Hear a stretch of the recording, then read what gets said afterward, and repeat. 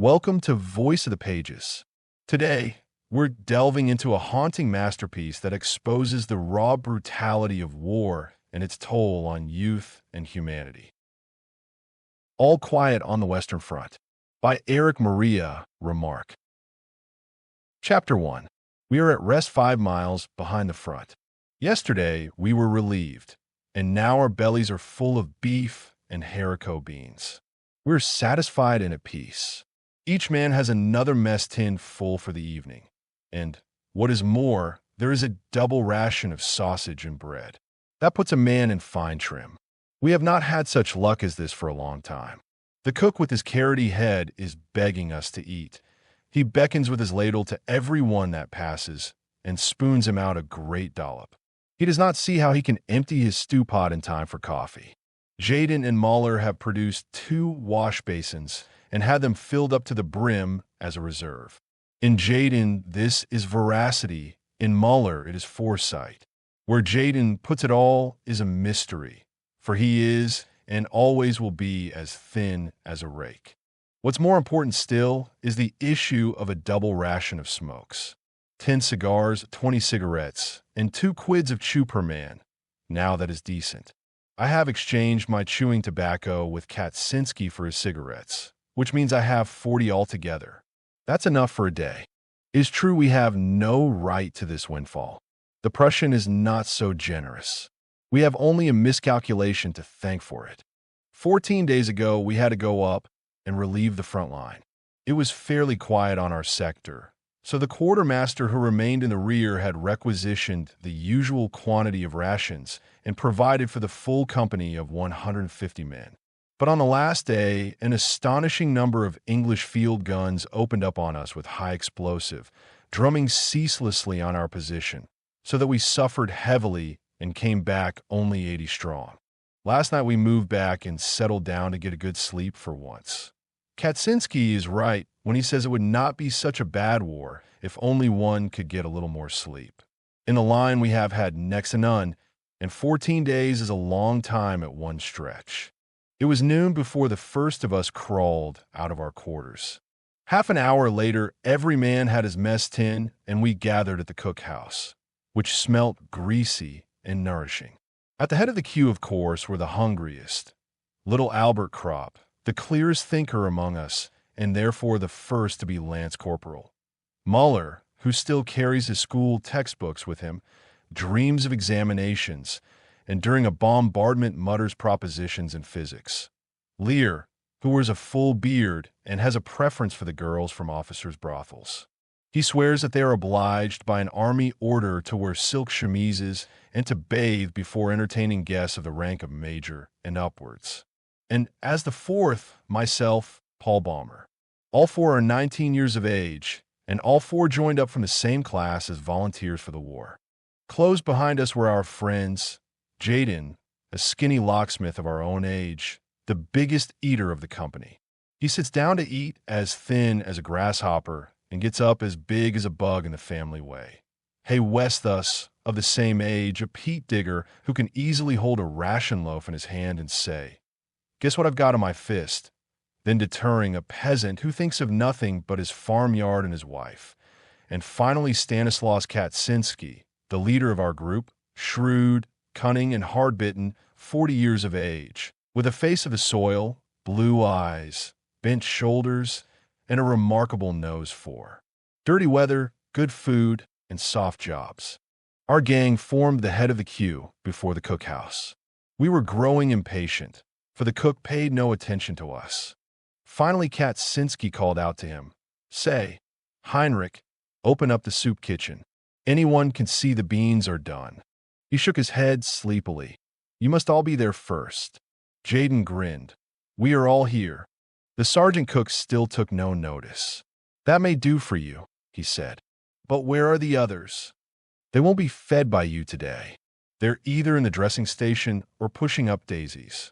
The cook was quite disconcerted as the facts dawned on him. He was staggered. "And I have cooked for 150 men." Kropp poked him in the ribs. "Then for once we'll have enough. Come on, begin." Suddenly a vision came over Jaden. His sharp, mouse-of features began to shine, His eyes grew small with cunning, his jaws twitched, and he whispered hoarsely, "Man, then you've got bread for 150 men too." The sergeant cook nodded absent-minded and bewildered. Jaden seized him by the tunic. "And sausage." Ginger nodded again. Jaden's chaps quivered. "Tobacco too?" "Yes, everything." Jaden beamed. "What a bean feast! That's all for us. Each man gets, wait a bit, yes, practically 2 issues." Then Ginger stirred himself and said, "That won't do." Then we got excited and began to crowd around. "Why won't that do, you old carrot?" demanded Kaczynski. 80 men can't have what is meant for 150. "We'll soon show you," growled Muller. "I don't care about the stew, but I can only issue rations for 80 men, persisted Ginger. Kaczynski got angry. "You might be generous for once. You haven't drawn food for 80 men. You've drawn it for the second company." "Good. Let's have it then. We are the second company." We began to jostle the fellow. No one felt kindly toward him, for it was his fault that the food twice came up to us in the line too late and cold. Under shell fire, he wouldn't bring his kitchen up near enough, so that our soup carriers had to go much farther than those of the other companies. Now bulk of the first company is a much better fellow. He is as fat as a hamster in winter, but he trundles his pots when it comes to that right up to the very front line. We were in just the right mood, and there would certainly have been a dust-up if our company commander had not appeared. He informed himself of the dispute, and only remarked, "Yes, we did have heavy losses yesterday." He looked in the Dixie. "The beans look good." Ginger nodded. "Cooked with meat and fat." The lieutenant looked at us. He knew what we were thinking, and he knew many other things too, because he came to the company as a non-com and was promoted from the ranks. He lifted the lid from the Dixie again and sniffed. Then passing on, he said, "Serve out the whole issue.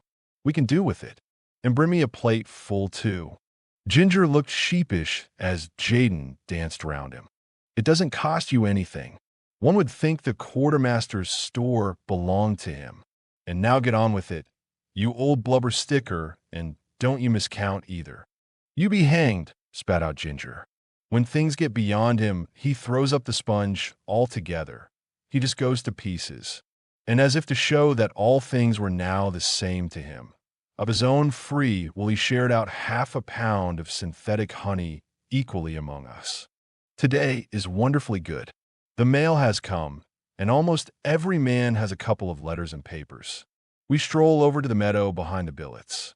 Crop has the round lid of a margarine tub under his arm. On the right side of the meadow, a large common latrine has been built, a well-planned and durable construction. But that is for recruits who as yet have not learned how to make the most of whatever comes their way. We look for something better. Scattered about everywhere, there are separate, individual boxes for the same purpose. They are square, neat boxes with wooden sides all round, and have unimpeachably satisfactory seats. On the sides are hand grips, enabling one to shift them about. We move 3 together in a ring and sit down comfortably. For 2 hours we have been here without getting up. I well remember how embarrassed we were as recruits in barracks when we had to use the general latrine. There were no doors, and 20 men sat side by side, as in a railway carriage, so that they could be reviewed all at one glance, for soldiers must always be under supervision. Since then we have learned better than to be shy about such trifling immodesties. In time things far worse than that came easy to us. Here in the open air, though, the business is entirely a pleasure. I no longer understand why we should always have shied at it before. It is, in fact, just as natural as eating and drinking. We did not properly appreciate these boxes when we first enlisted. They were new to us and did not fill such an important role. But now they have long been a matter of course. The soldier is on friendlier terms than other men with his stomach and intestines. 3/4 of his vocabulary is derived from these regions, and they give an intimate flavor to expressions of his greatest joy as well as of his deepest indignation. It is impossible to express oneself in any other way so clearly and pithily. Our families and our teachers will be shocked when we go home. But here, it is the universal language. Enforced publicity has in our eyes restored the character of complete innocence to all these things. More than that, there's so much a matter of course that their comfortable performance is fully as much enjoyed as the playing of a safe top running flush. Not for nothing was the word latrine rumor invented. These places are the regimental gossip shops and common rooms. We feel ourselves for the time being better off than in any palatial white-tiled convenience. There can only be hygienic. Here, it is beautiful. These are wonderfully carefree hours. Over us is the blue sky. On the horizon float the bright yellow, sunlit observation balloons and the many little white clouds of the anti-aircraft shells. Often they rise in a sheaf as they follow after an airman. We hear the muffled rumble of the front only as very distant thunder, bumblebees droning by quite drown it. Around us stretches the flowery meadow. The grasses sway their tall spears. The white butterflies flutter around and float on the soft, warm wind of the late summer. We read letters in newspapers and smoke. We take off our caps and lay them down beside us. The wind plays with our hair. It plays with our words and thoughts. The 3 boxes stand in the midst of the glowing, red field poppies. We set the lid of the margarine tub on our knees and so have a good table for a game of scat. Krop has the cards with him. After every throw-in, the loser pays into the pool. One could sit like this forever. The notes of an accordion float across from the billets. Often we lay aside the cards and look about us. One of us will say, "Well, boys," or "It was a near thing that time." And for a moment we fall silent. There's in each of us a feeling of constraint. We are all sensible of it. It needs no words to communicate it. It might easily have happened that we should not be sitting here on our boxes today. It came damn near to that. And so everything is new and brave, red poppies and good food, cigarettes and summer breeze. Krop asks, "Anyone seen Kemmerich lately?" "He's up at St. Joseph's," I tell him. Muller explains that he has a flesh wound in his thigh, a good blighty. We decide to go and see him this afternoon. Krop pulls out a letter. "Kantorek sends you all his best wishes." We laugh. Muller throws his cigarette away and says, "I wish he was here." Kantorek had been our schoolmaster, an active little man in a gray tailcoat, with a face like a shrew mouse. He was about the same size as Corporal Himmelstoss, the terror of Klosterberg. It is very queer that the unhappiness of the world is so often brought on by small men. They're so much more energetic and uncompromising than the big fellows. I have always taken good care to keep out of sections with small company commanders. They are mostly confounded little martinets. During drill time, Kantorek gave us long lectures until the whole of our class went under his shepherding to the district commandant and volunteered.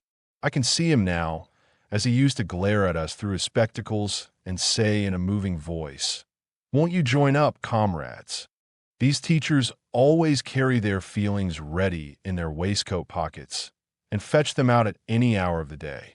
But we didn't think of that then.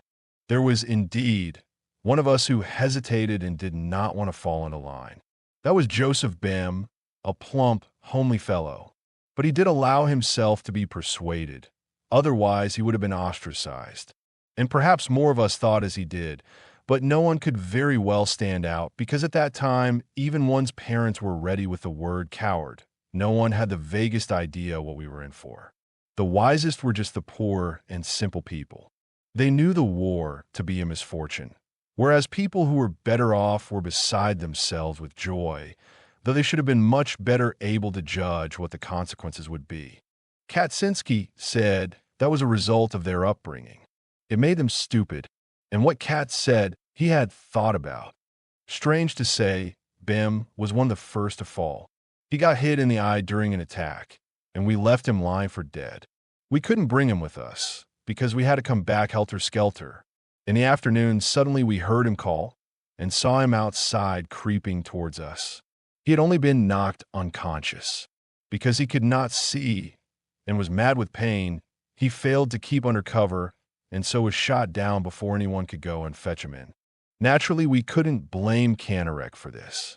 Where would the world be if one brought every man to book? There were thousands of Canareks, all of whom were convinced that there was only one way of doing well, and that way theirs. And that is just why they let us down so badly.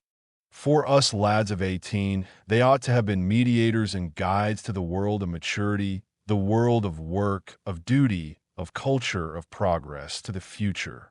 We often made fun of them and played jokes on them, but in our hearts we trusted them. The idea of authority, which they represented, was associated in our minds with a greater insight and a manlier wisdom.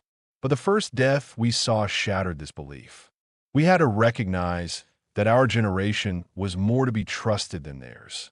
They surpassed us only in phrases and in cleverness. The first bombardment showed us our mistake, and under it the world as they had taught it to us broke in pieces. While they continued to write and talk, we saw the wounded and dying. While they taught that duty to one's country is the greatest thing, we already knew that death throes are stronger. But for all that we were no mutineers, no deserters, no cowards, they were very free with all these expressions. We loved our country as much as they. We went courageously into every action, but also we distinguished the false from the true. We had suddenly learned to see, and we saw that there was nothing of their world left. We were all at once terribly alone, and alone we must see it through. Before going over to see Kimmerich, we pack up his things. He will need them on the way back. In the dressing station, there is great activity. It reeks as ever of carbolic, ether, and sweat. Most of us are accustomed to this in the billets, but here it makes one feel faint. We ask for Kimmerich. He lies in a large room and receives us with feeble expressions of joy and helpless agitation. While he was unconscious, someone had stolen his watch. Muller shakes his head. I always told you that nobody should carry as good a watch as that. Muller is rather crude and tactless. Otherwise, he would hold his tongue, for anybody can see that Kimmerich will never come out of this place again. Whether he finds his watch or not will make no difference. At the most, one will only be able to send it to his people. How goes it, Franz? asks Kropp. Kimmerich's head sinks. Not so bad, but I have such a damn pain in my foot. We'll look at his bed covering. His leg lies under a wire basket. The bed covering arches over it. I kick Muller on the shin, for he is just about to tell Kimmerich what the orderlies told us outside, that Kimmerich has lost his foot. The leg is amputated. He looks ghastly, yellow and wan. In his face, there are already the strained lines that we know so well. We have seen them now hundreds of times. They're not so much lines as marks. Under the skin, the life no longer pulses. It is already pressed out to the boundaries of the body. Death is working through from within. It already has command in the eyes. Here lies our comrade, Kimmerich, who a little while ago was roasting horse flesh with us and squatting in the shell holes. He it is still, and yet it is not he any longer. His features have become uncertain and faint, like a photographic plate on which two pictures have been taken. Even his voice sounds like ashes. I think of the time when we went away. His mother, a good plump matron, brought him to the station. She wept continually. Her face was bloated and swollen. Kimmerich felt embarrassed, for she was the least composed of all. She simply dissolved into fat and water. Then she caught sight of me and took hold of my arm again and implored me to look after Franz out there. Indeed, he did have a face like a child, and such frail bones that after 4 weeks pack carrying, he already had flat feet. But how can a man look after anyone in the field? Now you will soon be going home, says Kropp. You have had to wait at least 3 or 4 months for your leave. Kimmerich nods. I cannot bear to look at his hands. They are like wax. Under the nails is the dirt of the trenches. It shows through blue-black like poison. It strikes me that these nails will continue to grow like long, fantastic cellar plants long after Kimmerich breathes no more. I see the picture before me. They twist themselves into corkscrews and grow, and with them the hair on the decayed skull, just like grass in a good soil, just like grass. How can it be possible? Muller leans over. We have brought your things, Franz. Kemmerich signs with his hand. Put them under the bed. Muller does so. Kemmerich starts on again about the watch. How can one calm him without making him suspicious? Muller reappears with a pair of airman's boots. They are fine English boots of soft, yellow leather which reach to the knee and lace all the way. They are things to be coveted. Muller is delighted at the sight of them. He matches their soles against his own clumsy boots and says, "Will you be taking them with you then, Franz?" We all three have the same thought. Even if he should get better, he would be able to use only one. They are no use to him. But as things are now, it is a pity that they should stay here. The orderlies will of course grab them as soon as he is dead. Won't you leave them with us? Müller repiats. Kemmerich doesn't want to. They are his most prized possessions. Well, we could exchange, suggests Muller again. Out here one can make some use of them. Still, Kemmerich is not to be moved. I tread on Muller's foot. Reluctantly, he puts the fine boots back again under the bed. We talk a little more and then take our leave. Cheerio, Franz. I promise him to come back in the morning. Muller talks of doing so too. He is thinking of the lace-up boots and means to be on the spot. Kemmerich groans. He is feverish. We get hold of an orderly outside and ask him to give Kemmerich a dose of morphia. He refuses. If we were to give morphia to everyone, we would have to have tubs full. You only attend to officers properly, says Kropp viciously. I hastily intervene and give him a cigarette. He takes it. Are you usually allowed to give it, then? I ask him. He is annoyed. If you don't think so, then why do you ask? I press a couple more cigarettes into his hand. Do us the favor. Well, all right, he says. Kropp goes in with him. He doesn't trust him and wants to see. We wait outside. Muller returns to the subject of the boots. They would fit me perfectly. In these boots, I get blister after blister. Do you think he will last till tomorrow, after drill? If he passes out in the night, we know we're the boots. Kropp returns. Do you think, he asks. Done for, says Muller emphatically. We go back to the huts. I think of the letter that I must write tomorrow to Kemmerich's mother. I am freezing. I could do with a tot of rum. Muller pulls up some grass and chews it. Suddenly little Kropp throws his cigarette away, stamps on it savagely, and looking round him with a broken and distracted face, stammers, "Damned shit, the damned shit." We walk on for a long time. Kropp has calmed himself. We understand. He sees red. Out here, every man gets like that sometime. What has Cantorek written to you? Muller asks him. He laughs. We are the Iron Youth. We all three smile bitterly. Kropp rails. He is glad that he can speak. Yes, that's the way they think. These 100,000 Cantoreks. Iron Youth. Youth. We are none of us more than 20 years old. But young? Youth? That is long ago. We are old folk.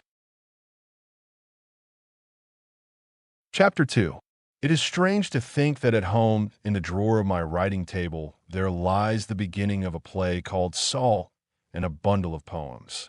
Many an evening I have worked over them. We all did something of the kind, but that has become so unreal to me that I cannot comprehend it anymore. Our early life is cut off from the moment we came here, and that without our lifting a hand. We often try to look back on it and to find an explanation, but never quite succeed. For us young men of 20, everything is extraordinarily vague. For Kropp, Muller, Lear, and me, for all of us whom Cantorek calls the Iron Youth. All the older men are linked up with their previous life. They have wives, children, occupations, and interests. They have a background which is so strong that the war cannot obliterate it. We young men of 20, however, have only our parents and some, perhaps a girl. That is not much, for at our age the influence of parents is at its weakest and girls have not yet got a hold over us. Besides this, there was little else. Some enthusiasm, a few hobbies, and our school. Beyond this our life did not extend. And of this nothing remains. Erich would say that we stood on the threshold of life. And so it would seem. We had as yet taken no root. The war swept us away. For the others, the older men, it is but an interruption. They are able to think beyond it. We, however, have been gripped by it and do not know what the end may be. We know only that in some strange and melancholy way we have become a wasteland. All the same, we are not often sad. Though Mahler would be delighted to have Kemmerich's boots, he is really quite as sympathetic as another who could not bear to think of such a thing for grief. He merely sees things clearly. Were Kemmerich able to make any use of the boots, then Mahler would rather go barefoot over barbed wire than scheme how to get hold of them. But as it is, the boots are quite inappropriate to Kemmerich's circumstances, whereas Mahler can make good use of them. Kemmerich will die. It is immaterial who gets them. Why? Then, should Mahler not succeed to them? He has more right than a hospital orderly. When Kemmerich is dead, it will be too late. Therefore, Mahler is already on the watch. We have lost all sense of other considerations because they are artificial. Only the facts are real and important for us. And good boots are scarce. Once it was different.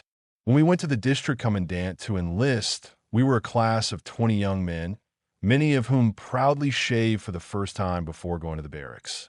We had no definite plans for our future. Our thoughts of a career and occupation were, as yet, of too unpractical a character to furnish any scheme of life. We were still crammed full of vague ideas which gave to life, and to the war also, an ideal and almost romantic character. We were trained in the army for 10 weeks, and in this time more profoundly influenced than by 10 years at school. We learned that a bright button is weightier than 4 volumes of Schopenhauer. At first astonished, then embittered, and finally indifferent, we recognize that what matters is not the mind but the boot brush, not intelligence but the system, not freedom but drill. We became soldiers with eagerness and enthusiasm, but they have done everything to knock that out of us. After 3 weeks, it was no longer incomprehensible to us that a braided postman should have more authority over us than had formerly our parents, our teachers, and the whole gamut of culture from Plato to Goethe. With our young, awakened eyes, we saw that the classical conception of the fatherland held by our teachers resolved itself here into a renunciation of personality, such as one would not ask of the meanest servant. Salutes, springing to attention, parade marches presenting arms, right wheel, left wheel, clicking the heels, insults, and 1,000 pettifogging details. We had fancied our task would be different, only to find we were to be trained for heroism as though we were circus ponies. But we soon accustomed ourselves to it. We learned, in fact, that some part of these things was necessary, but the rest merely show. Soldiers have a fine nose for such distinctions. By 3s and 4s our class was scattered over the platoons amongst Frisian fishermen, peasants, and laborers with whom we soon made friends. Kropp, Muller, Kemmerich, and I went to number 9 platoon under Corporal Himmelstoss. He had the reputation of being the strictest disciplinarian in the camp, and was proud of it. He was a small, undersized fellow with a foxy, waxed mustache, who had seen 12 years' service and was in civil life a postman. He had a special dislike for Kropp, Jaden, Westhus, and me, because he sensed a quiet defiance. I have remade his bed 14 times in one morning. Each time he had some fault to find and pulled it to pieces. I have kneaded a pair of prehistoric boots that were as hard as iron for 20 hours, with intervals of course, until they became as soft as butter, and not even Himmelstoss could find anything more to do to them. Under his orders, I have scrubbed out the corporal's mess with a toothbrush. Kropp and I were given the job of clearing the barack square of snow with a hand broom and a dustpan, and we would have gone on till we were frozen had not a lieutenant accidentally appeared who sent us off and hauled Himmelstoss over the coals. But the only result of this was to make Himmelstoss hate us more. For 6 weeks consecutively, I did guard every Sunday and was hut orderly for the same length of time. With full pack and rifle, I have had to practice on a soft, One Sunday as Krop and I were lugging a latrine bucket on a pole across the barack yard. Himmelstas came by, all polished up and spry for going out. He planted himself in front of us and asked how we liked the job. In spite of ourselves, we tripped and emptied the bucket over his legs. He raved, but the limit had been reached. "That means clink," he yelled. But Krop had had enough. "There'll be an inquiry first," he said, "and then we'll unload." "Mind how you speak to a non-commissioned officer," bawled Himmelstas. "Have you lost your senses? You wait till you're spoken to. What will you do, anyway?" "Show you up, Corporal," said Krop, his thumbs in line with the seams of his trousers. Himmelstas saw what we meant and went off without saying a word. But before he disappeared, he growled, "You'll drink this." But it was the end of his authority. He tried it on once more in the plowed field with his prepare to advance, and lie down. We obeyed each order, since an order's an order and has to be obeyed. But we did it so slowly that Himmelstas became desperate. Carefully we went down on our knees, then on our hands, and so on. In the meantime, quite infuriated, he had given another command. But before we had even begun to sweat, he was hoarse. After that, he left us in peace. He did indeed always refer to us as swine, but there was, nevertheless, a certain respect in his tone. There were many other staff corporals, the majority of whom were more decent. But above all, each of them wanted to keep his good job there at home as long as possible, and that he could do only by being strict with the recruits. Practically every conceivable polishing job in the entire camp fell to us, and we often howled with rage. Many of us became ill through it. Wolf actually died of inflammation of the lung. But we would have felt ridiculous had we hauled down our colors. We became hard, suspicious, pitiless, vicious, tough, and that was good, for these attributes had been entirely lacking in us. Had we gone into the trenches without this period of training, most of us would certainly have gone mad. Only thus were we prepared for what awaited us. We did not break down, but endured. Our 20 years, which made many another thing so grievous, helped us in this. But by far the most important was that it awakened in us a strong, practical sense of esprit de corps, which in the field developed into the finest thing that arose out of the war: comradeship. I sit by Kemmerich's bed. He is sinking steadily. Around us is a great commotion. A hospital train has arrived, and the wounded fit to be moved are being selected. The doctor passes by Kemmerich's bed without once looking at him. "Next time, Franz," I say. He raises himself on the pillow with his elbows. "They have amputated my leg." He knows it too then. I nod in answer. "You must be thankful you've come off with that." He is silent. I resume. "It might have been both legs, Franz. Wegeler has lost his right arm. That's much worse. Besides, you will be going home." He looks at me. "Do you think so?" "Of course." "Do you think so?" he repeats. "Sure, Franz. Once you've got over the operation." He beckons me to bend down. I stoop over him, and he whispers, "I don't think so." "Don't talk rubbish, Franz. In a couple of days, you'll see for yourself." "What is it anyway?" "An amputated leg. Here they patch up far worse things than that." He lifts one hand. "Look here, though, these fingers. That's the result of the operation. Just eat decently, and you'll soon be well again." "Do they look after you properly?" He points to a dish that is still half full. I get excited. "Franz, you must eat.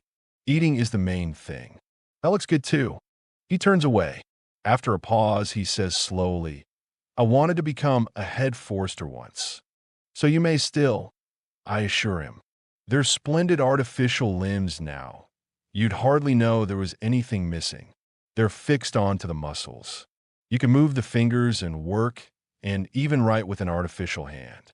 And besides, they will always be making new improvements." For a while he lies still. Then he says, "You can take my lace-up boots with you for Muller." I nod and wonder what to say to encourage him. His lips have fallen away. His mouth has become larger. His teeth stick out and look as though they were made of chalk. The flesh melts. The forehead bulges more prominently. The cheekbones protrude. The skeleton is working itself through. The eyes are already sunken in. In a couple of hours, it will be over. He is not the first that I have seen thus, but we grew up together, and that always makes it a bit different. I have copied his essays. At school, he used to wear a brown coat with a belt and shiny sleeves. He was the only one of us, too, who could do the giant's turn on the horizontal bar. His hair flew in his face like silk when he did it. Erich was proud of him for it, but he couldn't endure cigarettes. His skin was very white. He had something of the girl about him. I glance at my boots. They are big and clumsy. The breeches are tucked into them, and standing up, one looks well-built and powerful in these great drain pipes. But when we go bathing and strip, suddenly we have slender legs again and slight shoulders. We are no longer soldiers, but little more than boys. No one would believe that we could carry packs. It is a strange moment when we stand naked. Then we become civilians and almost feel ourselves to be so. When bathing, Franz Kemmerich looked as slight and frail as a child. There he lies now, but why? The whole world ought to pass by this bed and say, that is Franz Kemmerich, 19.5 years old. He doesn't want to die. Let him not die. My thoughts become confused. This atmosphere of carbolic and gangrene clogs the lungs. It is a thick gruel. It suffocates. It grows dark. Kemmerich's face changes color. It lifts from the pillow and is so pale that it gleams. The mouth moves slightly. I draw near to him. He whispers, "If you find my watch, send it home." I do not reply. It is no use anymore. No one can console him. I am wretched with helplessness. This forehead with its hollow temples, this mouth that is now merely a slit, this sharp nose, and the fat, weeping woman at home to whom I must write. If only the letter were sent off already. Hospital orderlies go to and fro with bottles and pails. One of them comes up, casts a glance at Kemmerich, and goes away again. You can see he is waiting. Apparently he wants the bed. I bend over Franz and talk to him as though that could save him.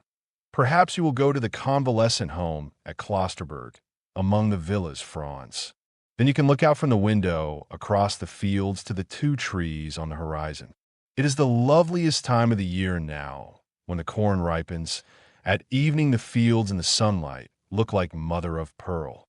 And the lane of poplars by the Klosterbach, where we used to catch sticklebacks. You can build an aquarium again and keep fish in it, and you can go out without asking anyone.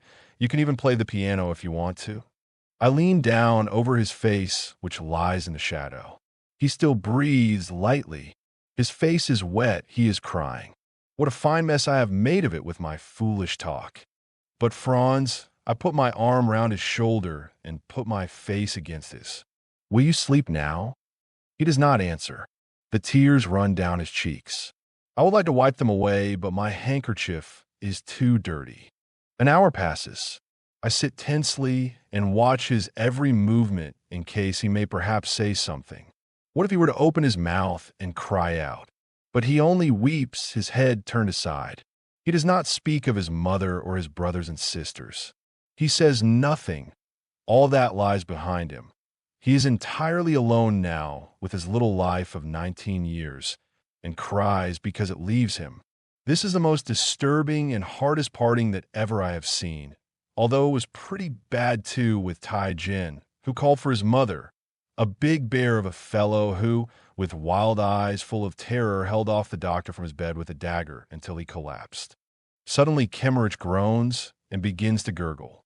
I jump up, stumble outside, and demand, "Where is the doctor? Where is the doctor?" As I catch sight of the white apron, I seize hold of it.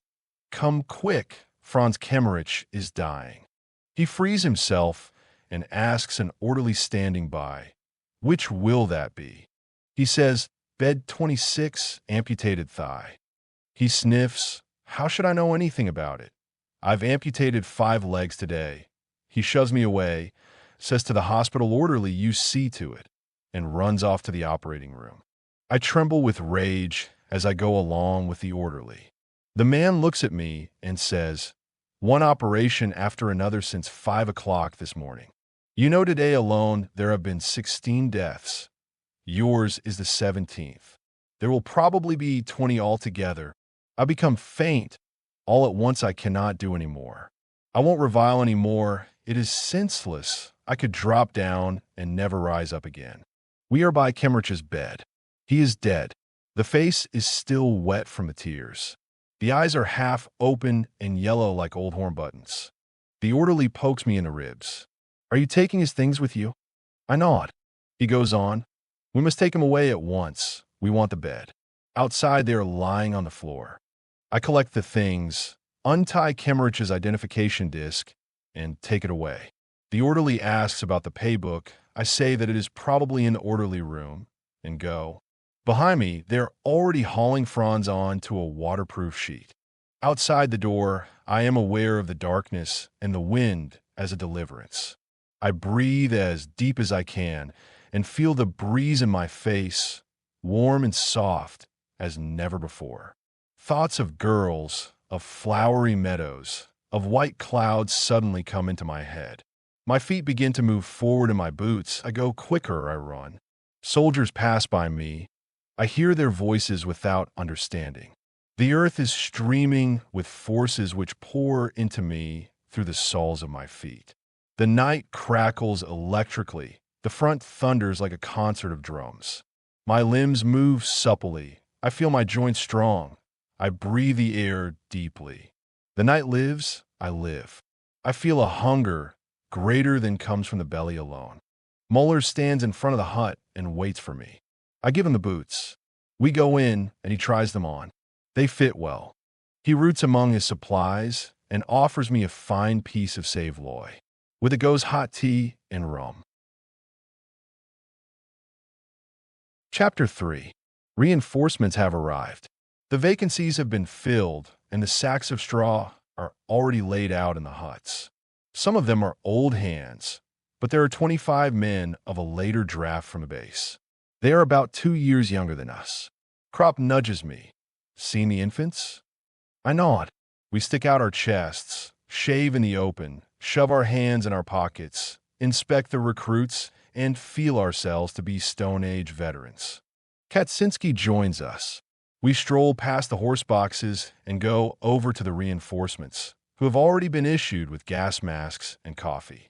Long time since you've had anything decent to eat? Kat asks one of the youngsters. He grimaces. For breakfast, turnip bread, lunch, turnip stew, supper, turnip cutlets, and turnip salad. Kat gives a knowing whistle. Bread made of turnips? You've been in luck. It's nothing new for it to be made of sawdust. But what do you say to haricot beans? Have some. The youngster turns red. You can't kid me. Kaczynski merely says, fetch your mess tin. We follow curiously. He takes us to a tub beside his straw sack. It is nearly half full of a stew of beef and beans. Kaczynski plants himself in front of it like a general and says, sharp eyes and light fingers. That's what the Prussians say. We are surprised. Great guts, Kat. How did you come by that? I ask him. Ginger was glad I took it. I gave him 3 pieces of parachute silk for it. Cold beans taste fine, too. Grudgingly, he gives the youngster a portion and says, next time you come with your mess tin, have a cigar or a chew of tobacco in your other hand. Get me? Then he turns to us. You get off scot-free, of course. Kaczynski never goes short. He has a sixth sense. There are such people everywhere, but one does not appreciate it first. Every company has 1 or 2. Kaczynski is the smartest I know. By trade, he is a cobbler, I believe, but that hasn't anything to do with it. He understands all trades. It's a good thing to be friends with him, as Kropp and I are, and Hay West us too, more or less. But Hay is rather the executive arm operating under Kat's orders when things come to blows. For that he has his qualifications. For example, we land at night in some entirely unknown spot, a sorry hole that has been eaten out to the very walls. We are quartered in a small dark factory adapted to the purpose. There are beds in it, or rather bunks, a couple of wooden beams over which wire netting is stretched.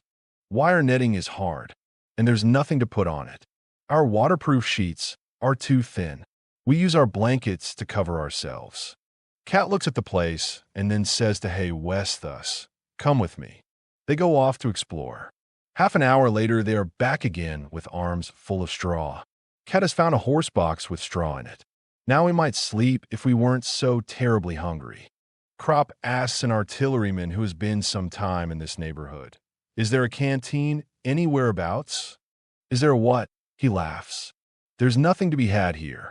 You won't find so much as a crust of bread here." "Aren't there any inhabitants here at all then?" He spits. "Yes, a couple, but they mostly loaf round the cookhouse and beg."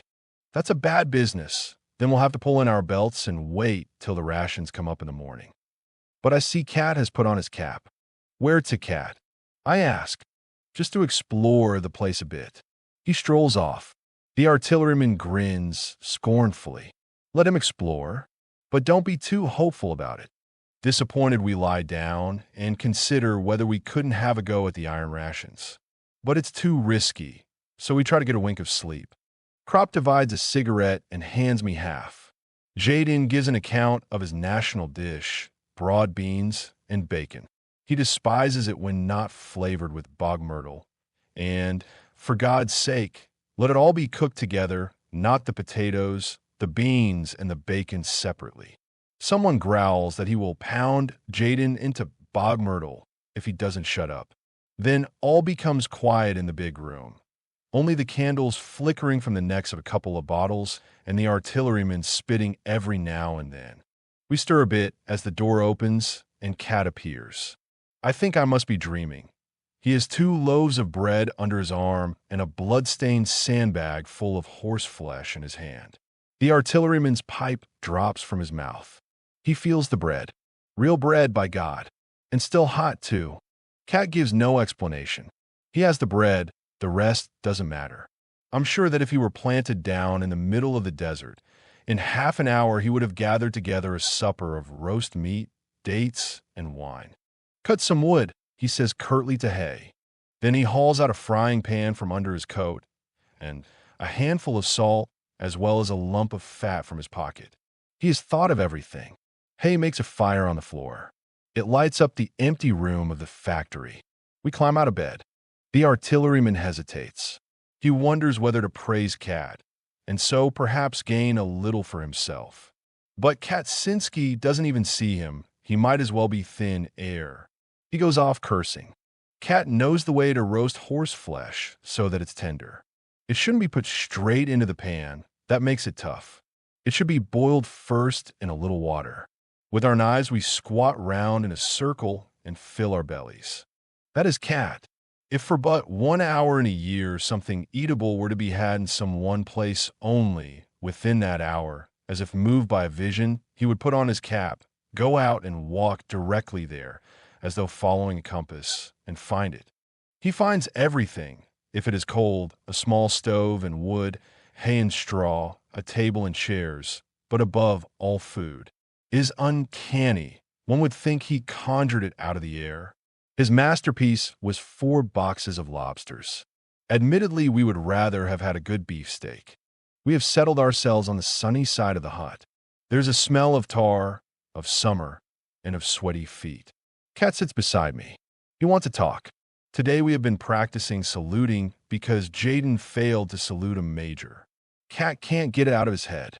"You see, we're losing the war because we can salute too well," he says. Crop stalks up, with his breeches rolled up and his feet bare. He lays out his washed socks to dry on the grass. Cat turns his eyes to heaven, lets off a mighty fart, and says apologetically, "Every little bean must be heard as well as seen." The two begin to argue. At the same time, they lay a bottle of beer on the result of an air fight that's going on above us. Kaczynski won't budge from the opinion, which is an old front hog, he rhymes. Give him all the same grub and all the same pay, and the war would be over and done in a day. Crop, on the other hand, is a thinker. He proposes that a declaration of war should be a kind of popular festival with entrance tickets and bands, like a bullfight. Then in the arena, the ministers and generals of the 2 countries, dressed in bathing drawers and armed with clubs, can have it out among themselves. Whoever survives, his country wins. That would be much simpler and more just than this arrangement, where the wrong people do the fighting. The subject is dropped. Then the conversation turns to drill. A picture comes before me. Burning midday in the barrack yard. The heat hangs over the square. The barracks are deserted. Everything sleeps. All one hears is the drummers practicing. They have installed themselves anywhere and practice brokenly, dully, monotonously. What concord? Midday heat, barrack square, and drummers beating. The windows of the barracks are empty and dark. From some of them trousers are hanging to dry. The rooms are cool, and one looks toward them longingly. Oh, dark, musty platoon huts with the iron bedsteads, the checkered bedding, the lockers, and the stools. Even you can become the object of desire. Out here, you have a faint resemblance to home. Your rooms, full of the smell of stale food, sleep, smoke, and clothes. Kaczynski paints it all in lively colors. What would we not give to be able to go back to it? But we must not pursue that line of thought any further. Those early morning hours of instruction, what are the parts of the 98 rifle? The midday hours of physical training. Pianist forward. By the right, quick march. Report to the cookhouse for potato peeling. We indulge in reminiscences. Crop laughs suddenly and says, "Change at Lone." That was our corporal's favorite game. Lone is a railway junction. In order that our fellows going on leave shouldn't get lost there, Himmelstas used to practice the change in the barrack room. We had to learn that at Lone, to reach the branch line, we must pass through a subway. The beds represented the subway, and each man stood at attention on the left side of his bed. Then came the command, "Change at Lone," and like lightning, everyone scrambled under the bed to the opposite side. We practiced this for a whole hour. Meanwhile, the German aeroplane has been shot down. Like a comet, it bursts into a streamer of smoke and falls headlong. Kropp has lost the bottle of beer. Disgruntled, he counts out the money from his wallet. Surely Himmelstas was a very different fellow as a postman, say I, after Albert's disappointment has subsided. Then how does it come that he's such a bully as a drill sergeant? The question revives Kropp, more particularly as he hears there's no more beer in the canteen. It's not only Himmelstas, there are lots of them. As sure as they get a stripe or a star, they become different men, just as though they'd swallowed concrete. That's the uniform, I suggest. Roughly speaking it is, says Cat, and prepares for a long speech. But the root of the matter lies elsewhere. For instance, if you train a dog to eat potatoes and then afterwards put a piece of meat in front of him, he'll snap at it. It's his nature. And if you give a man a little bit of authority, he behaves just the same way. He snaps at it too. The things are precisely the same. In himself, man is essentially a beast, only he butters it over like a slice of bread with a little decorum. The army is based on that. One man must always have power over the other. The mischief is merely that each one has much too much power. A non-com can torment a private, a lieutenant, a non-com, a captain, a lieutenant, until he goes mad. And because they know they can, they all soon acquire the habit more or less. Take a simple case. We are marching back from the parade ground dog-tired. Then comes the order to sing. We are glad enough to be able to trail arms, but we sing spiritlessly. At once the company is turned about and has to do another hour's drill as punishment. On the march back, the order to sing is given again, and once more we start. Now what's the use of all that? It's simply that the company commander's head has been turned by having so much power, and nobody blames him. On the contrary, he is praised for being strict. That, of course, is only a trifling instance, but it holds also in very different affairs. Now, I ask you, let a man be whatever you like in peacetime. What occupation is there in which he can behave like that without getting a crack on the nose? He can only do that in the army. It goes to the heads of them all, you see, and the more insignificant a man has been in civil life, the worse it takes him. They say, of course, there must be discipline, ventures Kropp meditatively. True, growls Cat, they always do, and it may be so. Still it oughtn't to become an abuse. But you try to explain that to a blacksmith or a laborer or a workman. You try to make that clear to a simple Tommy. And that's what most of them are here. All he understands is that he has been properly trained so that when he comes up to the front, he thinks he knows exactly what he should do in every circumstance and whatnot. It's simply amazing, I tell you, that the ordinary soldier survives so long up here in the front line. Simply amazing. No one protests. Everyone knows that drill ceases only in the front line and begins again a few miles behind, with all the absurdities of saluting and parade. It is an iron law that the soldier must be employed under every circumstance. Here Jaden comes up with a flushed face. He is so excited that he stutters. Beaming with satisfaction, he stammers out. Himmelstas is on his way. He's coming to the front. Jaden has a special grudge against Himmelstas because of the way he educated him in the barracks. Jaden wets his bed. He does it at night in his sleep. Himmelstas maintained that it was sheer laziness and invented a method worthy of himself for curing Jaden. He hunted up another piss-a-bed named Kindervader from a neighboring hut and quartered him with Jaden. In the huts, there were the usual bunks, one above the other in pairs, with mattresses of wire netting. Himmelstas put these two so that one occupied the upper and the other the lower bunk.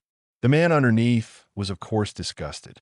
The next night they were changed over and the lower one put on top so that he could retaliate. That was Himmelstas's system of self-education. The idea was low but not ill-conceived. Unfortunately, it accomplished nothing because the first assumption was wrong. It was not laziness in either of them. Anyone who looked at their sallow skin could see that. The matter ended in one of them always sleeping on the floor, where he frequently caught cold. Meanwhile, Hay sits down beside us. He winks at me and rubs his paws thoughtfully. We once spent the finest day of our army life together, the day before we left for the front. We had been allotted to one of the recently formed regiments, but were first to be sent back for equipment to the garrison, not to the reinforcement depot, of course, but to another barracks. We were due to leave next morning early. In the evening, we prepared ourselves to square accounts with Himmelstas. We had sworn for weeks past to do this. Kropp had even gone so far as to propose entering the postal service in peacetime in order to be Himmelstas's superior when he became a postman again. He reveled in the thought of how he would grind him. It was this that made it impossible for him to crush us altogether. We always reckoned that later, at the end of the war, we would have our revenge on him. In the meantime, we decided to give him a good hiding. What could he do to us anyhow if he didn't recognize us? And we left early the next morning. We knew which pub he used to visit every evening. Returning to the barracks, he had to go along a dark, uninhabited road. There we waited for him behind a pile of stones. I had a bed cover with me. We trembled with suspense, hoping he would be alone. At last we heard his footstep, which we recognized easily. So often had we heard it in the mornings as the door flew open and he bawled, "Get up!" "Alone," whispered Kropp. "Alone." I slipped round the pile of stones with Jaden. Himmelstas seemed a little elevated. He was singing. His belt buckle gleamed. He came on unsuspectingly. We seized the bed cover, made a quick leap, threw it over his head from behind, and pulled it round him so that he stood there in a white sack, unable to raise his arms. The singing stopped. The next moment Hay West thus was there, and, spreading out his arms, he shoved us back in order to be first in. He put himself in position with evident satisfaction, raised his arm like a signal mast and his hand like a coal shovel, and fetched such a blow on the white sack as would have felled an ox. Himmelstas was thrown down. He rolled 5 yards and started to yell. But we were prepared for that and had brought a cushion. Hay squatted down, laid the cushion on his knees, felt where Himmelstas's head was and pressed it down on the pillow. Immediately his voice was muffled. Hay let him get a gasp of air every so often, when he would give a mighty yell that was immediately hushed. Jaden unbuttoned Himmelstas's braces and pulled down his trousers, holding the whip meantime in his teeth. Then he stood up and set to work. It was a wonderful picture. Himmelstas on the ground. Hey, bending over him with a fiendish grin and his mouth open with bloodlust, Himmelstas's head on his knees. Then the convulsed, striped drawers, the knock knees, executing at every blow most original movements in the lowered breeches, and towering over them like a woodcutter the indefatigable Jaden. In the end, we had to drag him away to get our turn. Finally, Hayes stood Himmelstas on his feet again and gave one last personal remonstrance. As he stretched out his right arm preparatory to giving him a box on the ear, he looked as if he were going to reach down a star. Himmelstas staggered. Hayes stood him up again, made ready, and fetched him a second, well-aimed beauty with the left hand. Himmelstas yelled and fell down on all fours cursing. His striped postman's backside gleamed in the moonlight. We disappeared at full speed. Hay looked round once again and said wrathfully, satisfied and rather mysteriously, "Revenge is black pudding." Himmelstas ought to have been pleased. His saying that we should each educate one another had borne fruit for himself. We had become successful students of his method. He never discovered whom he had to thank for the business. At any rate, he scored a bed cover out of it, for when we returned a few hours later to look for it, it was no longer to be found. That evening's work made us more or less content to leave next morning, and an old buffer was pleased to describe us as young heroes. Chapter 4. We have to go up on wiring fatigue. The motor lorries roll up after dark. We climb in. It is a warm evening, and the twilight seems like a canopy under whose shelter we feel drawn together. Even the stingy Jaden gives me a cigarette and then a light. We stand jammed in together, shoulder to shoulder. There is no room to sit. But we do not expect that. Muller is in a good mood for once. He is wearing his new boots. The engines drone, the lorries bump and rattle. The roads are worn and full of holes. We dare not show a light, so we lurch along and are often almost pitched out. That does not worry us, however. It can happen if it likes. A broken arm is better than a hole in the guts, and many a man would be thankful enough for such a chance of finding his way home again. Beside us stream the munition columns in long files. They are making the pace. They overtake us going forward. We joke with them, and they answer back. A wall becomes visible. It belongs to a house which lies on the side of the road. I suddenly prick up my ears. Am I deceived? Again I hear distinctly the cackle of geese. A glance at Kaczynski, a glance from him to me. We understand one another. "Cat, I hear some aspirin for the frying pan over there." He nods. "It will be attended to when we come back. I have their number." Of course Cat has their number. He knows all about every leg of goose within a radius of 15 miles. The lorries arrive at the artillery lines. The gun emplacements are camouflaged with bushes against aerial observation and look like a kind of military feast of the tabernacles. These branches might seem gay and cheerful were not cannon embowered there. The air becomes acrid with the smoke of the guns and the fog. The fumes of powder taste bitter on the tongue. The roar of the guns makes our lorry stagger. The reverberation rolls raging away to the rear. Everything quakes. Our faces change imperceptibly. We are not, indeed, in the front line, but only in the reserves, yet in every face can be read. This is the front. Now we are within its embrace. It is not fear. Men who have been up as often as we have become thick-skinned. Only the young recruits are agitated. Cat explains to them, that was a 12-inch. You hear the explosion first, and afterwards comes the sound of the gun. But the hollow sound of the firing does not reach us. It is swallowed up in the general murmur of the front. Cat listens. There'll be a bombardment tonight. We all listen. The front is restless. The Tommies are firing already, says Kropp. The shelling can be heard distinctly. It is the English batteries to the right of our section. They are beginning an hour too soon.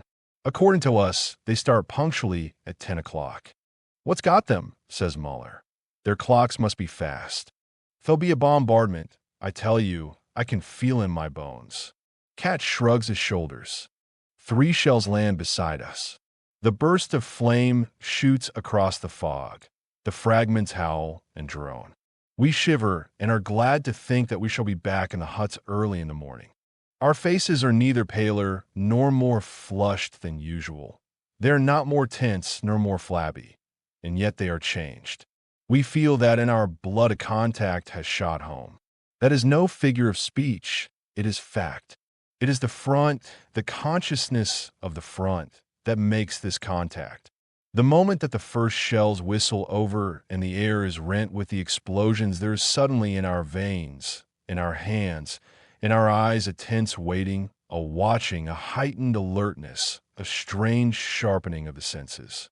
The body with one bound is in full readiness. It often seems to me as though it were the vibrating, shuddering air that with a noiseless leap springs upon us, or as though the front itself emitted an electric current which awakened unknown nerve centers. Every time it is the same. We start out for the front plain soldiers, either cheerful or gloomy. Then come the first gun emplacements, and every word of our speech has a new ring. When Cat stands in front of the hut and says, "There'll be a bombardment," that is merely his own opinion. But if he says it here, then the sentence has the sharpness of a bayonet in the moonlight. It cuts clean through the thought. It thrusts nearer and speaks to this unknown thing that is awakened in us. A dark meaning. There'll be a bombardment. Perhaps it is our inner and most secret life that shivers and falls on guard. To me, the front is a mysterious whirlpool. Though I am in still water far away from its center, I feel the whirl of the vortex sucking me slowly, irresistibly, inescapably into itself. From the earth, from the air, sustaining forces pour into us, mostly from the earth.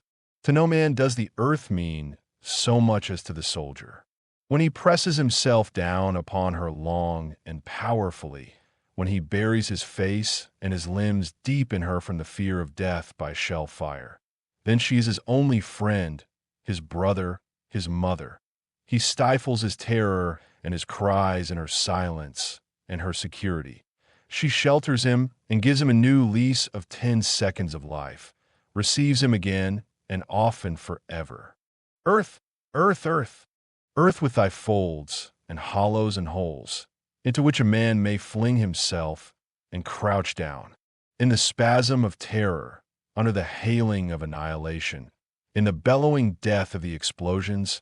O earth, thou grantest us the great resisting surge of new-won life.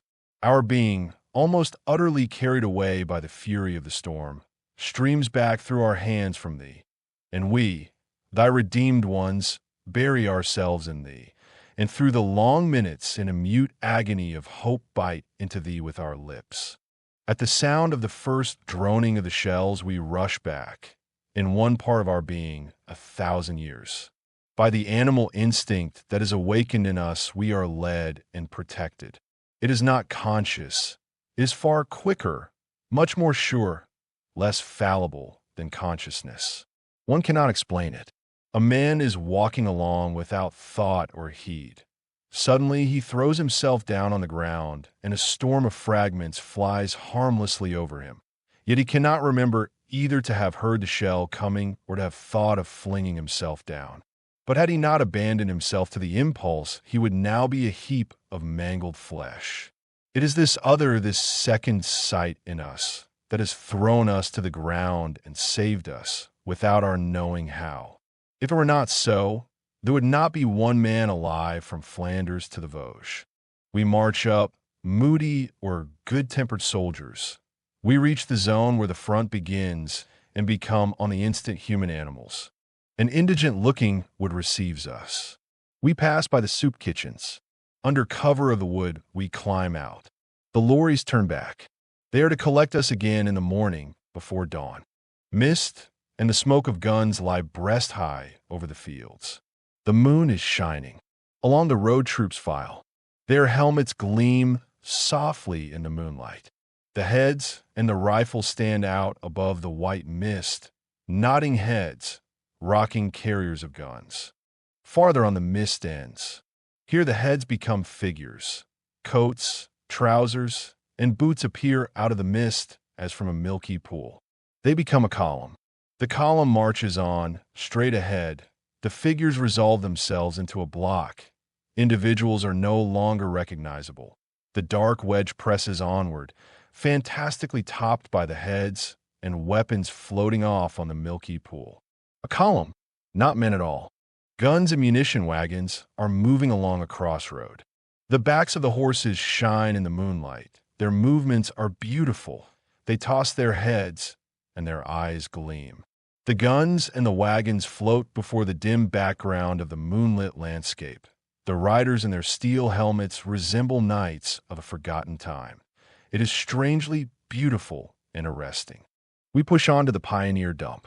Some of us load our shoulders with pointed and twisted iron stakes. Others thrust smooth iron rods through rolls of wire and go off with them. The burdens are awkward and heavy. The ground becomes more broken. From ahead come warnings. Look out, deep shell hole on the left. Mind, trenches. Our eyes peer out. Our feet and our sticks feel in front of us before they take the weight of the body. Suddenly the line halts. I bump my face against the roll of wire carried by the man in front and curse. There are some shell-smashed lorries in the road.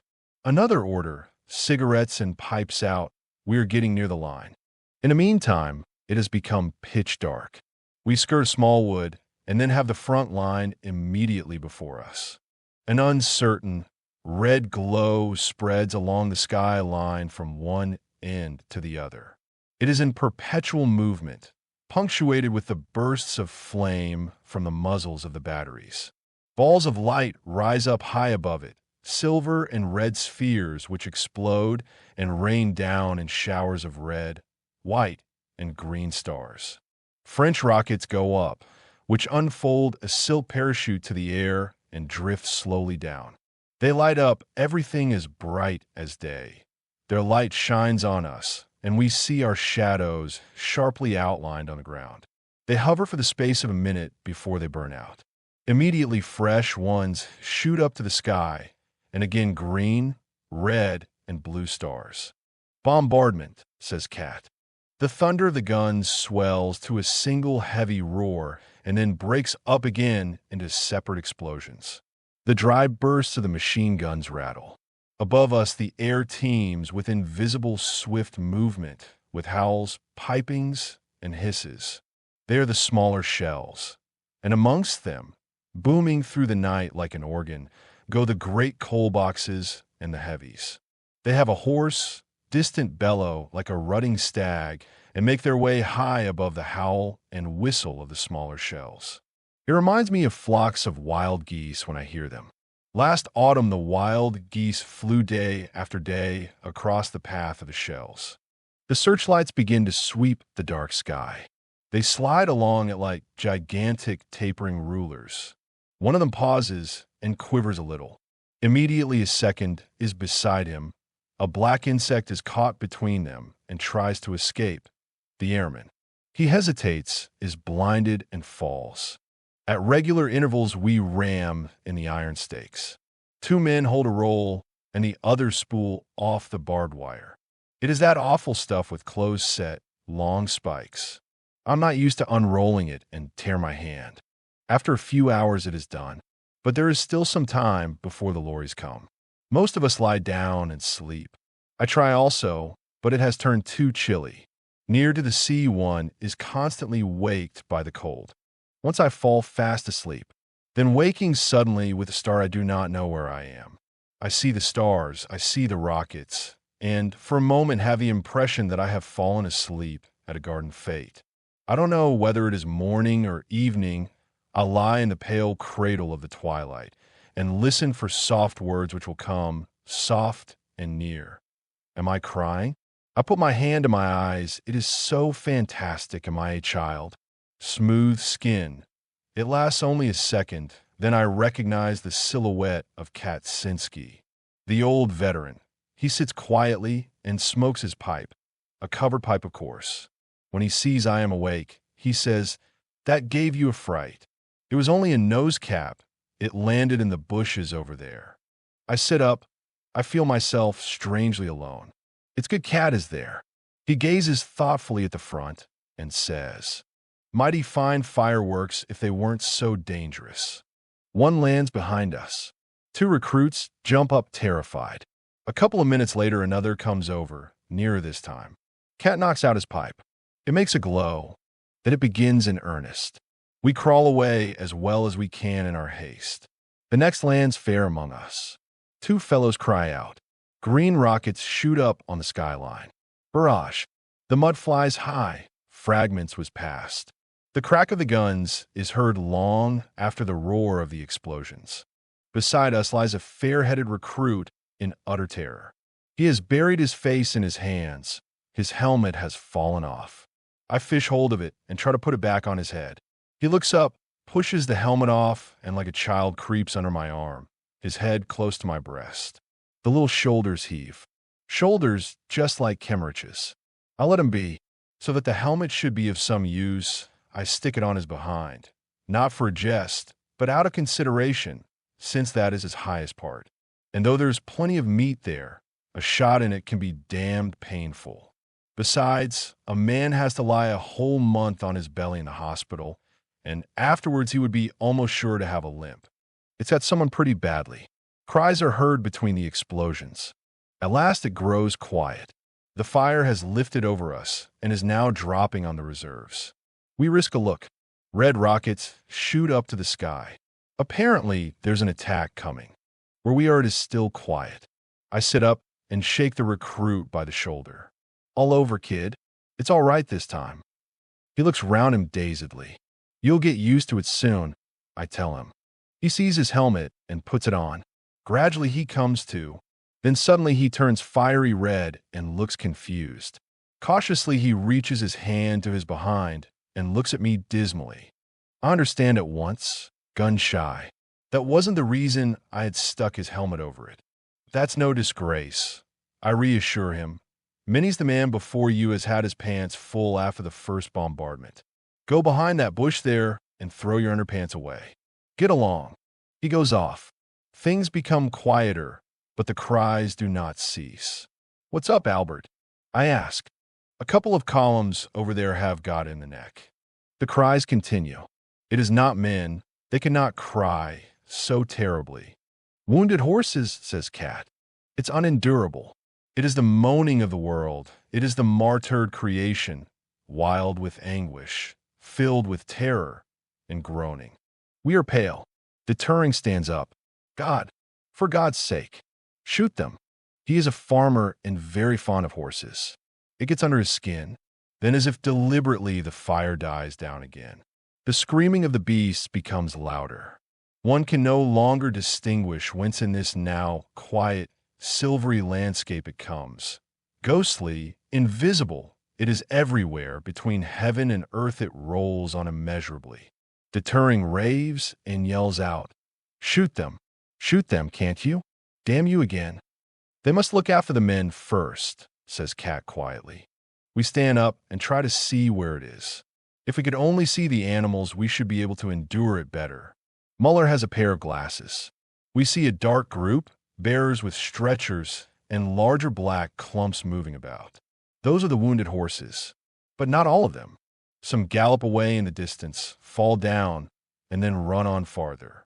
The belly of one is ripped open, the guts trail out. He becomes tangled in them and falls. Then he stands up again. Deterring raises his gun and aims. Cat hits it up in the air. "Are you mad?" Deterring trembles and throws his rifle on the ground. We sit down and hold our ears. But this appalling noise, these groans and screams penetrate. They penetrate everywhere. We can bear almost anything. But now the sweat breaks out on us. We must get up and run, no matter where, but where these cries can no longer be heard. And it is not men, only horses. From the dark group, stretchers move off again. Then single shots crack out. The black heap is convulsed and becomes thinner. At last, but still it is not the end. The men cannot overtake the wounded beasts which fly in their pain, their wide, open mouths full of anguish. One of the men goes down on his knee. A shot, One horse drops, another. The last one props himself on his forelegs and drags himself round in a circle like a merry-go-round. Squatting, it drags round in circles on its stiffened forelegs. Apparently its back is broken. The soldier runs up and shoots it. Slowly, humbly it sinks to the ground. We take our hands from our ears. The cries are silenced. Only a long-drawn, dying sigh still hangs on the air. Then again only the rockets, the singing of the shells, and the stars, and they shine out wonderfully. Deterring walks up and down cursing, like to know what harm they've done. He returns to it once again. His voice is agitated. It sounds almost dignified as he says, "I tell you, it is the vilest baseness to use horses in the war." We go back. It is time we return to the lorries. The sky has become a bit brighter. 3 o'clock in the morning. The breeze is fresh and cool. The pale hour makes our faces look gray. We trudge onward in single file through the trenches and shell holes and come again to the zone of mist. Kaczynski is restive. That's a bad sign. "What's up, Kat?" says Krop. "I wish I were back home." Home. He means the huts. "It won't last much longer, Kat." He is nervous. I don't know. We come to the communication trench and then to the open fields. The little wood reappears. We know every foot of ground here. There's the cemetery with the mounds and the black crosses. That moment it breaks out behind us, swells, roars, and thunders. We duck down. A cloud of flame shoots up 100 yards ahead of us. The next minute, under a second explosion, part of the wood rises slowly in the air. 3 or 4 trees sail up and then crash to pieces. The shells begin to hiss like safety valves. Heavy fire. "Take cover!" yells somebody. Cover. The fields are flat. The wood is too distant and dangerous. The only cover is the graveyard and the mounds. We stumble across in the dark, and as though spirited away, every man lies glued behind a mound. Not a moment too soon. The dark goes mad. It heaves and raves. Darknesses blacker than the night rush on us with giant strides, over us and away. The flames of the explosions light up the graveyard. There is no escape anywhere. By the light of the shells, I try to get a view of the fields. There is a surging sea. Daggers of flame from the explosions leap up like fountains. It is impossible for anyone to break through it. The wood vanishes. It is pounded, crushed, torn to pieces. We must stay here in the graveyard. The earth bursts before us. It rains clods. I feel a smack. My sleeve is torn away by a splinter. I shut my fist. No pain. Still, that does not reassure me. Wounds don't hurt till afterwards. I feel the arm all over. It is grazed but sound. Now a crack on the skull, I begin to lose consciousness. Like lightning, the thought comes to me, don't faint, sink down in the black broth, and immediately come up to the top again. A splinter slashes into my helmet, but has traveled so far that it does not go through. I wipe the mud out of my eyes. A hole is torn up in front of me. Shells hardly ever land in the same hole twice. I'll get into it. With one bound, I fling myself down and lie on the earth as flat as a fish. There it whistles again. Quickly I crouch together, claw for cover, feel something on the left, shoved beside it. It gives way, I groan, the earth leaps, the blast thunders in my ears. I creep under the yielding thing, cover myself with it, draw it over me. It is with cloth, cover, miserable cover against the whizzing splinters. I open my eyes, my fingers grasp a sleeve, an arm. A wounded man? I yell to him. No answer. The dead man. My hand gropes farther, splinters of wood. Now I remember again that we're lying in the graveyard. But the shelling is stronger than everything. It wipes out the sensibilities. I merely crawl still deeper into the coffin. It should protect me, and especially as death himself lies in it too. Before me gapes the shell hole. I grasp it with my eyes as with fists. With one leap, I must be in it. There I get a smack in the face, a hand clamps onto my shoulder. Has the dead man waked up? The hand shakes me. I turn my head in the second of light. I stare into the face of Kaczynski. He has his mouth wide open and is yelling. I hear nothing. He rattles me. comes nearer. In a momentary lull, his voice reaches me. Gas, gaz, gaz. Pass it on. I grab for my gas mask. Some distance from me, there lies someone. I think of nothing but this. That fellow there must know. Gaz, gaz. I call, I lean toward him, I swipe at him with the satchel. He doesn't see. Once again. He merely ducks. It's a recruit. I look at Cat desperately. He has his mask ready. I pull out mine too. My helmet falls to one side. It slips over my face. I reach the man. His satchel is on the side nearest me. I seize the mask, pull it over his head. He understands. I let go and, with a jump, drop back into the shell hole. The dull thud of the gas shells mingles with the crashes of the high explosives. A bell sounds between the explosions, gongs, and metal clappers warning everyone. Gas, gas, gaz. Someone plumps down behind me. Another.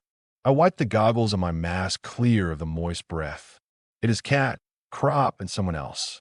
All four of us lie there in heavy, watchful suspense and breathe as lightly as possible. These first minutes with the mask decide between life and death. Is it tightly woven? I remember the awful sights in the hospital. The gas patients who in day-long suffocation cough, their burnt lungs up in clots. Cautiously, the mouth applied to the valve, I breathe. The gas still creeps over the ground and sinks into all hollows. Like a big, soft jellyfish, it floats into our shell hole and lolls there obscenely. I nudge Cat. It is better to crawl out and lie on top than to stay here where the gas collects most. But we don't get as far as that. A second bombardment begins. It is no longer as though the shells roared. It is the earth itself raging. With a crash, something black bears down on us. It lands close beside us, a coffin thrown up. I see Cat move, and I crawl across. The coffin has hit the fourth man in our hole on his outstretched arm. He tries to tear off his gas mask with the other hand. Crop seizes him just in time, twists the hand sharply behind his back, and holds it fast. Cat and I proceed to free the wounded arm. The coffin lid is loose and bursts open. We're easily able to pull it off. We toss the corpse out. It slides down to the bottom of the shell hole. Then we try to loosen the underpart. Fortunately, the man swoons, and Crop is able to help us. We no longer have to be careful, but work away till the coffin gives with a sigh before the spade that we have dug in under it. It has grown lighter. Cat takes a piece of the lid, places it under the shattered arm, and we wrap all our bandages round it. For the moment, we can do no more. Inside the gas mask, my head booms and roars. It is nigh bursting. My lungs are tight. They breathe always the same hot, used-up air. The veins on my temples are swollen. I feel I am suffocating. A gray light filters through to us. I climb out over the edge of the shell hole. In the dirty twilight lies a leg torn clean off. The boot is quite whole. I take that all in at a glance. Now, someone stands up a few yards distant. I polish the windows. In my excitement, they are immediately dimmed again. I peer through them. The man there no longer wears his mask. I wait some seconds. He has not collapsed. He looks around and makes a few paces. Rattling in my throat, I tear my mask off too and fall down. The air streams into me like cold water. My eyes are bursting. The wave sweeps over me and extinguishes me. The shelling has ceased. I drag myself to the crater and tell the others. They take off their masks. We lift up the wounded man, one taking his splintered arm, and so we stumble off hastily. The graveyard is a mass of wreckage. Coffins and corpses lie strewn about. They have been killed once again, but each of them that was flung up saved one of us. The hedge is destroyed. The rails of the light railway are torn up and rise stiffly in the air in great arches. Someone lies in front of us. We stop. Crop goes on alone with the wounded man.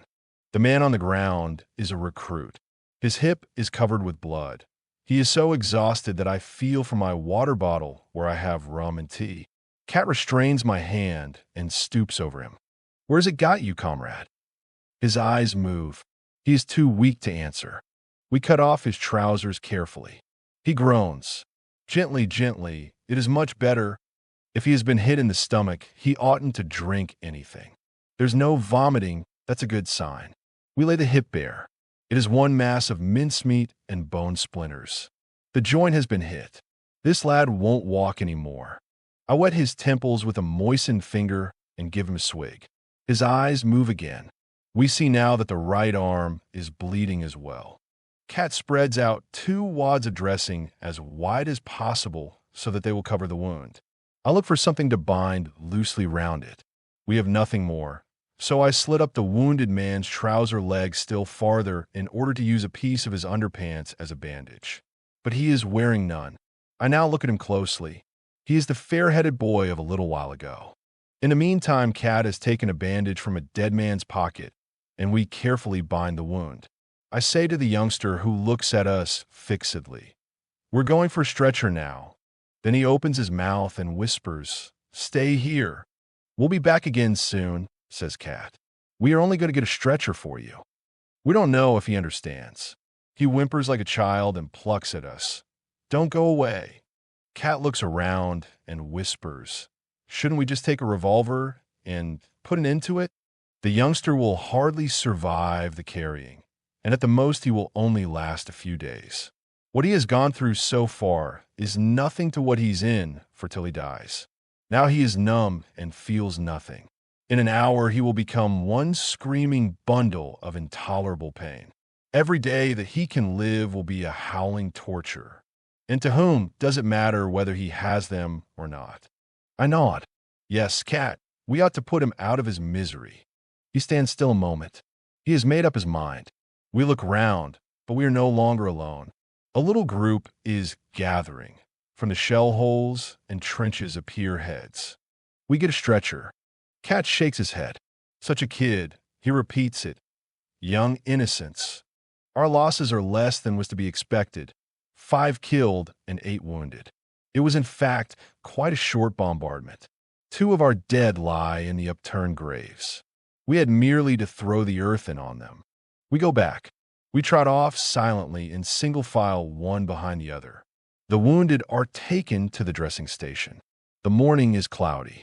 The bearers make a fuss about numbers and tickets. The wounded whimper. It begins to rain. An hour later we reach our lorries and climb in. There is more room now than there was. The rain becomes heavier. We take out waterproof sheets and spread them over our heads. The rain rattles down and flows off at the sides in streams. The lorries bump through the holes, and we rock to and fro in a half-sleep.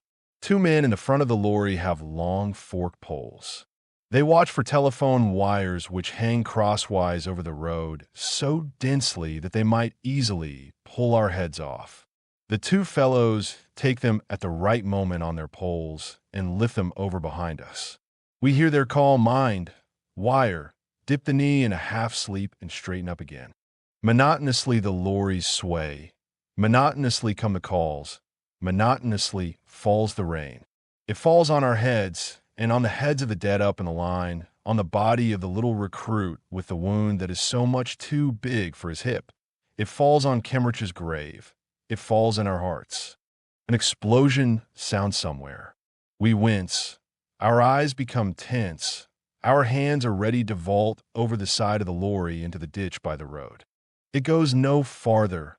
Only the monotonous cry, "Mind, wire," our knees bend. We are again half asleep. Chapter 5. Killing each separate louse is a tedious business when a man has hundreds. The little beasts are hard, and the everlasting cracking with one's fingernails very soon becomes wearisome. So Jaden has rigged up the lid of a boot-polished tin with a piece of wire over the lighted stump of candle. The lice are simply thrown into this little pan. Crack, and they're done for. We sit around with our shirts on our knees, our bodies naked to the warm air, and our hands at work. Hay has a particularly fine brand of louse. They have a red cross on their heads. He suggests that he brought them back with him from the hospital at Thaurout, where they attended personally on a surgeon general. He says he means to use the fat that slowly accumulates in the tin lid for polishing his boots, and roars with laughter for half an hour at his own joke. But he hasn't much success today. We are too preoccupied with another affair. The rumor has materialized. Himmelstas has come. He appeared yesterday. We've already heard the well-known voice. He seems to have overdone it with a couple of young recruits on the plowed field at home, and unknown to him the son of the local magistrate was watching. That cooked his goose. He will meet some surprises here. Jaden has been meditating for hours what to say to him. Hay gazes thoughtfully at his great paws and winks at me. The thrashing was the high watermark of his life. He tells me he often dreams of it. Krop and Muller are amusing themselves. From somewhere or other, probably the Pioneer Cookhouse, Krop has bagged for himself a mess tin full of beans. Muller squints hungrily into it, but checks himself and says, "Albert, what would you do if it were suddenly peacetime again?" "There won't be any civil life," says Albert bluntly. "Well, but if," persists Muller, "what would you do?" "Clear out of this," growls Krop. "Of course. And then what?" "Get drunk," says Albert. "Don't talk rot. I mean seriously." "So do I," says Krop. "What else should a man do?"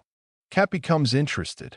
He levies tribute on Krop's tin of beans, swallows some, then considers for a while and says, "You might get drunk first, of course, but then you'd take the next train for home and mother." Peacetime man, Albert. He fumbles in his oilcloth pocketbook for a photograph and suddenly shows it all round. "My old people." Then he puts it back and swears, "Damned lousy war." "It's all very well for you to talk," I tell him. "You've a wife and children." "True," he nods, "and I have to see to it that they've something to eat." We laugh. "They won't lack for that, Cat.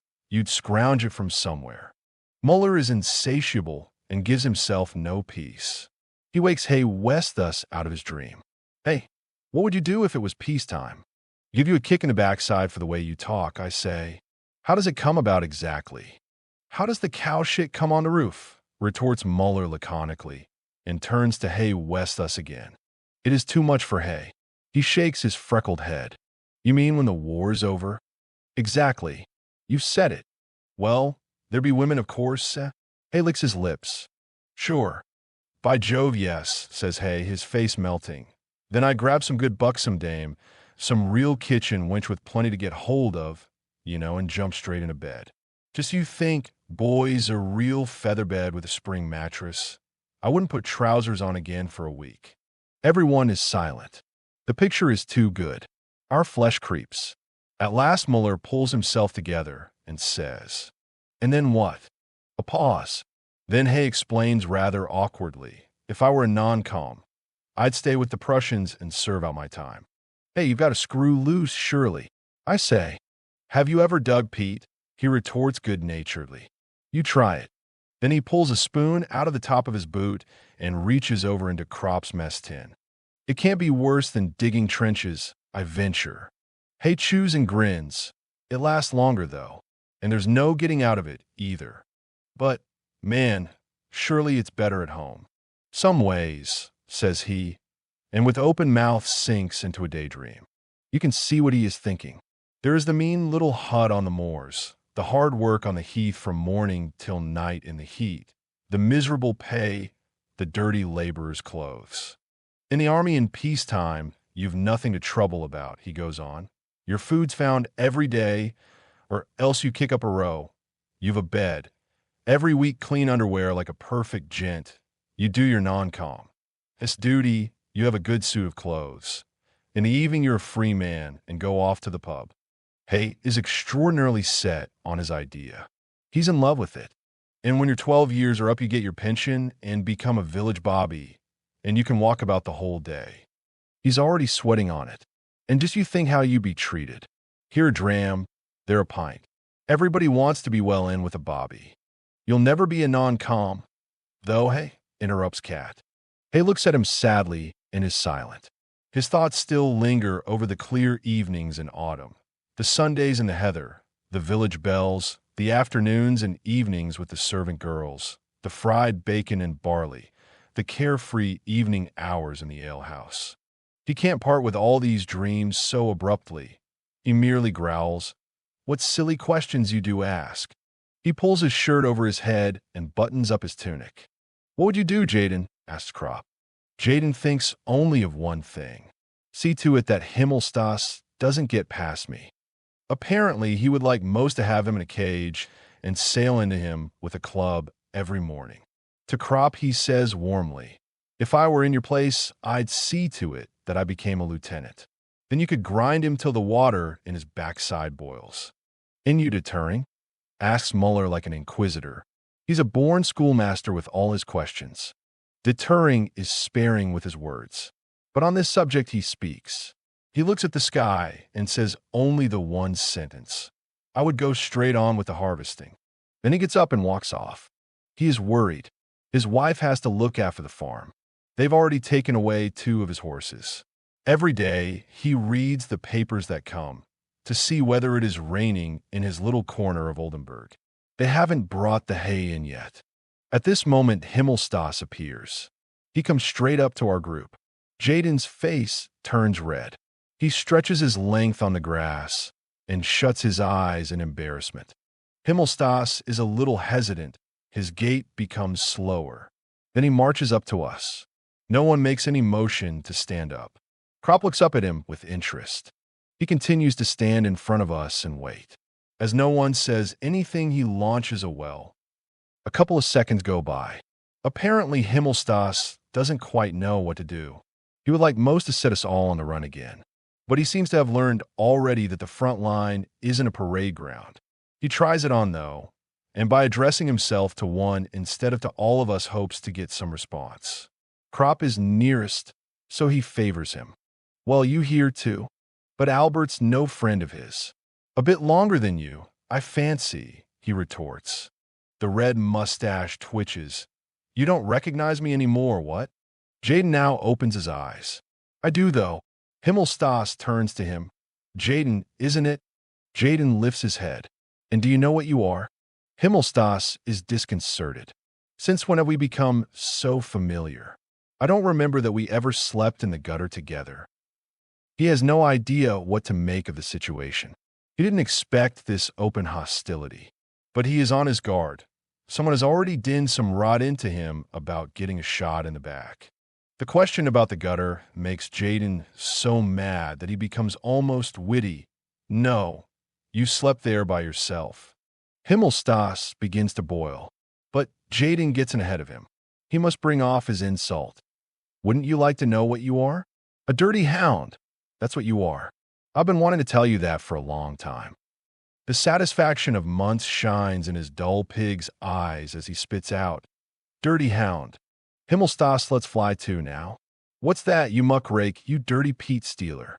Stand up there, bring your heels together when your superior officer speaks to you." Jaden winks solemnly.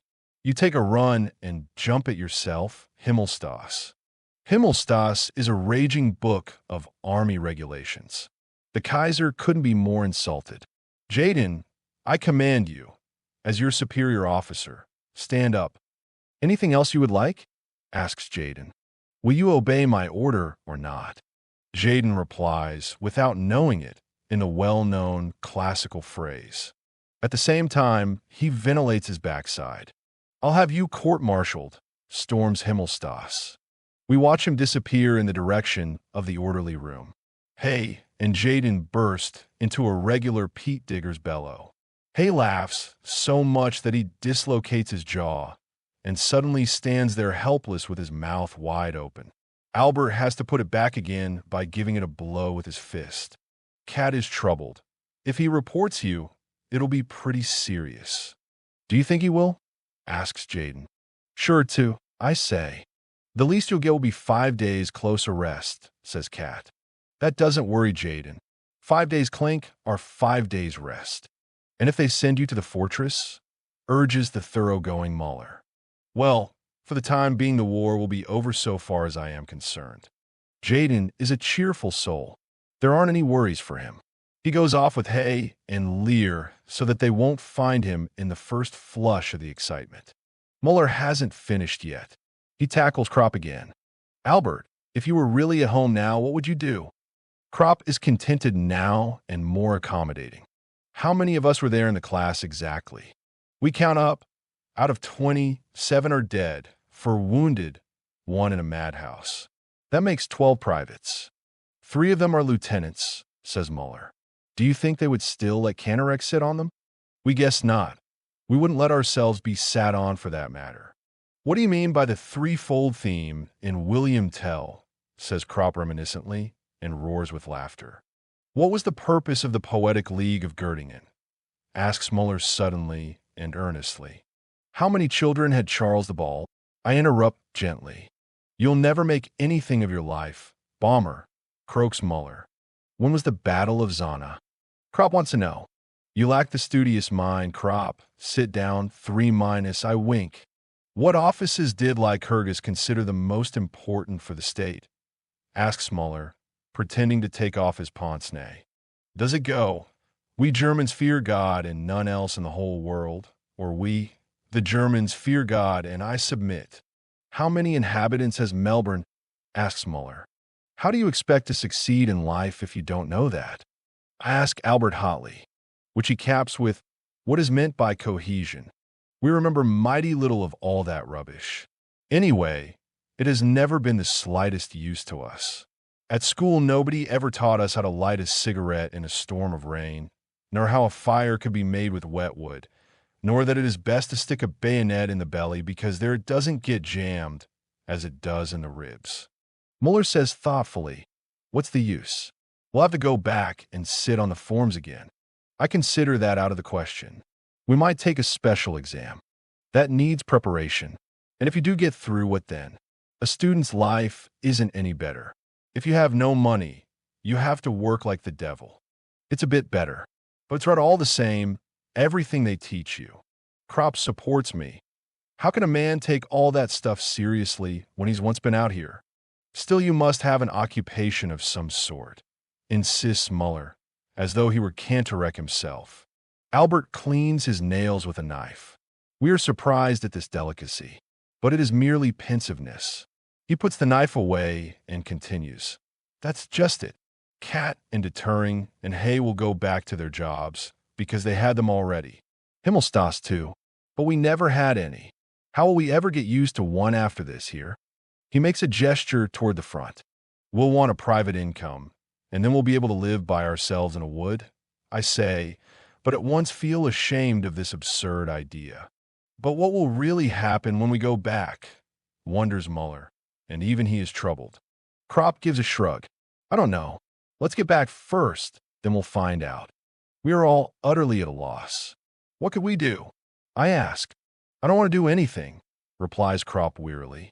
You'll be dead one day, so what does it matter? I don't think we'll ever go back.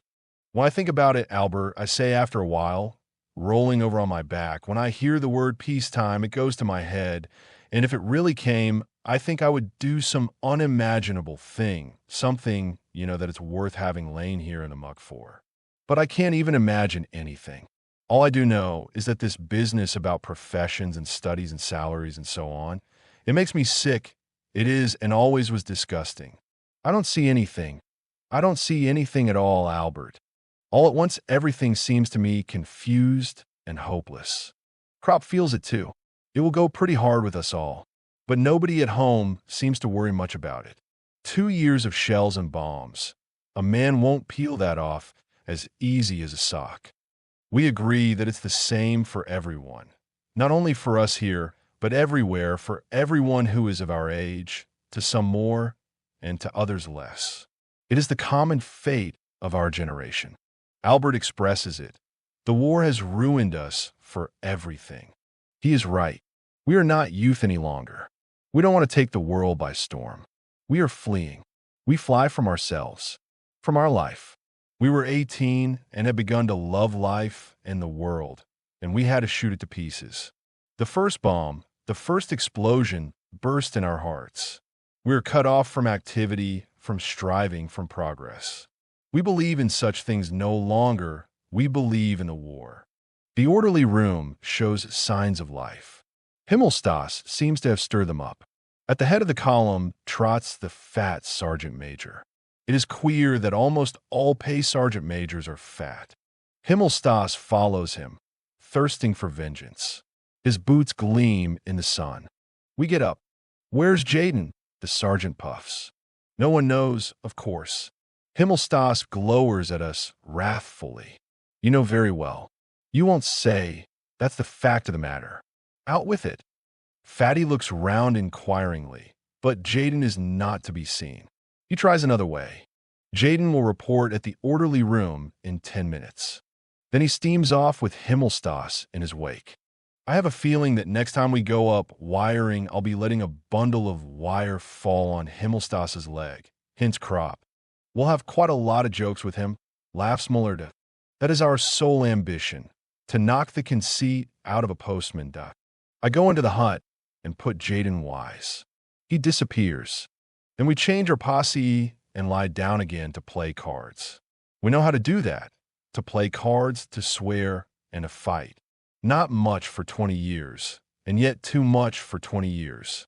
Half an hour later, Himmelstas is back again. Nobody pays any attention to him. He asks for Jaden. We shrug our shoulders. Then you'd better find him, he persists. Haven't you been to look for him? Krop lies back in the grass and says, Have you ever been out here before? That's none of your business, retorts Himmelstas. I expect an answer. Very good, says Krop, getting up. See up there where those little white clouds are. Those are anti-aircraft. We were over there yesterday. 5 dead and 8 wounded. It was a lot of fun. Next time, when you go up with us, before they die, the fellows will come up to you, click their heels, and ask stiffly, Please may I go? Please may I hop it? We've been waiting here a long time for someone like you. He sits down again, and Himmelstas disappears like a comet. 3 days CB. Cat conjectures. Next time I'll let fly, I say to Albert. But that is the end. The case comes up for trial in the evening. In the orderly room sits our lieutenant, Bertink, and calls us in one after another. I have to appear as a witness and explain the reason of Jaden's insubordination. The story of the bedwetting makes an impression. Himmelstas is recalled, and I repeat my statement. Is that right? Bertink asks Himmelstas.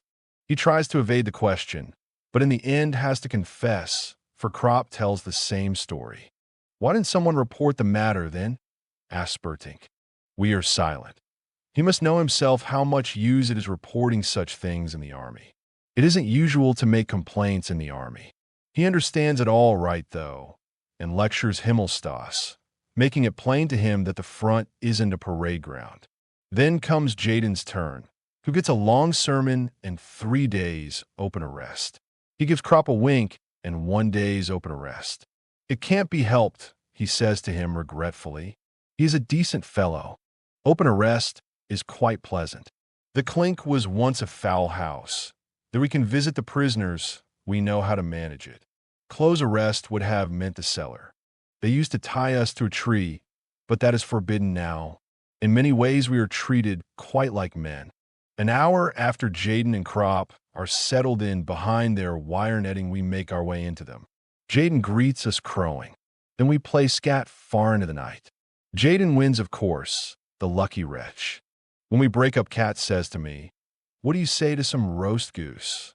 Not bad, I agree. We climb up on a munition wagon. The ride costs us 2 cigarettes. Kat has marked the spot exactly. The shed belongs to a regimental headquarters. I agree to get the goose and receive my instructions. The outhouse is behind the wall, and the door shuts with just a peg. Kat hoists me up. I rest my foot in his hands and climb over the wall. Kat keeps watch below. I wait a few moments to accustom my eyes to the darkness. Then I recognize the shed. Softly I steal across, lift the peg, pull it out, and open the door. I distinguish 2 white patches. 2 geese. That's bad. If I grab one, the other will cackle. Well, both of them. If I'm quick, it can be done. I make a jump. I catch hold of one, and the next instant the second. Like a madman, I bash their heads against the wall to stun them. But I haven't quite enough weight. The beasts cackle and strike out with their feet and wings. I fight desperately, but Lord, what a kick a goose has. They struggle, and I stagger about. In the dark, these white patches are terrifying. My arms have grown wings, and I'm almost afraid of going up into the sky. as though I held a couple of captive balloons in my fists. Then the row begins. One of them gets his breath and goes off like an alarm clock. Before I could do anything, something comes in from outside. I feel a blow, lie outstretched on the floor, and hear awful growls. A dog. I steal a glance to the side. He makes a snap on my throat. I lie still and tuck my chin into my collar. It's a bulldog. After an eternity, he withdraws his head and sits down beside me. But if I make the least movement, he growls. I consider. The only thing to do is to get hold of my small revolver, and that too before anyone arrives. Inch by inch, I move my hand toward it. I have the feeling that it lasts an hour. The slightest movement, and then an awful growl. I'll lie still, then try again.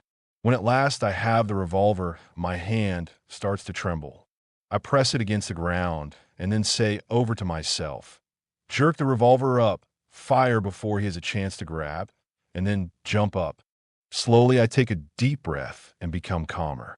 Then I hold my breath, whip up the revolver, it cracks, the dog leaps howling to one side. I make for the door of the shed and fall head over heels over one of the damned geese. At full speed, I seize it again, and with a swing toss it over the wall and clamber up. No sooner am I on top than the dog is up again, as lively as ever, and springs at me. Quickly I let myself drop. 10 paces away stands Cat with the goose under his arm. As soon as he sees me, we run. At last we can take a breather. The goose is dead. Cat saw to that in a moment. We intend to roast it without telling anybody. I fetch a stove and wood from the hut, and we crawl into a small deserted lean-to, which we use for such purposes. The single window space is heavily curtained. There's a sort of hearth, an iron plate set on some bricks. We kindle a fire. Cat plucks and cleans the goose. We put the feathers carefully to one side. We intend to make 2 cushions out of them with the inscription, "Sleep soft under shell fire." The sound of the gunfire from the front penetrates into our refuge. The glow of the fire lights up our faces. Shadows dance on the wall. Sometimes a heavy crash and the hut shivers. Aeroplane bombs. Once we hear a stifled cry. A hut must have been hit. Aeroplanes drone. The tac-tac of machine guns breaks out. But no light that could be observed shows from us. We sit opposite one another, Cat and I, 2 soldiers in shabby coats, cooking a goose in the middle of the night. We don't talk much, but I believe we have a more complete communion with one another than even lovers have. We are 2 men, 2-minute sparks of life. Outside is the night and the circle of death. We sit on the edge of it, crouching in danger. The grease drips from our hands. In our hearts, we're close to one another, and the hour is like the room, flecked over with the lights and shadows of our feelings cast by a quiet fire. What does he know of me or I of him? Formerly, we should not have had a single thought in common. Now we sit with a goose between us and feel in unison, and are so intimate that we do not even speak. It takes a long time to roast a goose, even when it is young and fat. So we take turns. One bastes it while the other lies down and sleeps. A grand smell gradually fills the hut.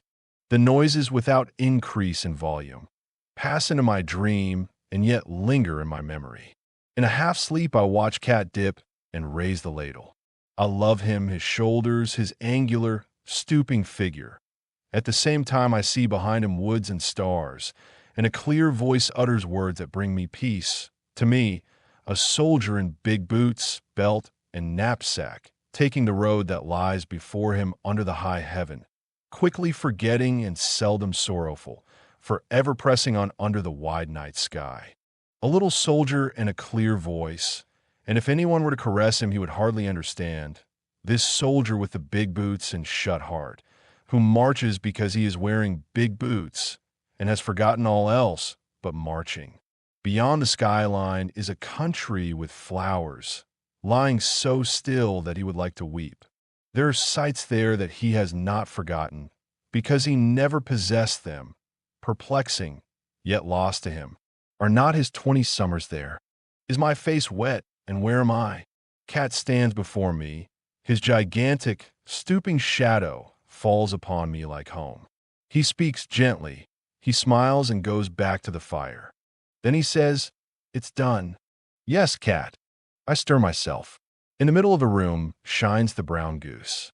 We take out our collapsible forks and our pocket knives, and each cuts off a leg.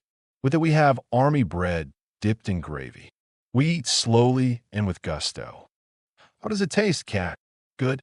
"And yours?" "Good, cat." We are brothers and press on one another the choicest pieces. Afterwards, I smoke a cigarette and cat a cigar. There is still a lot left. "How would it be, cat, if we took a bit to Crop and Jaden?" "Sure," says he. We carve off a portion and wrap it up carefully in newspaper. The rest we thought of taking over to the hut. Cat laughs and simply says, "Jaden." I agree. We will have to take it all. So we go off to the fowl house to wake them. But first we pack away the feathers. Crop and Jaden take us for magicians. Then they get busy with their teeth.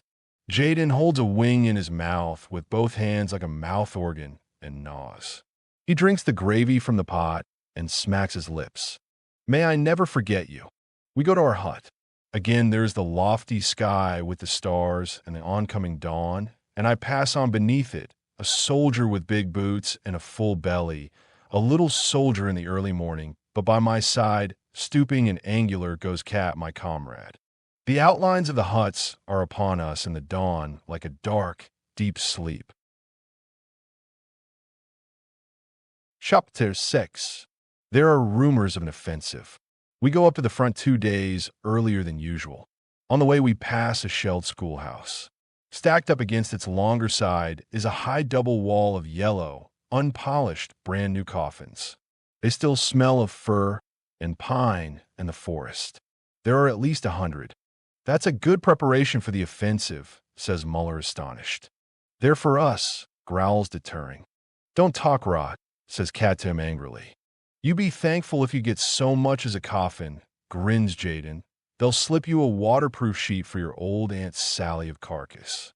The others jest too, unpleasant jests, but what else can a man do? The coffins are really for us. The organization surpasses itself in that kind of thing. Ahead of us, everything is simmering. The first night, we try to get our bearings. When it is fairly quiet, we can hear the transports behind the enemy lines rolling ceaselessly until dawn. Cat says they do not go back, but are bringing up troops, munitions, and shells. The English artillery has been strengthened that we can detect at once. There are at least 4 more batteries of 25s to the right of the farm, and behind the poplars they have put in trench mortars. Besides these, they have brought up a number of those little French beasts with instantaneous fuses. We are in low spirits. After we have been in the dugouts 2 hours, our own shells begin to fall in the trench. This is the 3rd time in 4 weeks. If it were simply a mistake and aim, no one would say anything. But the truth is that the barrels are worn out. The shots are often so uncertain that they land within our own lines. Tonight, 2 of our men were wounded by them. The front is a cage in which we must await fearfully whatever may happen. We lie under the network of arching shells and live in a suspense of uncertainty. Over us chance hovers.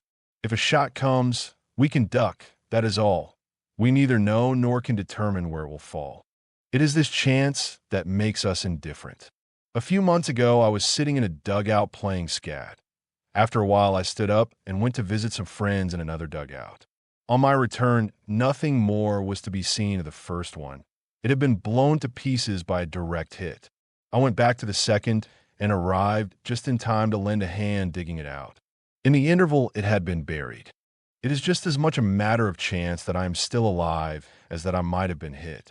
In a bomb-proof dugout, I may be smashed to atoms, and in the open may survive 10 hours bombardment unscathed. No soldier outlives 1,000 chances. But every soldier believes in chance and trusts his luck. We must look out for our bread. The rats have become much more numerous lately because the trenches are no longer in good condition. Deterring says it is a sure sign of a coming bombardment. The rats here are particularly repulsive. They are so fat, the kind we call corpse rats. They have shocking, evil, naked faces, and it is nauseating to see their long, nude tails. They seem to be mighty hungry. Almost every man has had his bread gnawed. Crop wrapped his in his waterproof sheet and put it under his head, but he cannot sleep because they run over his face to get at it, deterring mint to outwheat them. He fastened a thin wire to the roof and suspended his bread from it. During the night, when he switched on his pocket torch, he saw the wire swinging to and fro. On the bread was riding a fat rat. At last he put a stop to it. We cannot afford to throw the bread away, because already we have practically nothing left to eat in the morning, so we carefully cut off the bits of bread that the animals have gnawed. The slices we cut off are heaped together in the middle of the floor. Each man takes out his spade and lies down prepared to strike. Deterring, Crop and Cat hold their pocket lamps ready. After a few minutes we hear the first shuffling and tugging. It grows. Now it is the sound of many little feet. Then the torches switch on, and every man strikes at the heap, which scatters with a rush. The result is good. We toss the bits of rat over the parapet and again lie in wait. Several times we repeat the process. At last the beasts get wise to it, or perhaps they have scented the blood. They return no more. Nevertheless, before morning the remainder of the bread on the floor has been carried off. In the adjoining sector they attacked 2 large cats and a dog, bit them to death, and devoured them. Next day, there's an issue of Edamer cheese. Each man gets almost a quarter of a cheese. In one way, that is all to the good, for Edamer is tasty, but in another way it is vile, because the fat red balls have long been a sign of a bad time coming. Our forebodings increase as rum is served out. We drink it, of course, but are not greatly comforted. For days we loaf about and make war on the rats. Ammunition and hand grenades become more plentiful. We even overhaul the bayonets, that is to say, the ones that have a saw on the blunt edge. If the fellows over there catch a man with one of those, he's killed at sight. In the next sector, some of our men were found whose noses were cut off and their eyes poked out with their own saw bayonets. Their mouths and noses were stuffed with sawdust so that they suffocated. Some of the recruits have bayonets of this kind. We take them away and give them the ordinary kind. But the bayonet has practically lost its importance. It is usually the fashion now to charge with bombs and spades only. The sharpened spade is a more handy and many-sided weapon. Not only can it be used for jabbing a man under the chin, but it is much better for striking with because of its greater weight, and if one hits between the neck and shoulder, it easily cleaves as far down as the chest. The bayonet frequently jams on the thrust, and then a man has to kick hard on the other fellow's belly to pull it out again. And in the interval, he may easily get one himself. And what's more, the blade often gets broken off. At night, they send over gas. We expect the attack to follow and lie with our masks on, ready to tear them off as soon as the first shadow appears. Dawn approaches without anything happening. Only the everlasting, nerve-wracking roll behind the enemy lines, trains, lorries. But were they concentrating? Our artillery fires on it continually, but still it does not cease. We have tired faces and avoid each other's eyes. It will be like the Psalm, says Cat gloomily. There we were shelled steadily for 7 days and nights. Cat has lost all his fun since we have been here, which is bad, for Cat is an old front hog and can smell what is coming. Only Jaden seems pleased with the good rations and the rum. He thinks we might even go back to rest without anything happening at all. It almost looks like it. Day after day passes. At night, I squat in the listening post. Above me, the rockets and parachute lights shoot up and float down again. I'm cautious and tense, my heart thumps. My eyes turn again and again to the luminous dial of my watch. The hands will not budge. Sleep hangs on my eyelids. I work my toes in my boots in order to keep awake. Nothing happens till I am relieved. Only the everlasting rolling over there. Gradually we grow calmer and play scat and poker continually. Perhaps we will be lucky. All day the sky is hung with observation balloons. There's a rumor that the enemy are going to put tanks over and use low-flying planes for the attack. But that interests us less than what we hear of the new flamethrowers. We wake up in the middle of the night. The earth booms. Heavy fire is falling on us. We crouch into corners. We distinguish shells of every caliber. Each man lays hold of his things and looks again every minute to reassure himself that they are still there. The dugout heaves, the night roars and flashes. We look at each other in the momentary flashes of light, and with pale faces and pressed lips shake our heads. Every man is aware of the heavy shells tearing down the parapet, rooting up the embankment and demolishing the upper layers of concrete. When a shell lands in the trench, we note how the hollow, furious blast is like a blow from the paw of a raging beast of prey. Already by morning, a few of the recruits are green and vomiting. They are too inexperienced. Slowly, the gray light trickles into the post and pales the flashes of the shells. Morning has come. The explosion of mines mingles with the gunfire. That is the most dementing convulsion of all. The whole region where they go up becomes one grave. The reliefs go out. The observers stagger in, covered with dirt and trembling. One lies down in silence in the corner and eats. The other, a reservist reinforcement, sobs. Twice he has been flung over the parapet by the blast of the explosions without getting any more than shell shock. The recruits are eyeing him. We must watch them. These things are catching. Already some lips begin to quiver. It is good that it is growing daylight. Perhaps the attack will come before noon. The bombardment does not diminish.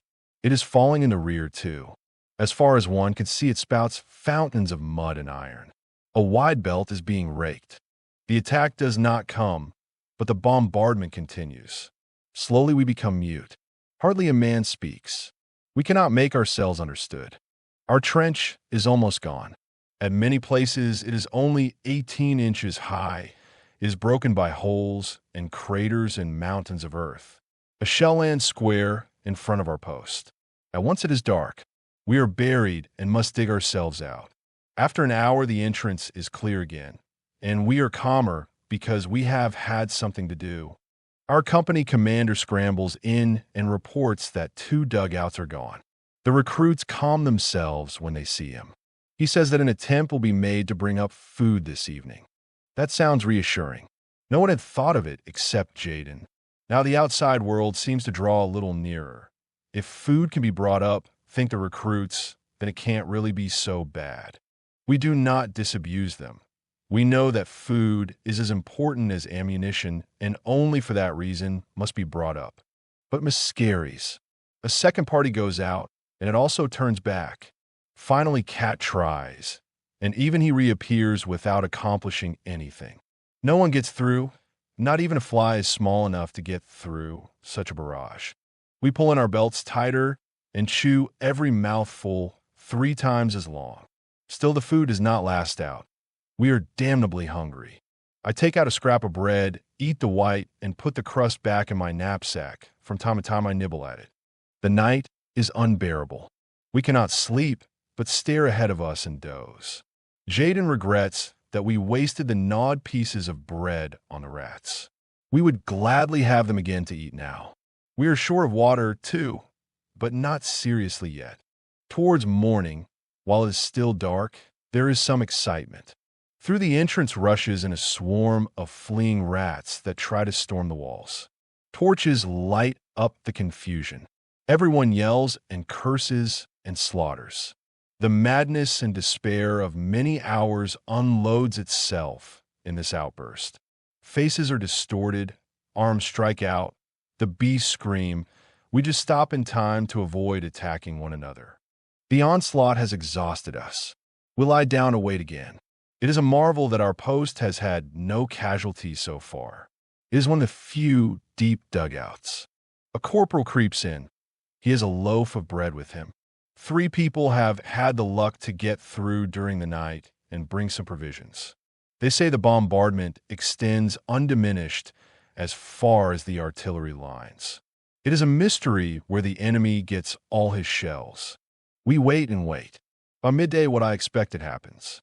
One of the recruits has a fit. I have been watching him for a long time, grinding his teeth and opening and shutting his fists. These hunted, protruding eyes, we know them too well. During the last few hours, he has had merely the appearance of calm. He had collapsed like a rotten tree. Now he stands up, stealthily creeps across the floor, hesitates a moment, and then glides towards the door. I intercept him and say, "Where are you going?" "I'll be back in a minute," says he, and tries to push past me. "Wait a bit, the shelling will stop soon." He listens, and for a moment his eye becomes clear. Then again he has the glowering eyes of a mad dog. He is silent. He shoves me aside. "1 minute, lad," I say. "Cut notices." Just as the recruit shakes me off, Cat jumps in, and we hold him. Then he begins to rave. "Leave me alone. Let me go out. I will go out."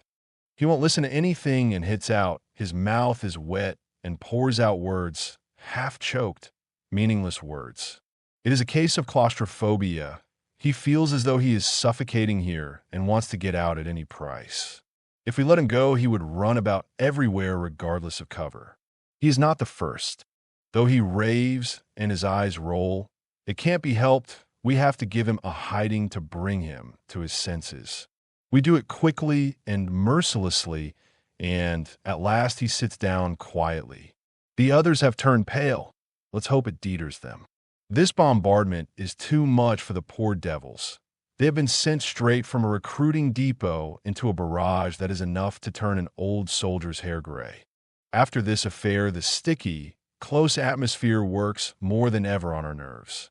We sit as if in our graves, waiting only to be closed in. Suddenly it howls and flashes terrifically. The dugout cracks in all its joints under a direct hit. Fortunately, only a light one that the concrete blocks are able to withstand. It rings metallically. The walls reel, rifles, helmets, earth, mud, and dust fly everywhere. Sulfur fume pourrine. If we were in one of those light dugouts that they've been building lately instead of this deep one, not one of us would now be alive. But the effect is bad enough even so. The recruit starts to rave again, and 2 others follow suit. One jumps up and rushes out. We have trouble with the other 2. I start after the one who escapes and wonder whether to shoot him in the leg.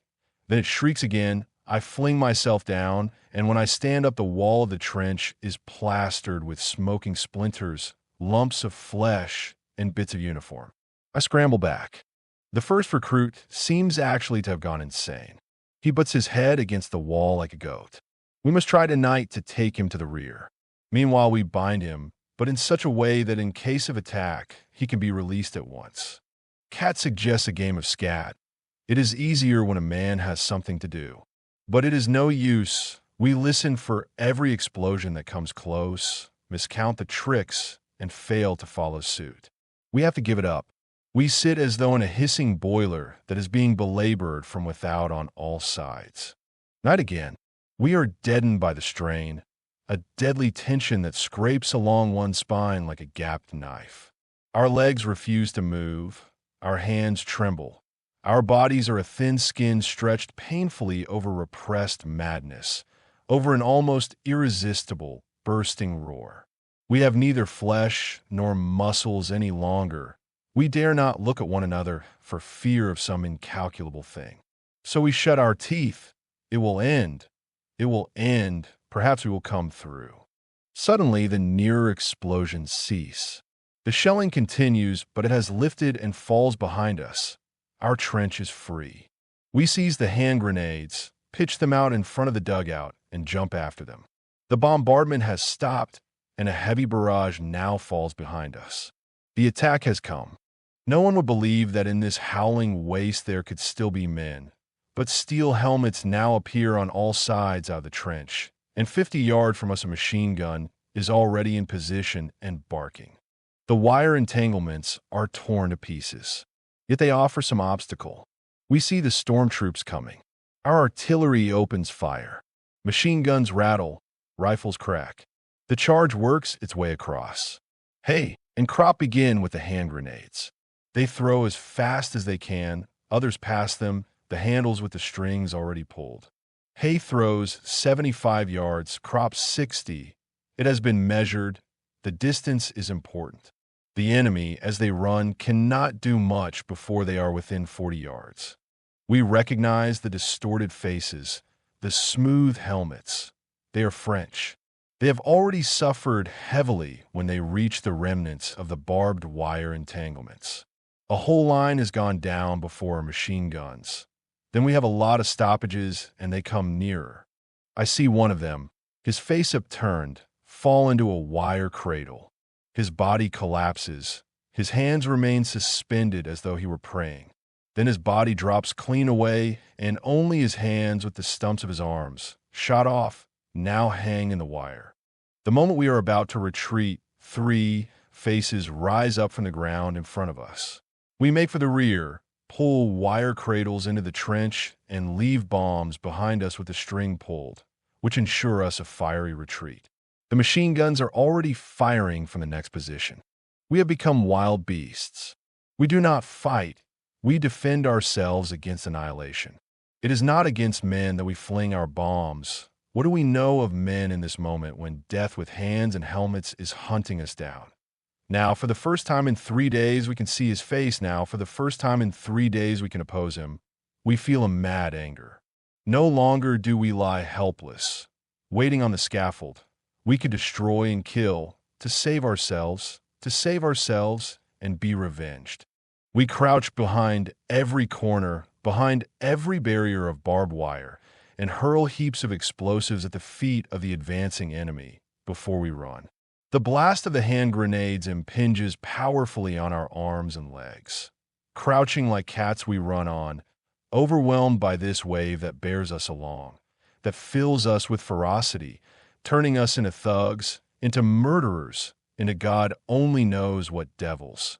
This wave that multiplies our strength with fear and madness and greed of life, seeking and fighting for nothing but our deliverance.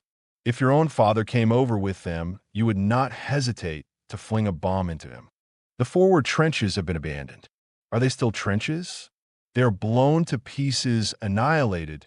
There are only broken bits of trenches, holes linked by tracks, nests of craters, that is all. But the enemy's casualties increase. They did not count on so much resistance. It is nearly noon. The sun blazes hotly. The sweat stings in our eyes. We wipe it off on our sleeves and often blood with it. At last we reach a trench that is in a somewhat better condition. It is manned and ready for the counterattack. It receives us. Our guns open up in full blast and cut off the enemy attack. The lines behind us stop. They can advance no farther. The attack is crushed by our artillery. We watch. The fire lifts 100 yards, and we break forward. Beside me, a lance corporal has his head torn off. He runs a few steps more while the blood spouts from his neck like a fountain. It has not come quite to hand-to-hand fighting. They are driven back. We arrive once again at our shattered trench and pass on beyond it. Oh, this turning back again. We reach the shelter of the reserves and yearn to creep in and disappear. But instead we must turn round and plunge again into the horror. If we were not automata at that moment, we would continue lying there, exhausted and without will.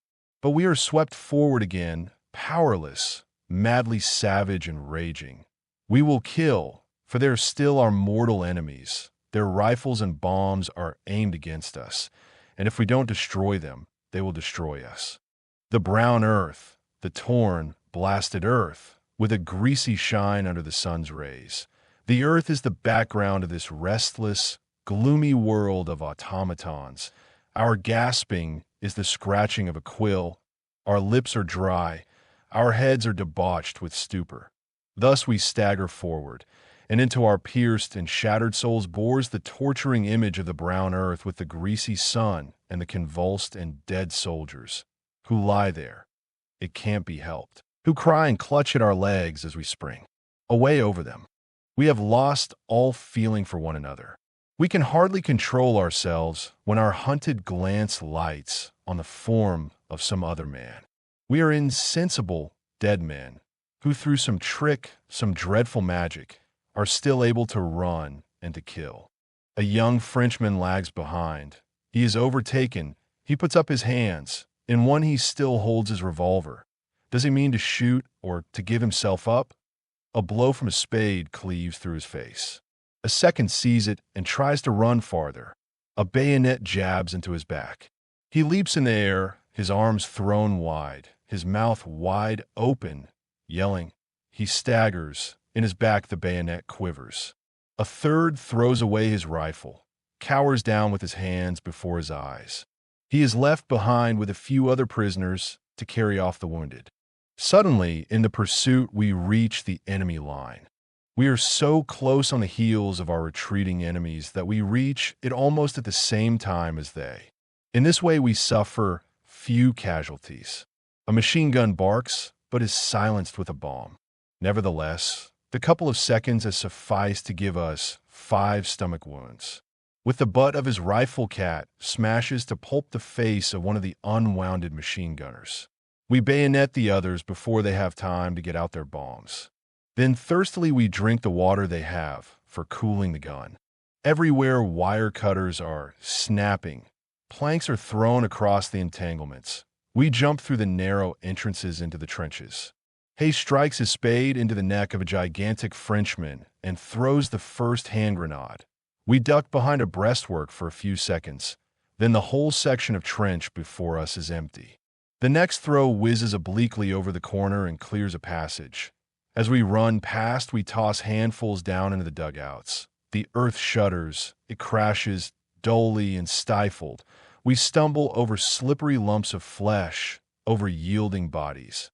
I fall into an open belly on which lies a clean, new officer's cap. The fight ceases. We lose touch with the enemy. We cannot stay here long, but must retire under cover of our artillery to our own position. No sooner do we know this than we dive into the nearest dugouts, and with the utmost haste seize on whatever provisions we can see, especially the tins of corned beef and butter, before we clear out. We get back pretty well. There has been no further attack by the enemy. We lie for an hour panting and resting before anyone speaks. We are so completely played out that in spite of our great hunger, we do not think of the provisions. Then gradually we become something like men again. The corned beef over there is famous along the whole front. Occasionally, it has been the chief reason for a flying raid on our part, for our nourishment is generally very bad. We have a constant hunger. We bag 5 tins altogether. The fellows over there are well looked after.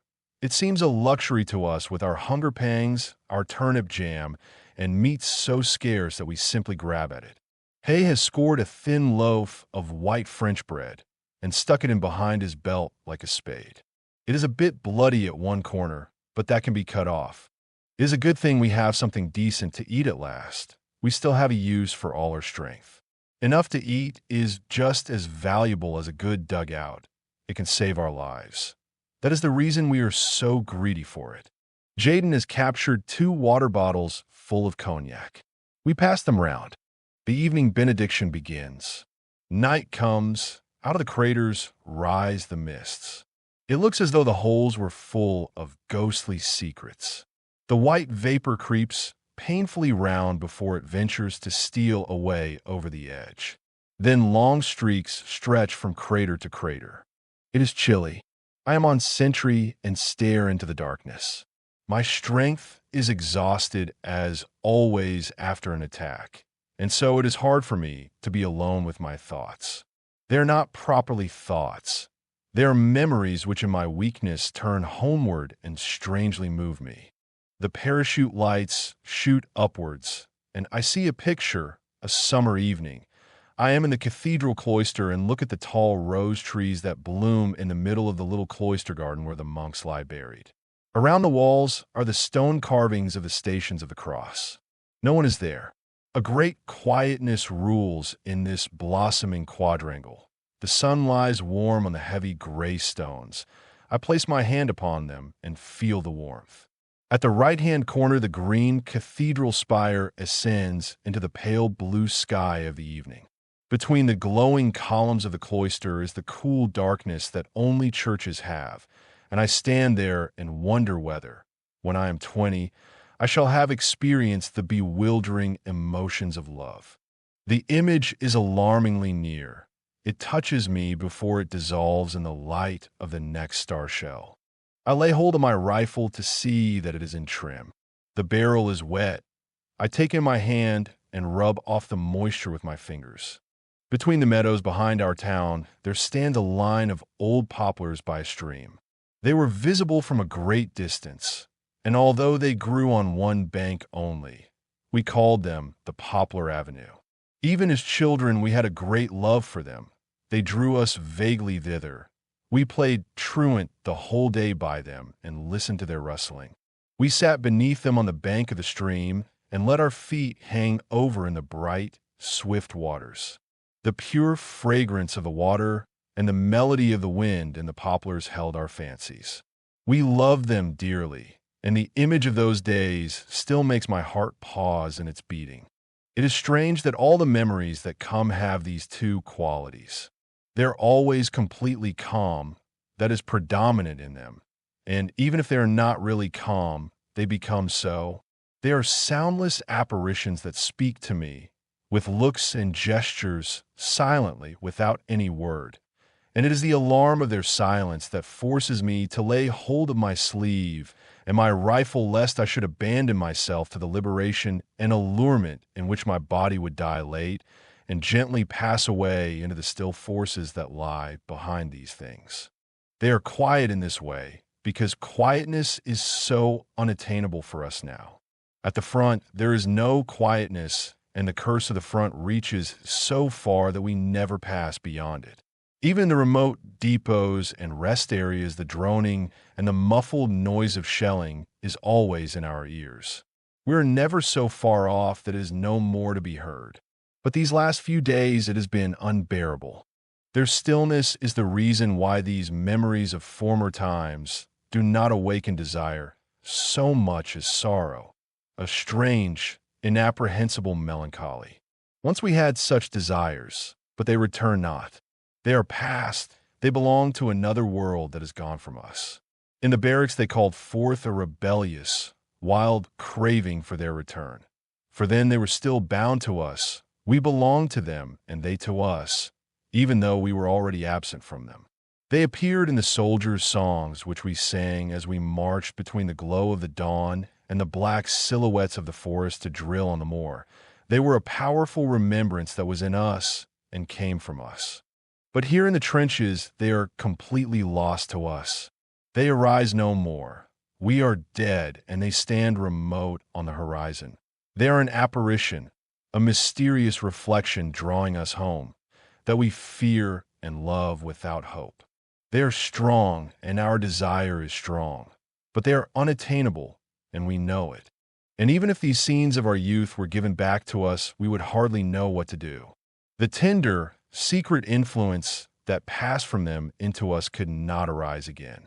We long to be in them and to move in them. We long to remember and to love them and to be stirred by the sight of them. But it would be like gazing at the photograph of a dead comrade. Those are his features, it is his face, and the days we spent together take on a mournful life in the memory. But the man himself, it is not. We could never again, as the same beings, take part in those scenes. It was not any recognition of their beauty and their significance that attracted us, but the communion, the feeling of a comradeship with the things and events of our existence, which cut us off and made the world of our parents a thing incomprehensible to us. For then we surrendered ourselves to events and were lost in them, and the least little thing was enough to carry us down the stream of eternity. Perhaps it was only the privilege of our youth, but as yet we recognized no limits and saw nowhere an end. We had that thrill of expectation in the blood which united us with the course of our days. Today we would pass through the scenes of our youth like travelers. We are burnt up by hard facts. Like tradesmen, we understand distinctions, and like butchers, necessities. We are no longer untroubled. We are indifferent. We long to be there, but could we live there? We are forlorn like children and experienced like old men. We are crude and sorrowful and superficial. I believe we are lost. My hands grow cold and my flesh creeps, and yet the night is warm. Only the mist is cold, this mysterious mist that trails the dead before us and sucks from them their last, creeping life. By morning they will be pale and green, and their blood congealed and black. Still the parachute rockets shoot up and cast their pitiless light over the stony landscape, which is full of craters and frozen lights like a moon. The blood beneath my skin brings fear and restlessness into my thoughts. They become feeble and tremble. They desire warmth and life. They cannot endure without sympathy and communion. They are disordered before the naked picture of despair. I hear the rattle of the mess tins and immediately feel a strong desire for warm food. It would do me good and comfort me. Painfully, I force myself to wait until I am relieved. Then I go into the dugout and find a mug of barley.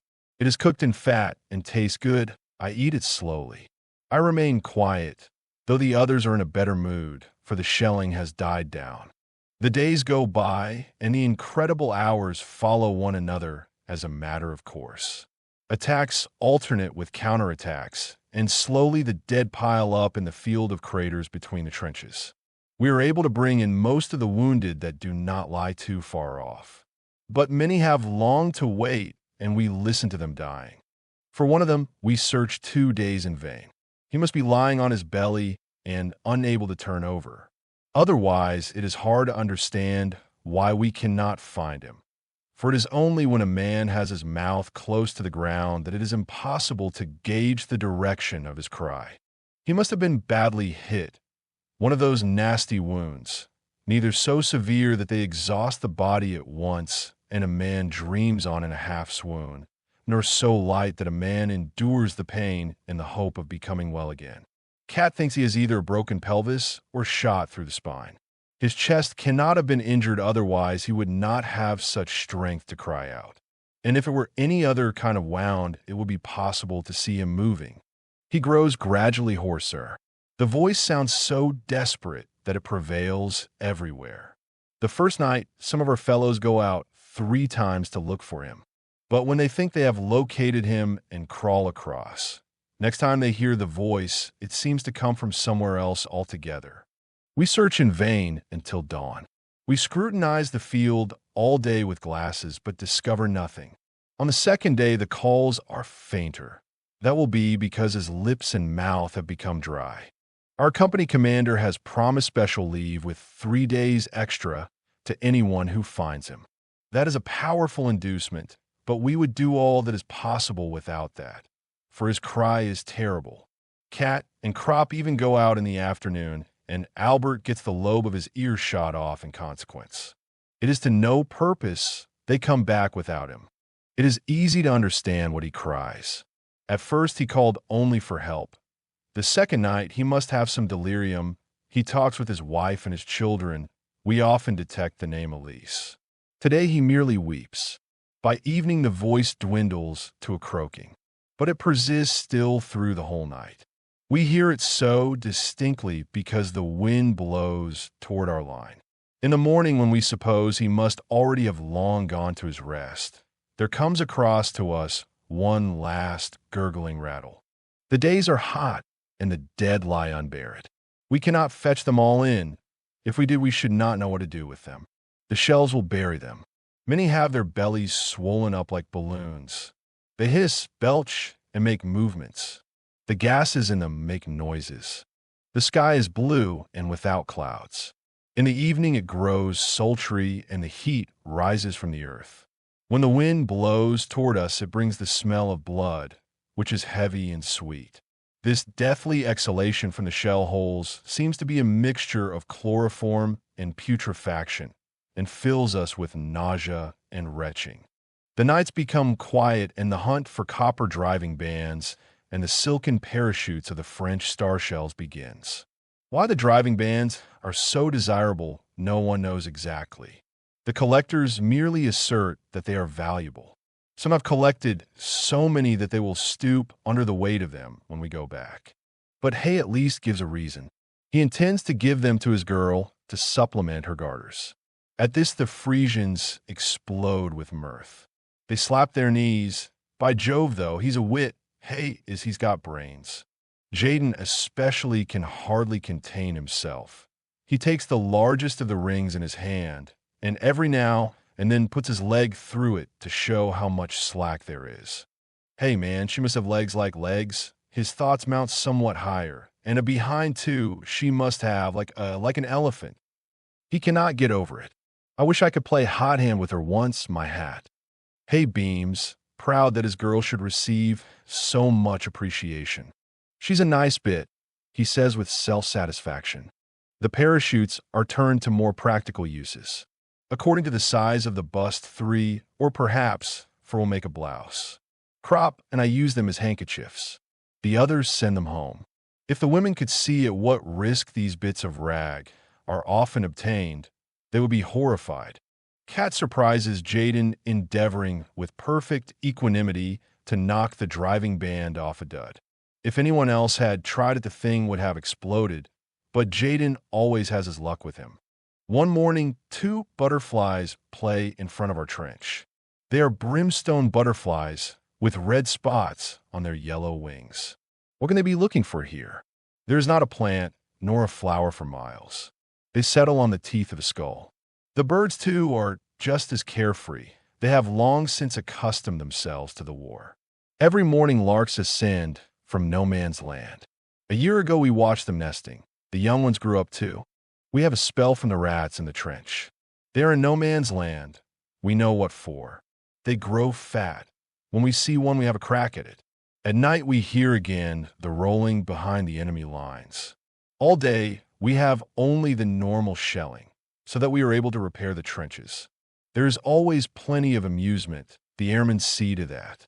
There are countless fights for us to watch every day. Battle planes don't trouble us, but the observation planes we hate like the plague. They put the artillery onto us.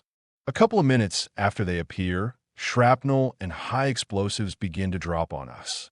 We lose 11 men in one day that way, and 5 of them stretcher bearers. 2 are so smashed that Jaden remarks you could scrape them off the wall of the trench with a spoon and bury them in a mess tin. Another has the lower part of his body and his legs torn off. Dead, his chest leans against the side of the trench. His face is lemon yellow, and his beard still burns a cigarette. It glows until it dies out on his lips. We put the dead in a large shell hole. So far there are 3 layers, one on top of the other. Suddenly the shelling begins to pound again. Soon we are sitting up once more with the rigid tenseness of blank anticipation. Attack, counterattack, charge, repulse. These are words, but what things they signify. We have lost a good many men, mostly recruits. Reinforcements have again been sent up to our sector. It is one of the new regiments, composed of young fellows called up during last year. They have had hardly any training, and are sent into the field with only a theoretical knowledge. They do know what a hand grenade is, it is true, but they have very little idea of cover, and what is most important of all, have no eye for it. A fold in the ground has to be quite 18 inches high before they can see it. Although we need reinforcement, the recruits give us almost more trouble than they are worth. They are helpless in this grim fighting area. They fall like flies. The present method of fighting from posts demands knowledge and experience. A man must have a feeling for the contours of the ground, an ear for the sound and character of the shells, must be able to decide beforehand where they will drop, how they will burst, and how to shelter from them. The young recruits, of course, know none of these things. They get killed simply because they can hardly tell shrapnel from high explosive. They're mown down because they are listening anxiously to the roar of the big coal boxes falling far in the rear and miss the light, piping whistle of the low-spreading little daisy cutters. They flock together like sheep instead of scattering, and even the wounded are shot down like hares by the airmen. Their pale turnip faces, their pitiful clenched hands, the miserable courage of these poor devils, the desperate charges and attacks made by these poor brave devils, who are so terrified that they dare not cry out loudly, but with battered chests and torn bellies and arms and legs only whimper softly for their mothers and cease as soon as one looks at them. Their sharp, downy, dead faces have the awful expressionlessness of dead children. It brings a lump into the throat to see how they go over and run and fall. A man would like to spank them. They're so stupid, and to take them by the arm and lead them away from here where they have no business to be. They wear gray coats and trousers and boots, but for most of them the uniform is far too big. It hangs on their limbs, their shoulders are too narrow, their bodies too slight. No uniform was ever made to these childish measurements. Between 5 and 10 recruits fall to every old hand. A surprise gas attack carries off a lot of them. They have not yet learned what to do. We found one dugout full of them, with blue heads and black lips. Some of them in a shell hole took their masks off too soon. They did not know that the gas lies longest in the hollows. When they saw others on top without masks, they pulled theirs off too and swallowed enough to scorch their lungs. Their condition is hopeless. They choke to death with hemorrhages and suffocation. In one part of the trench, I suddenly run into Himmelstas. We dive into the same dugout. Breathless, we are all lying one beside the other waiting for the charge. When we run out again, although I am very excited, I suddenly think, where's Himmelstas? Quickly, I jump back in the dugout and find him with a small scratch lying in a corner pretending to be wounded. His face looks sullen. He is in a panic. He is new to it too. But it makes me mad that the young recruits should be out there and he here. Get out. I spit. He does not stir. His lips quiver. His mustache twitches. Out. I repeat. He draws up his legs, crouches back against the wall, and shows his teeth like a cur. I seize him by the arm and try to pull him up. He barks. That is too much for me. I grab him by the neck and shake him like a sack. His head jerks from side to side. You lump, will you get out? You hound, you skunk, sneak out of it, would you? His eye becomes glassy. I knock his head against the wall. You cow, I kick him in the ribs, you swine. I push him toward the door and shove him out head first. Another wave of our attack has just come up. A lieutenant is with them.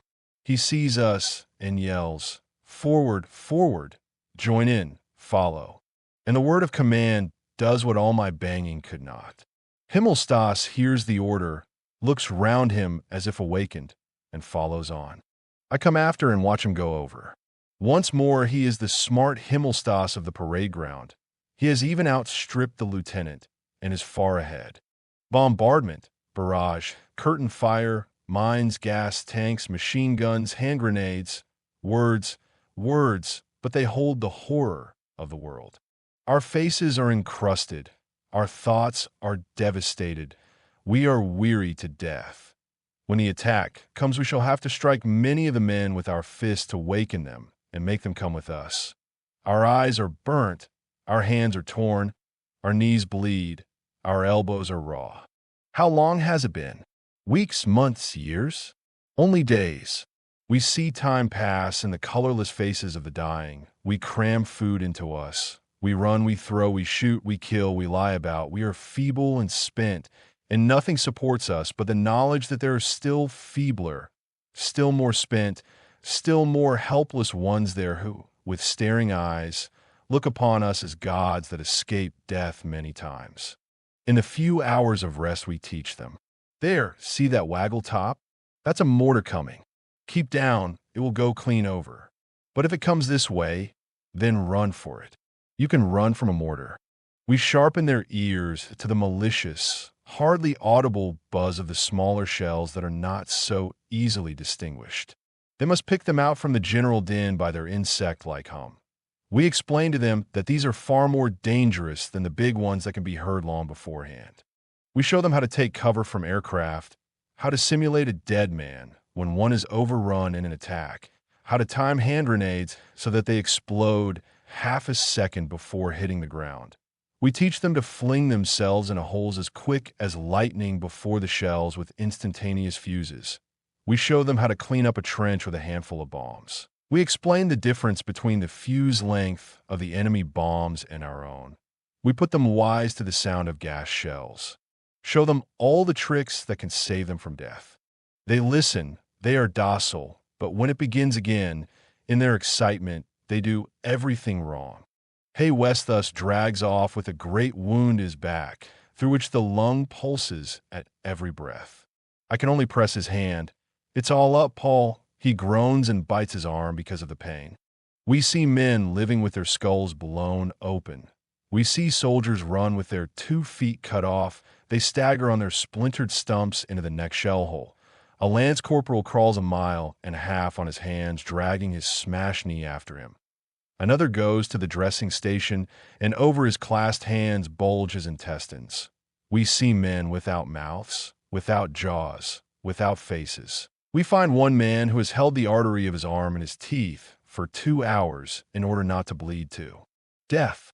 The sun goes down, night comes, the shells whine, life is at an end. Still the little piece of convulsed earth in which we lie is held. We have yielded no more than a few hundred yards of it as a prize to the enemy. But on every yard there lies a dead man. We have been relieved. The wheels roll beneath us, we stand dully, and when the call mined, wire comes, we bend our knees. It was summer when we came up. The trees were still green. Now it is autumn and the night is gray and wet. The lorries stop. We climb out. A confused heap, a remnant of many names. On either side stand people, dark, calling out the numbers of the regiments, the companies.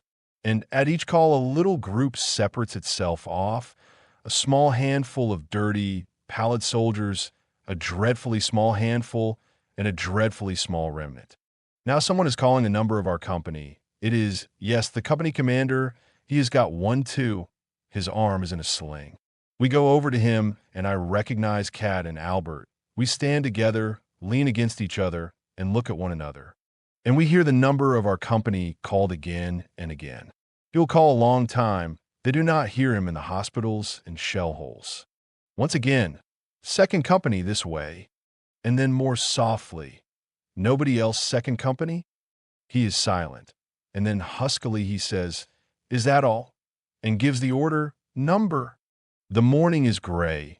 It was still summer when we came up, and we were 150 strong. Now we freeze. It is autumn. The leaves rustle. The voices flutter out wearily. 1, 2, 3, 4, and cease at 32.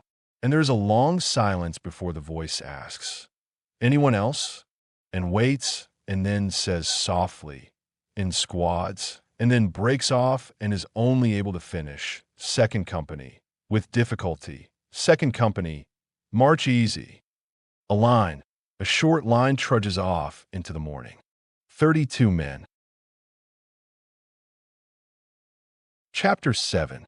They have taken us farther back than usual to a field depot so that we can be reorganized.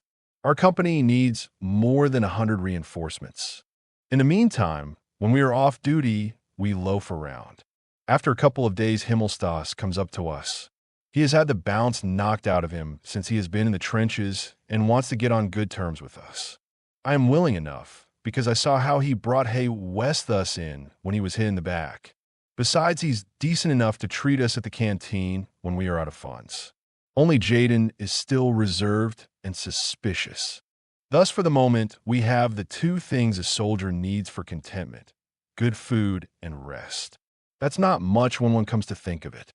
A couple of years ago, we would have despised ourselves terribly. But now we are quite happy.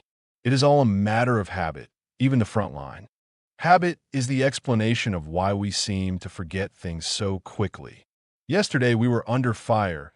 Today we act the fool and go foraging through the countryside. Tomorrow we go up to the trenches again. We forget nothing really. But so long as we have to stay here in the field, the front line days, when they are past, sink down in us like a stone. They are too serious for us to be able to reflect on them at once. If we did that, we should have been destroyed long ago. I soon found out this much. Terror can be endured so long as a man simply ducks, but it kills if a man thinks about it. Just as we turn into animals when we go up to the line, because that is the only thing which brings us through safely, so we turn into wags and loafers when we are out resting. We can do nothing else. It is a sheer necessity.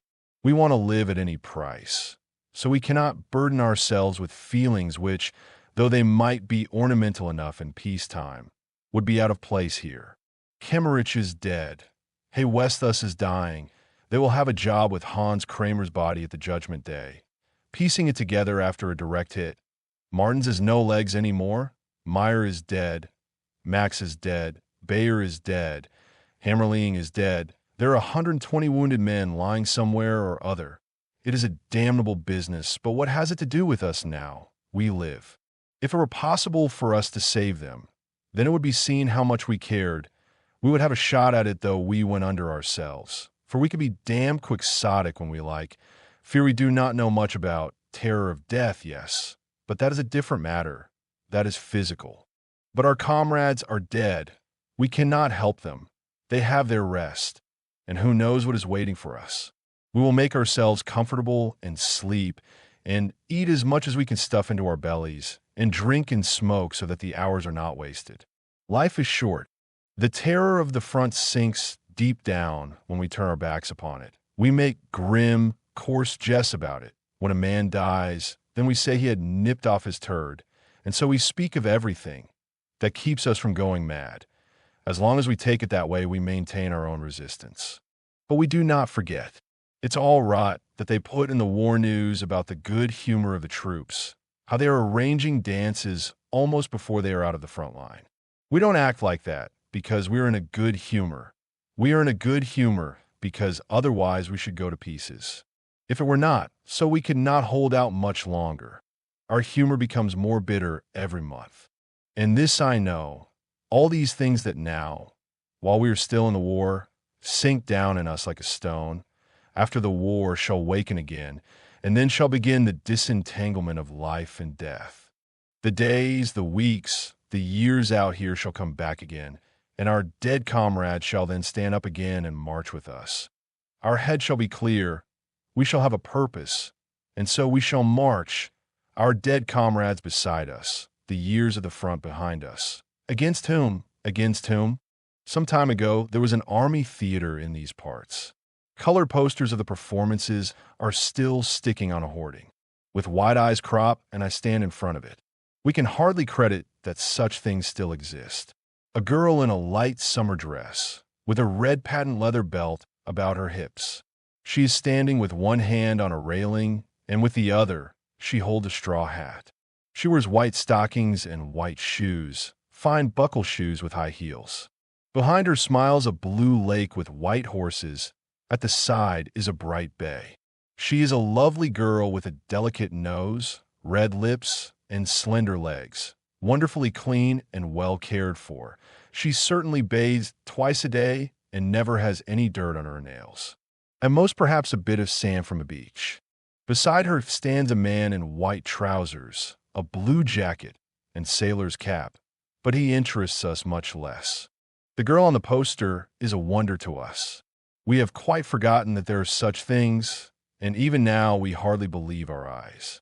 We have seen nothing like it for years, nothing like it for happiness, beauty, and joy. That is peacetime, that is as it should be. We feel excited. Just look at those thin shoes, though. She couldn't march many miles in those, I say, and then begin to feel silly, for it is absurd to stand in front of a picture like this and think of nothing but marching. How old would she be? Krupp asks. About 22 at the most, I hazard. Then she would be older than us. She is not more than 17. Let me tell you, it gives us goose flesh. That would be good. Albert, what do you think? He nods. I have some white trousers at home, too. White trousers, say I, but a girl like that. We look askance at one another. There's not much to boast of here. 2 ragged, stained, and dirty uniforms. It is hopeless to compete. So we proceed to tear the young man with the white trousers off the hoarding, taking care not to damage the girl. That is something towards it. We could go and get deloused anyway, Kropp then suggests. I'm not very enthusiastic because it doesn't do one's clothes any good and a man is lousy again inside 2 hours. But when we have considered the picture once more, I declare myself willing. I even go farther. We might see if we could get a clean shirt as well. Socks might be better, says Albert, not without reason. Yes, socks too perhaps. Let's go and explore a bit. Then Lear and Jaden stroll up. They look at the poster and immediately the conversation becomes smutty. Lear was the first of our class to have intercourse, and he gave stirring details of it. After his fashion, he enjoys himself over the picture, and Jaden supports him nobly. It does not distress us exactly. Who isn't smutty is no soldier. It merely does not suit us at the moment. So we edge away and march off to the delousing station with the same feeling as if it were a swell gentleman's outfitters. The houses in which we are billeted lie near the canal. On the other side of the canal, there are ponds flanked with poplars. On the other side of the canal, there are women too. The houses on our side have been abandoned. On the other side, though, one occasionally sees inhabitants. In the evening, we go swimming. 3 women come strolling along the bank. They walk slowly and don't look away, although we have no bathing suits. Lear calls out to them. They laugh and stop to watch us. We fling remarks at them in broken French, anything that comes into our heads, hastily and all jumbled together, anything to detain them. They are not specially wonderful pieces, but then where is such to be had about here? There is one slim little brunette. Her teeth gleam when she laughs. She has quick movements. Her dress swings loosely about her legs. Although the water is cold, we are very jovial and do our best to interest them so that they will stay. We try to make jokes, and they answer with things we cannot understand. We laugh and beckon. Jaden is more crafty. He runs into the house, gets a loaf of army bread, and holds it up. That produces a great effect. They nod and beckon us to come over. But we don't dare to do that. It is forbidden to cross to the opposite bank. There are sentries on all the bridges. It's impossible without a pass. So we indicate that they should come over to us, but they shake their heads and point to the bridge. They are not allowed to pass either. They turn away and walk slowly down the canal, keeping along the towpath all the way. We accompany them swimming. After a few hundred yards, they turn off and point to a house that stands a little distance away among the trees and shrubbery. Lear asks if they live there. They laugh. Sure, that's their house. We call out to them that we would like to come, sometime when the guards cannot see us. At night. Tonight. They raise their hands, put them together, rest their faces on them, and shut their eyes. They understand. The slim brunette does a 2-step. The blonde girl twitters, bread good. Eagerly we assure them that we will bring some with us. And other tasty bits too. We roll our eyes and try to explain with our hands. Lear nearly drowns trying to demonstrate a sausage. If it were necessary, we would promise them a whole quartermaster's store. They go off and frequently turn and look back. We climb out on the bank on our side of the canal and watch to see whether they go into the house, for they might easily have been lying. Then we swim back. No one can cross the bridge without leave, so we will simply have to swim over at night. We are full of excitement. We cannot last out without a drink, so we go to the canteen where there is beer and a kind of punch. We drink punch and tell one another lying tales of our experiences. Each man gladly believes the other man's story, only waiting impatiently till he can cap it with a taller one. Our hands are fidgety. We smoke countless cigarettes, until Crop says, we might as well take them a couple of cigarettes too. So we put some inside our caps to keep them. The sky turns apple green. There are 4 of us, but only 3 can go. We must shake off Jaden, so ply him with rum and punch until he rocks. As it turns dark, we go to our billets, Jaden in the center. We are all glowing and full of a lust for adventure. The little brunette is mine. We settled that by cutting for her. Jaden drops on his sack of straw and snores. Once he wakes up and grins so craftily that we are alarmed and begin to think he is cheating and that we have given him the punch to no purpose. Then he drops back again and sleeps on. We each get hold of a whole army loaf and wrap it up in newspaper. The cigarettes we put in 2, as well as 3 good rations of liver sausage that were issued to us this evening. That makes a decent present. We stow the things carefully in our boots. We have to take them to protect our feet against treading on wire and broken glass on the other bank. As we must swim for it, we could take no other clothes. But it is not far and quite dark. We make off with our boots in our hands. Swiftly we slip into the water, lie on our backs and swim, holding the boots with their contents up over our heads. We climb out carefully on the opposite bank, take out the packages, and put on our boots. We put the things under our arms. And so, all wet and naked, clothed only in our boots, we break into a trot. We find the house at once. It lies among the trees. Lear trips over a root and skins his elbows. "No matter," he says gaily. The windows are shuttered. We slip round the house and try to peer through the cracks. Then we grow impatient. Suddenly cropesitatis. What if there's a major in with them? Then we just clear off, grins Lear. He could try to read our regimental numbers here, and smacks us behind. The door of the courtyard stands open. Our boots make a great clatter. The house door opens, a chink of light shines through, and a woman cries out in a scared voice. "SSH, SSH, camarade, bon ami," we say, and show our packages protestingly. The other two are now on the scene. The door opens wide, and the light floods over us. They recognize us, and all three burst into laughter at our appearance. They rock and sway in the doorway. They laugh so much. How supple their movements are!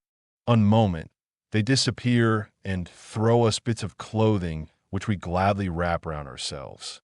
Then we venture in. A small lamp burns in the room, which is warm and smells a little of perfume. We unwrap our parcels and hand them over to the women. Their eyes shine. It is obvious that they are hungry. Then we all become rather embarrassed. Lear makes the gestures of eating, and then they come to life again and bring out plates and knives of fault on the food, and they hold up every slice of liver sausage and admire it before they eat it, and we sit proudly by. They overwhelm us with their chatter. We understand very little of it, but we listen and the words sound friendly. No doubt we all look very young. The little brunette strokes my hair and says what all the French women say. "La guerre, grand malheur, pauvres garçons." I hold her arm tightly and press my lips into the palm of her hand. Her fingers close round my face. Close above me are her bewildering eyes, the soft brown of her skin, and her red lips. Her mouth speaks words I do not understand, nor do I fully understand her eyes. They seem to say more than we anticipated when we came here. There are other rooms adjoining. In passing, I see Lear. He has made a great hit with the blonde, and he knows it too. But I am lost in remoteness, in weakness, and in a passion to which I yield myself trustingly. My desires are strangely compounded of yearning and misery. I feel giddy. There is nothing here that a man can hold on to. We have left our boots at the door. They have given us slippers instead, and now nothing remains to recall for me the assurance and self-confidence of the soldier. No rifle, no belt, no tunic, no cap. I let myself drop into the unknown, come what may. Yet in spite of all, I feel somewhat afraid. The little brunette contracts her brows when she is thinking, but when she talks they are still, and often the sound does not quite become a word but suffocates or floats away over me half-finished. An arch, a pathway, a comet. What have I known of it? What do I know of it? The words of this foreign tongue that I hardly understand, they caress me to a quietness in which the room grows dim and dissolves in the half-light, and only the face above me lives and is clear. How various is a face! But an hour ago it was strange, and now it is touched with a tenderness that comes, not from it, but out of the night, the world and the blood. All these things seem to shine in it together. The objects in the room are touched by it and transformed. They become isolated, and I feel almost awed at the sight of my clear skin when the light of the lamp falls upon it and the cool, brown hand passes over it. How different all this is from the conditions in the soldiers' brothels, to which we are allowed to go, and where we have to wait in long queues. I wish I never thought of them, but desire turns my mind to them involuntarily, and I am afraid, for it might be impossible ever to be free of them again. But then I feel the lips of the little brunette and press myself against them, my eyes close, and I let it all fall from me, war and terror and grossness, in order to awaken young and happy. I think of the picture of the girl on the poster and, for a moment, believe that my life depends on winning her. And if I press ever deeper into the arms that embrace me, perhaps a miracle may happen. So, after a time, we find ourselves reassembled again. Lear is in high spirits. We pull on our boots and take our leave warmly. The night air cools our hot bodies. The rustling poplars loom large in the darkness. The moon floats in the heavens and in the waters of the canal. We do not run. We walk beside one another with long strides. That was worth a ration loaf, says Lear. I cannot trust myself to speak. I am not in the least happy. Then we hear footsteps and dodge behind a shrub.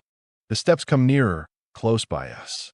We see a naked soldier, in boots, just like ourselves. He has a package under his arm and gallops onward. It is Jaden in full course. He has disappeared already. We laugh. In the morning he will curse us. Unobserved, we arrive again at our sacks of straw. I am called to the orderly room.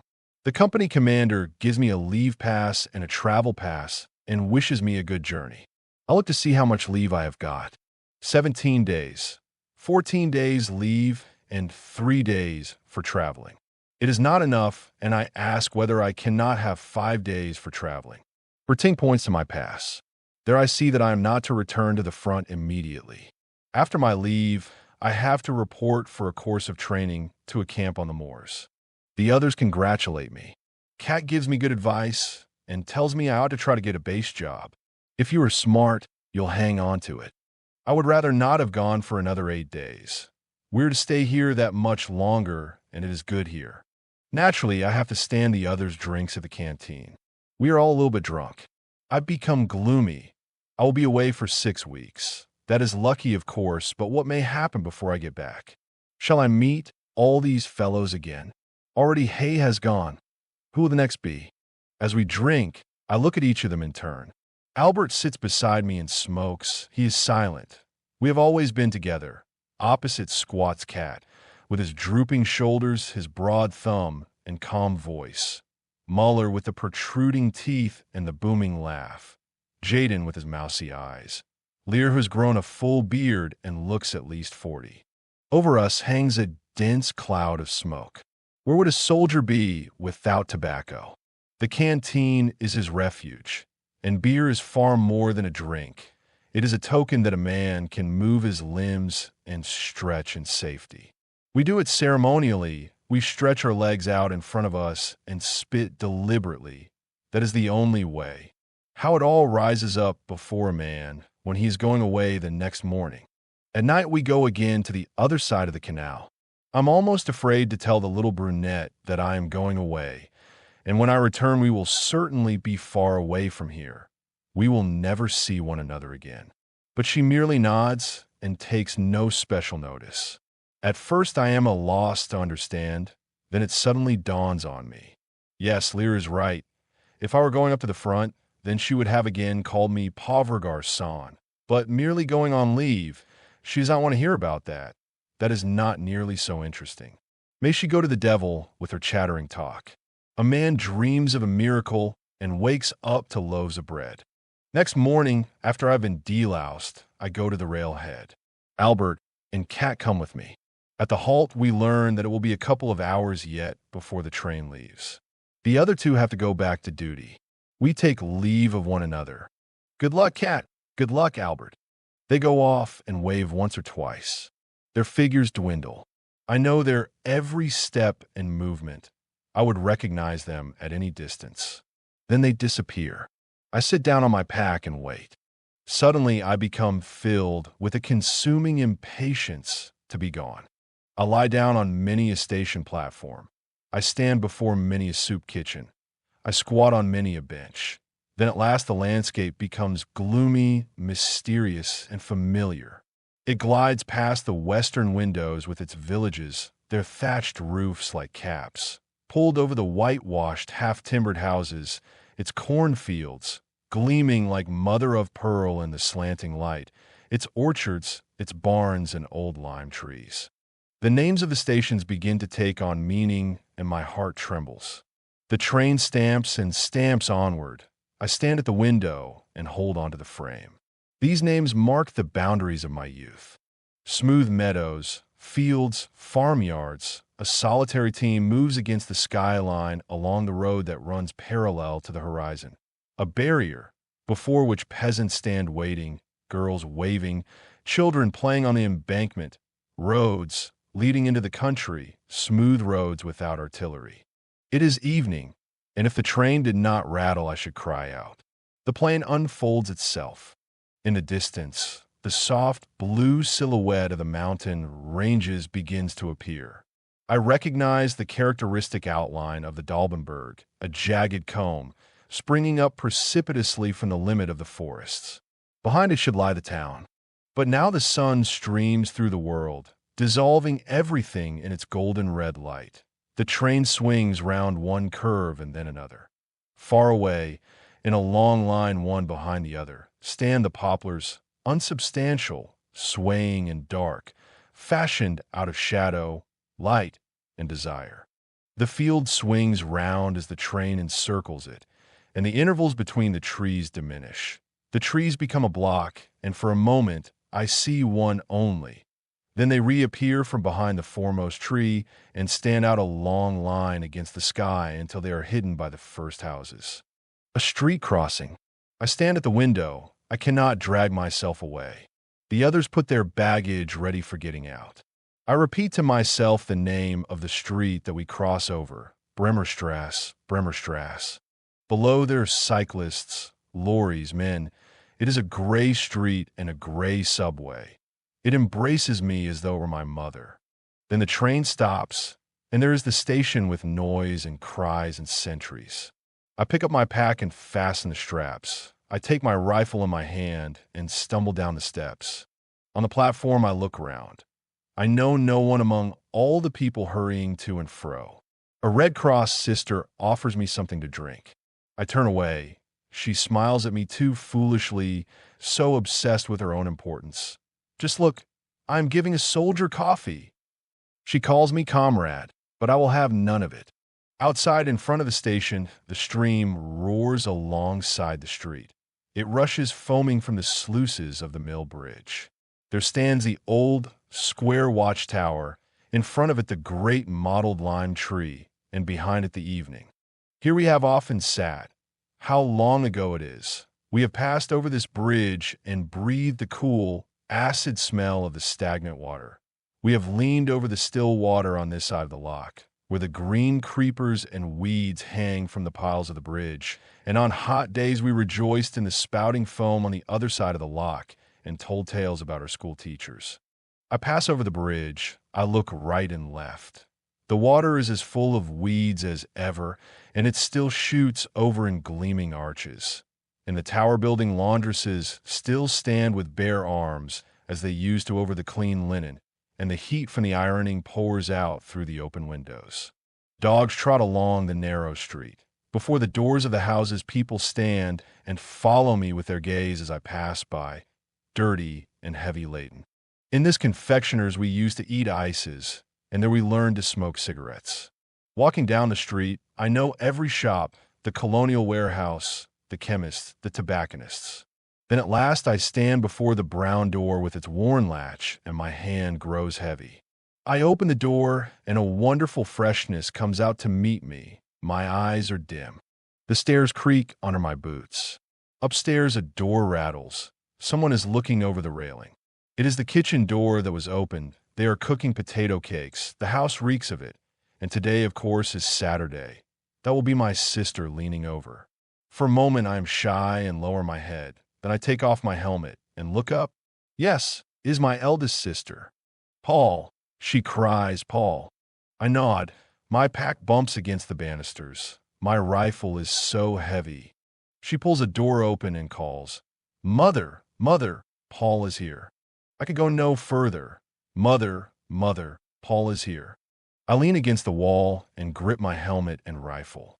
I hold them as tight as I can, but I cannot take another step. The staircase fades before my eyes. I support myself with the butt of my rifle against my feet and clench my teeth fiercely, but I cannot speak a word. My sister's call has made me powerless. I could do nothing. I struggle to make myself laugh, to speak, but no word comes, and so I stand on the steps, miserable, helpless, paralyzed. And against my will, the tears run down my cheeks. My sister comes back and says, "Why, what is the matter?" Then I pull myself together and stagger onto the landing. I lean my rifle in a corner. I set my pack against the wall, place my helmet on it, and fling down my equipment and baggage. Then I say fiercely, "Bring me a handkerchief." She gives me one from the cupboard, and I dry my face. Above me on the wall hangs the glass case with the colored butterflies that once I collected. Now I hear my mother's voice. It comes from the bedroom. Is she in bed? I ask my sister. She is ill, she replies. I go into her, give her my hand, and say as calmly as I can, "Here I am, Mother." She lies still in the dim light. Then she asks anxiously, "Are you wounded?" And I feel her searching glance. "No, I have got leave." My mother is very pale. I am afraid to make a light. "Here I lie now," says she, "and cry instead of being glad." "Are you sick, Mother?" I ask. "I'm going to get up a little today," she says, and turns to my sister, who is continually running to the kitchen to watch that the food does not burn, and put out the jar of preserved whortleberries. "You like that, don't you?" she asks me. "Yes, Mother. I haven't had any for a long time." "We might almost have known you were coming," laughs my sister. "There's just your favorite dish, potato cakes, and even whortleberries to go with them too." "And it is Saturday," I add. "Sit here beside me," says my mother. She looks at me.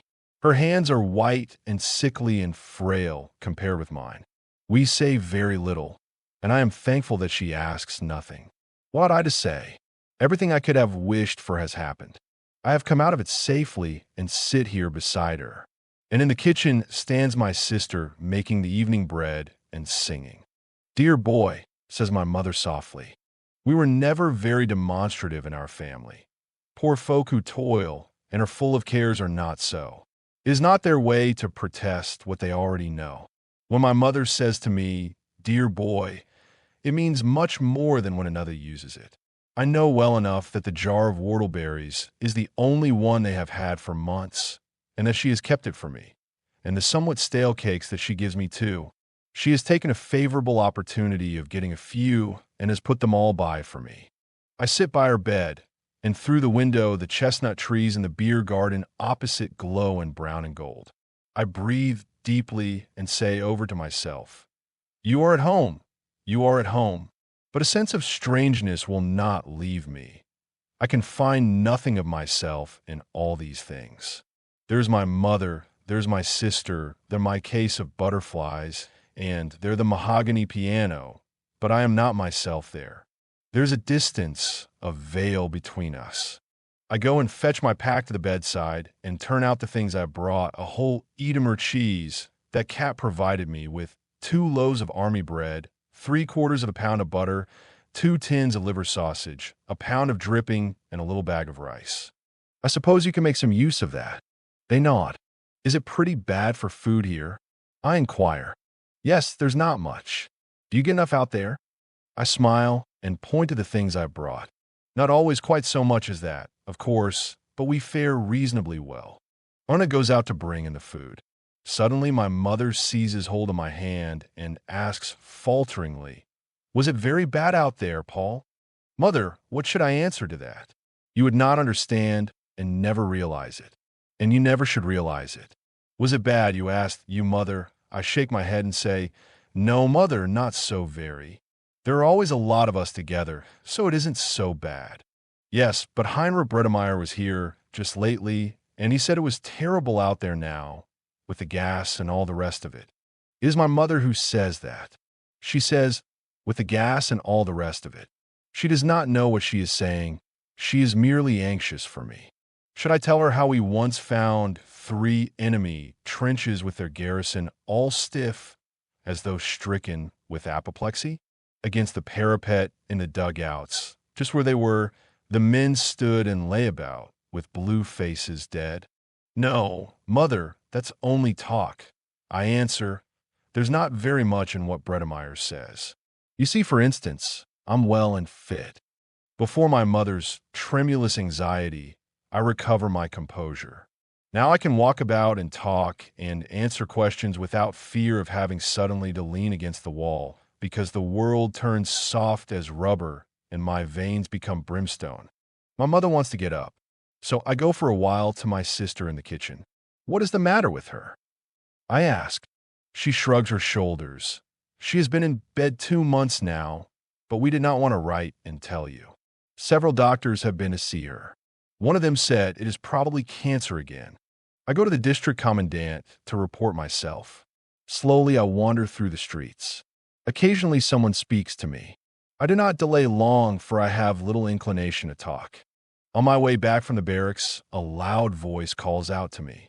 Still lost in thought, I turn round and find myself confronted by a major.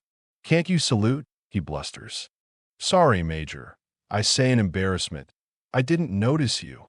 "Don't you know how to speak properly?" he roars. I would like to hit him in the face, but control myself, for my leave depends on it. I click my heels and say, "I did not see you, Herr Major."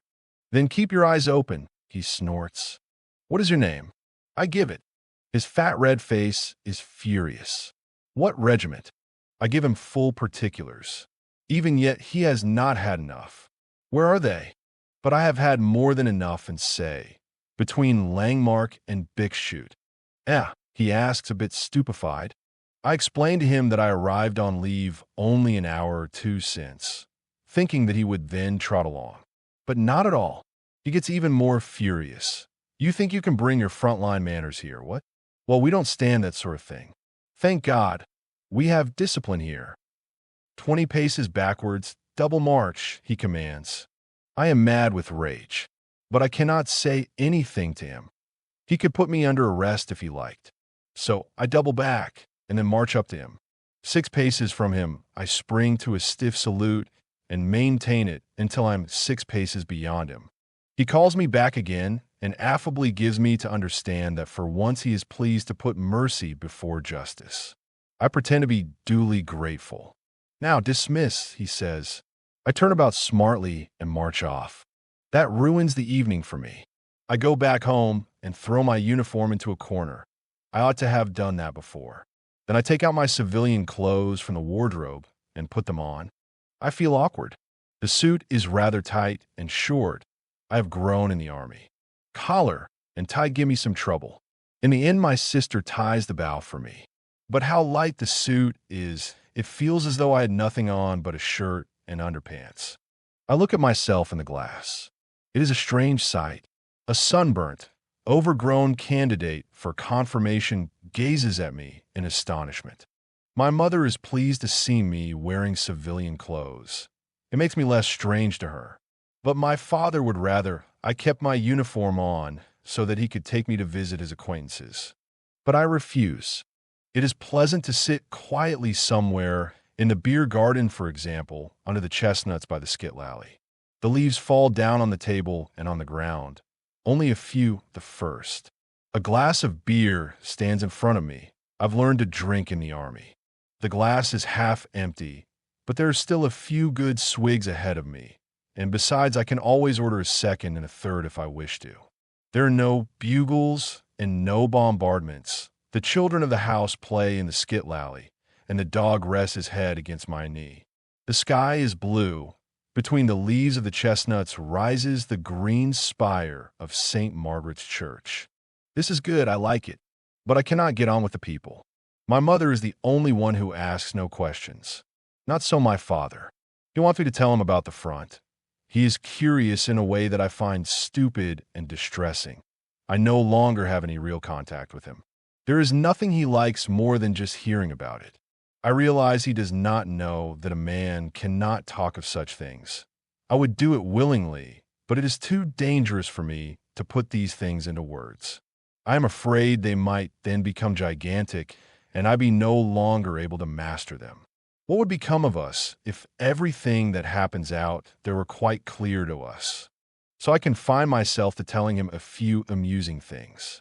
But he wants to know whether I have ever had a hand-to-hand fight. I say no, and get up and go out. But that does not mend matters. After I've been startled a couple of times in the street by the screaming of the tram cars, which resembles the shriek of a shell coming straight for one, somebody taps me on the shoulder. It is my German master, and he fastens on me with the usual question. Well, how are things out there? Terrible, terrible, eh? Yes, it is dreadful, but we must carry on. And after all, you do at least get decent food out there, so I hear. You look well, Paul, and fit. Naturally, it's worse here. Naturally. The best for our soldiers every time, that goes without saying. He dragged me along to a table with a lot of others. They welcome me. A headmaster shakes hands with me and says, So you come from the front? What is the spirit like out there? Excellent, eh? Excellent. I explained that no one would be sorry to be back home. He laughs uproariously. I can well believe it. But first you have to give the froggies a good hiding. Do you smoke? Here, try one. Waiter, bring a beer as well for our young warrior. Unfortunately, I have accepted the cigar, so I have to remain. And they're all so dripping with good will that it is impossible to object. All the same, I feel annoyed and smoke like a chimney as hard as I can. In order to make at least some show of appreciation, I toss off the beer in one gulp. Immediately a second is ordered. People know how much they are indebted to the soldiers. They argue about what we ought to annex. The headmaster with the steel watch chain wants to have at least the whole of Belgium, the coal areas of France, and a slice of Russia. He produces reasons why we must have them, and is quite inflexible until at last the others give in to him. Then he begins to expound just whereabouts in France the breakthrough must come, and turns to me, Now, shove ahead a bit out there with your everlasting trench warfare. Smash through the Johnnies, and then there will be peace. I reply that in our opinion, a breakthrough may not be possible. The enemy may have too many reserves. Besides, the war may be rather different from what people think. He dismisses the idea loftily and informs me I know nothing about it. The details, yes, says he, but this relates to the whole, and of that you are not able to judge. You see only your little sector, and so cannot have any general survey. You do your duty, you risk your lives, that deserves the highest honor. Every man of you ought to have the Iron Cross. But first of all, the enemy line must be broken through in Flanders and then rolled up from the top. He blows his nose and wipes his beard. Completely rolled up, they must be, from the top to the bottom, and then to Paris. I would like to know just how he pictures it to himself, and pour the third glass of beer into me. Immediately, he orders another. But I break away. He stuffs a few more cigars into my pocket and sends me off with a friendly slap. All the best. I hope we will soon hear something worthwhile from you. I imagine leave would be different from this. Indeed, it was different a year ago. It is I, of course, that have changed in the interval. There lies a gulf between that time and today. At that time, I still knew nothing about the war. We had been only in quiet sectors. But now I see that I have been crushed without knowing it. I find I do not belong here anymore. It is a foreign world. Some of these people ask questions, some ask no questions, but one can see that they are quite confident they know all about it.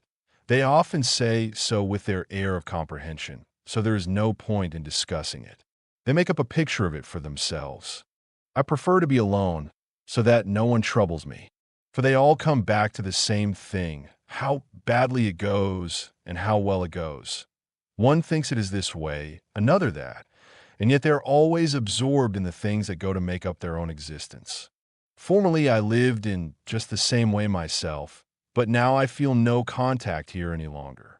They talk to me too much. They have worries, aims, desires that I cannot comprehend. I often sit with one of them in the little beer garden and try to explain to him that this is really the only thing, just to sit quietly like this. They understand, of course, they agree, they may even feel it so too, but only with words, yes, that is it. They feel it, but always with only half of themselves. The rest of their being is taken up with other things. They're so divided in themselves that none feels it with his whole essence. I cannot even say myself exactly what I mean. When I see them here in their rooms, in their offices, about their occupations, I feel an irresistible attraction in it.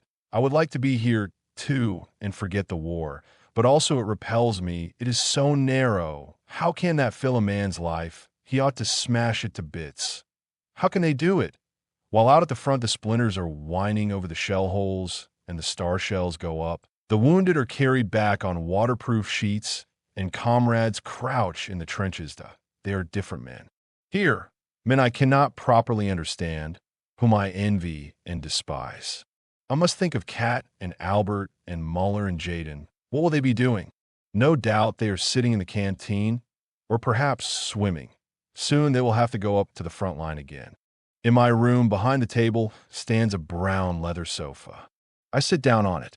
On the walls are pasted countless pictures that I once used to cut out of the newspapers. In between are drawings and postcards that have come my way. In the corner is a small iron stove. Against the wall opposite stand the bookshelves with my books. I used to live in this room before I was a soldier. The books I bought gradually with the money I earned by coaching. Many of them are secondhand. All the classics, for example. One volume in blue cloth boards cost 1 mark 20 pfennig. I bought them complete because I was thoroughgoing. I did not trust the editors of selections, even though they may have chosen all the best. So I purchased only collected works. I read most of them with laudable zeal, but few of them really appealed to me. I preferred the other books, the moderns, which were of course much dearer. A few I came by not quite honestly. I borrowed and did not return them because I did not want to part with them. One shelf is filled with school books. They are not so well cared for. They are badly thumbed, and pages have been torn out for certain purposes. Then below are periodicals, papers, and letters all jammed in together with drawings and rough sketches. I want to think myself back into that time. It is still in the room. I feel it at once. The walls have preserved it. My hands rest on the arms of the sofa. Now I make myself at home and draw up my legs so that I sit comfortably in the corner in the arms of the sofa. The little window is open. Through it, I see the familiar picture of the street with the rising spire of the church at the end. There are a couple of flowers on the table. Pen holders, a shell as a paperweight, the inkwell. Here nothing is changed. It will be like this too, if I am lucky, when the war is over and I come back here for good. I will sit here just like this and look at my room and wait. I feel excited, but I do not want to be, for that is not right. I want that quiet rapture again. I want to feel the same powerful, nameless urge that I used to feel when I turned to my books. The breath of desire that then arose from the colored backs of the books shall fill me again, melt the heavy, dead lump of lead that lies somewhere in me, and waken again the impatience of the future, the quick joy in the world of thought. It shall bring back again the lost eagerness of my youth. I sit and wait. It occurs to me that I must go and see Kemmerich's mother. I might visit Mittelstadt, too. He should be at the barracks. I look out of the window. Beyond the sober picture of the street appears a range of hills, distant and light. It changes to a clear day in autumn, and I sit by the fire with Kat and Albert and eat potatoes baked in their skins. But I do not want to think of that. I sweep it away.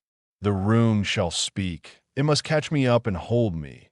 I want to feel that I belong here. I want to hearken and know when I go back to the front that the war will sink down, be drowned utterly in the great homecoming tide. Know that it will then be past forever and not gnaw us continually, that it will have none but an outward power over us.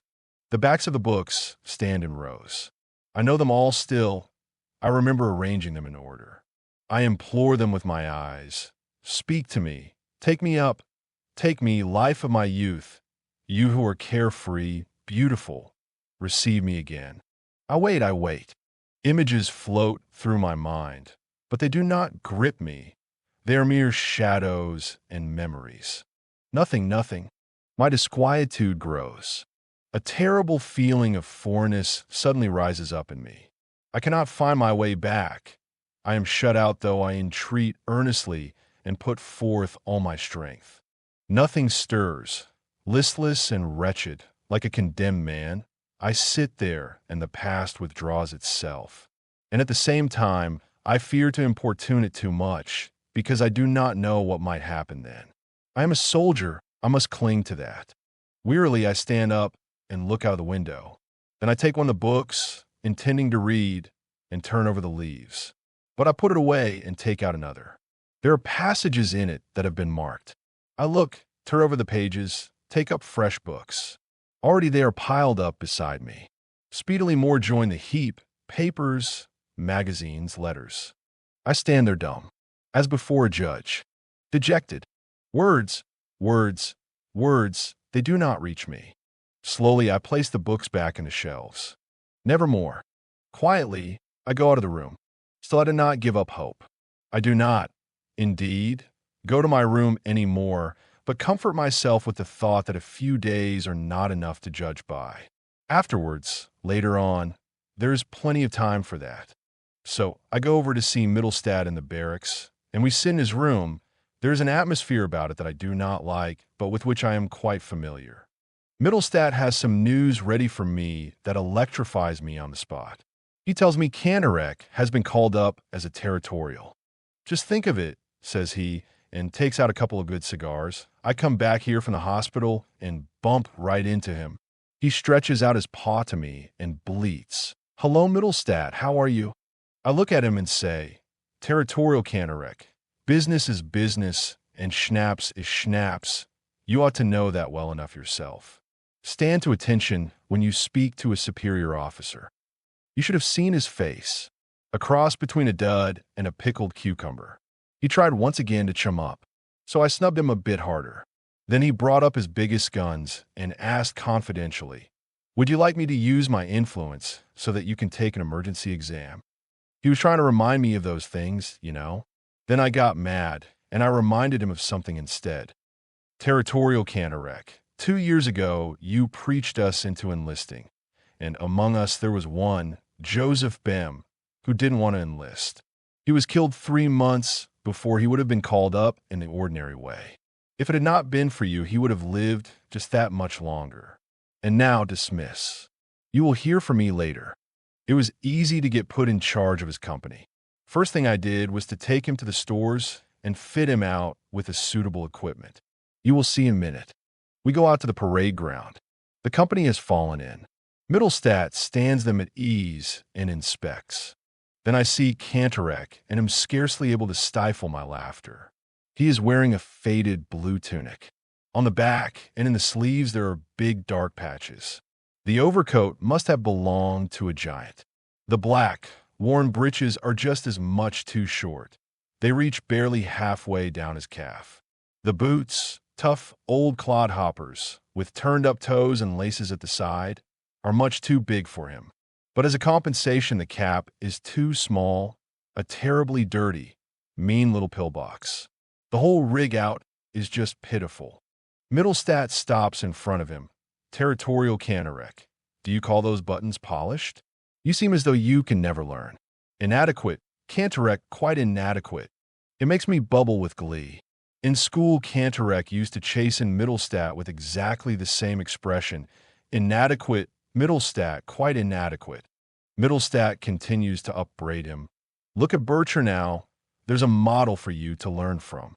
I can hardly believe my eyes. Bircher is there too. Bircher, our school porter. And he is a model.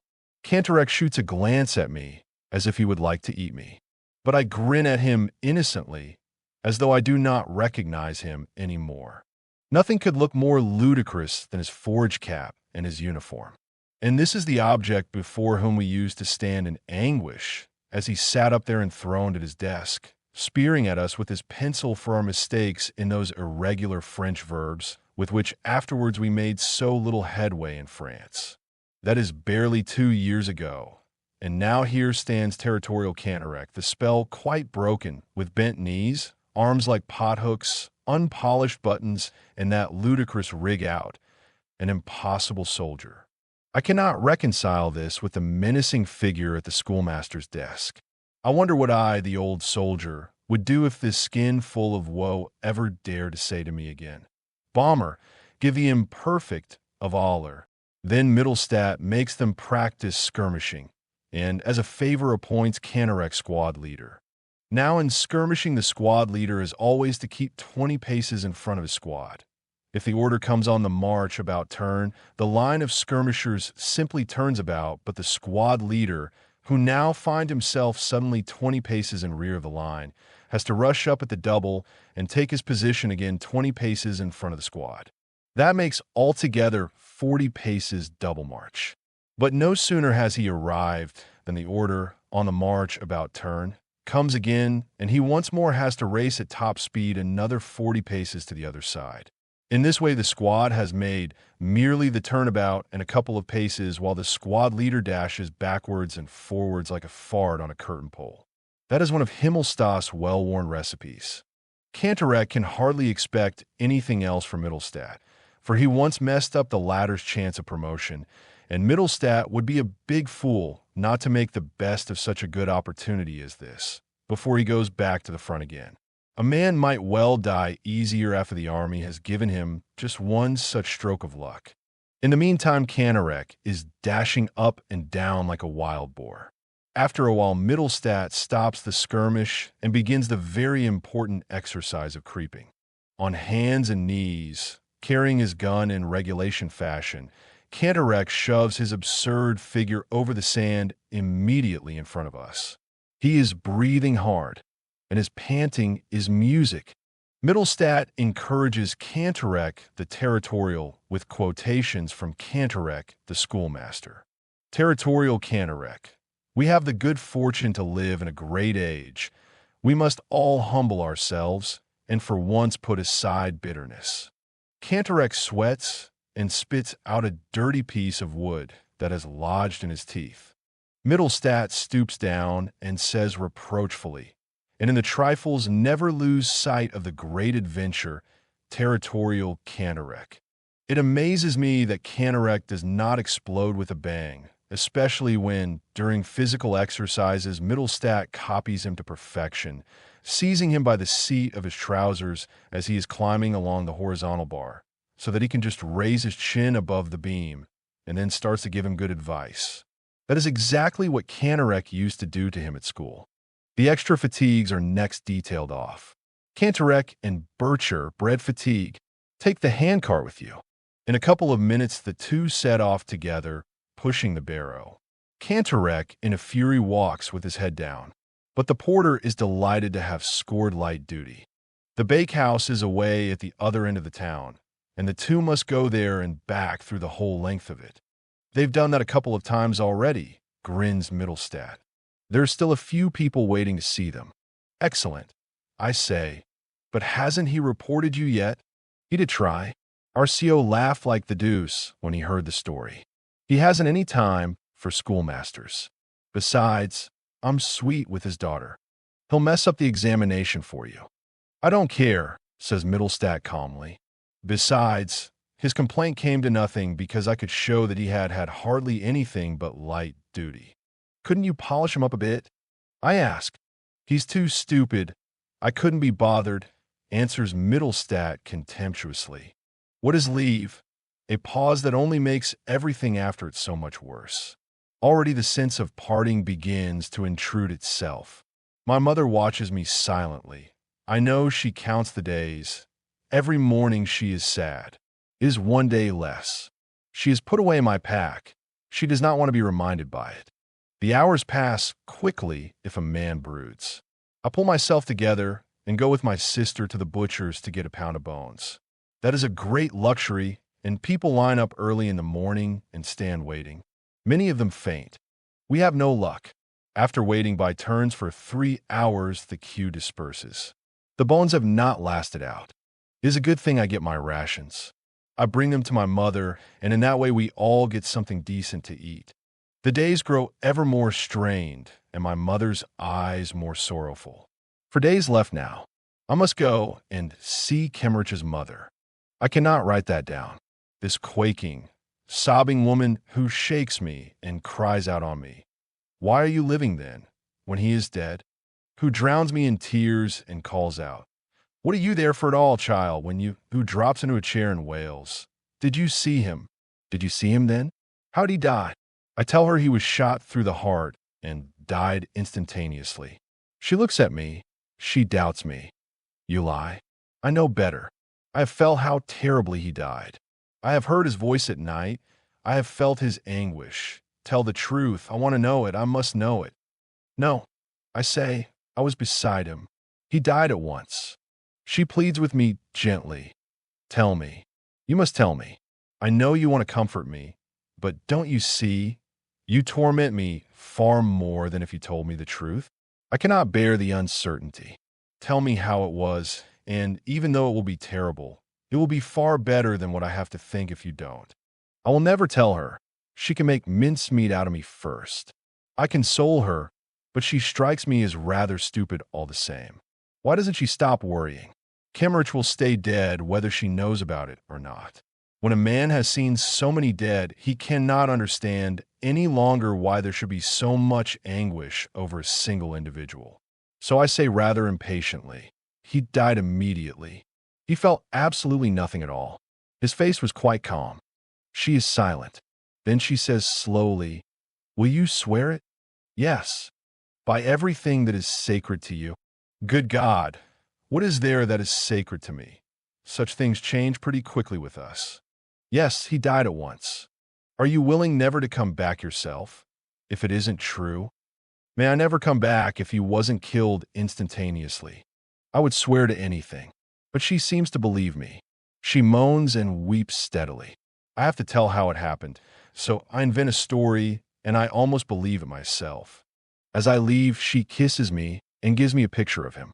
In his recruit's uniform, he leans on a round rustic table with legs made of birch branches. Behind him a wood is painted on a curtain, and on the table stands a mug of beer. It is the last evening at home. Everyone is silent. I go to bed early. I seize the pillow, press it against myself, and bury my head in it. Who knows if I will ever lie in a feather bed again? Late in the night, my mother comes into my room. She thinks I am asleep, and I pretend to be so. To talk, to stay awake with one another, it is too hard. She sits long into the night, although she is in pain, and often writes. At last I can bear it no longer, and pretend I have just wakened up. Go and sleep. Mother, you will catch cold here. I can sleep enough later, she says. I sit up. I'll go straight back to the front, Mother.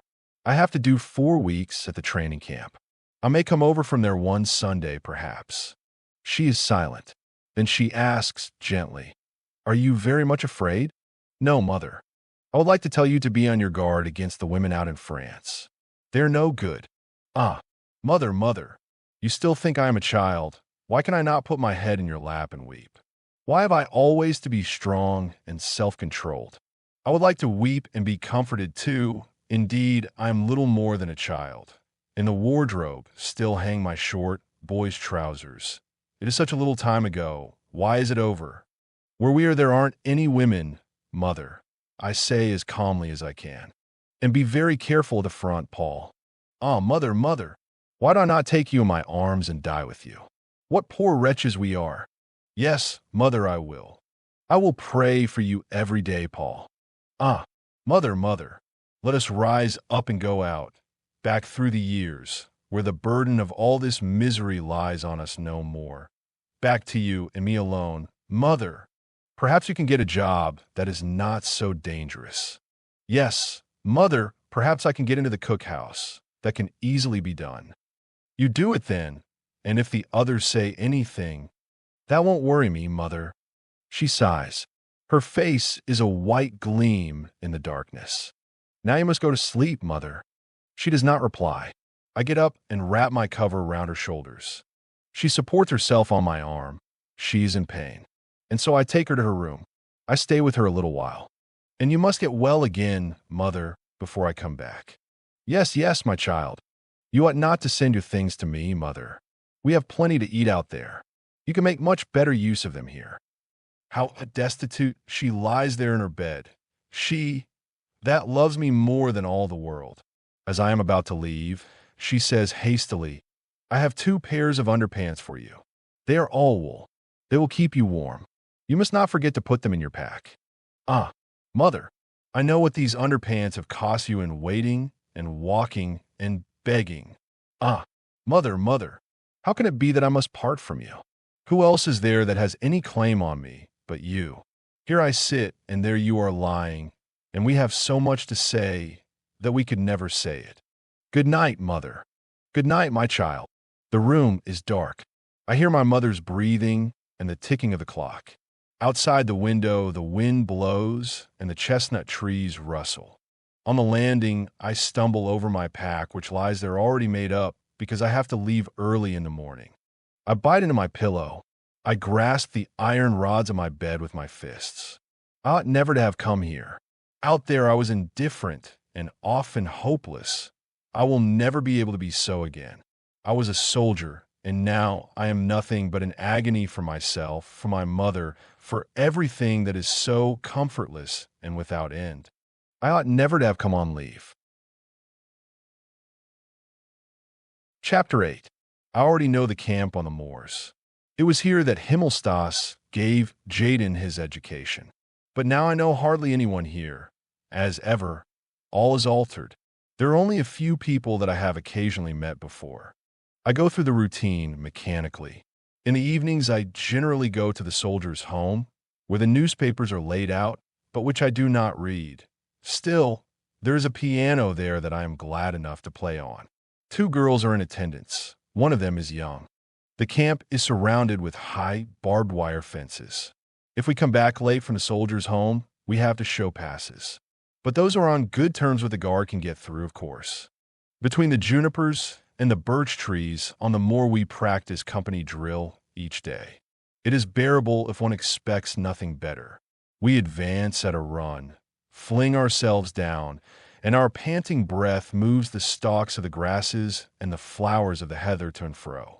Looked at so closely one sees the fine sand is composed of millions of the tiniest pebbles as clear as if they had been made in a laboratory.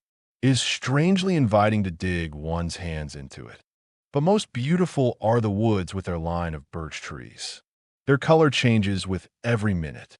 Now the stems gleam purest white, and between them airy and silken hangs the pastel green of the leaves. The next moment, all changes to an opalescent blue as the shivering breezes pass down from the heights and touch the green lightly away. And again in one place, it deepens almost to black as a cloud passes over the sun. And this shadow moves like a ghost through the dim trunks and passes far out over the moor to the sky. Then the birches stand out again like gay banners on white poles, with their red and gold patches of autumn-tinted leaves. I often become so lost in the play of soft light and transparent shadow that I almost fail to hear the commands. It is when one is alone that one begins to observe nature and to love her. And here I have not much companionship and do not even desire it. We are too little acquainted with one another to do more than joke a bit and play poker or nap in the evenings. Alongside our camp is the big Russian prison camp. It is separated from us by a wire fence, but in spite of this, the prisoners come across to us. They seem nervous and fearful, though most of them are big fellows with beards. They look like meek, scolded St. Bernard dogs. They slink about our camp and pick over the garbage tins. One can imagine what they find there. With us, food is pretty scarce and none too good at that.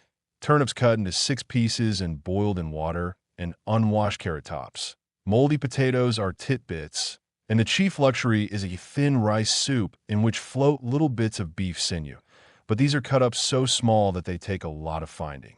Everything gets eaten, notwithstanding, and if ever anyone is so well off as not to want all his share, there are a dozen others standing by ready to relieve him of it.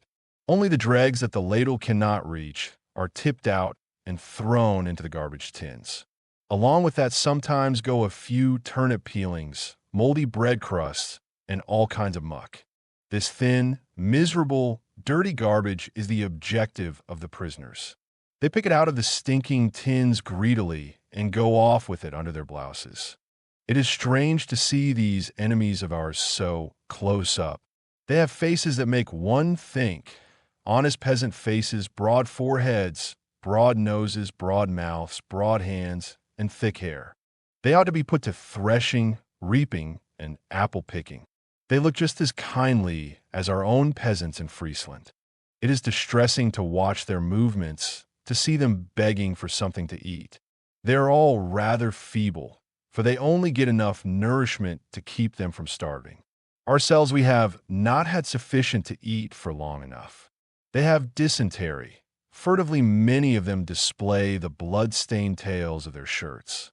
Their backs, their necks are bent, their knees sag, their heads droop as they stretch out their hands and beg in the few words of German that they know, beg with those soft, deep, musical voices that are like warm stoves and cozy rooms at home.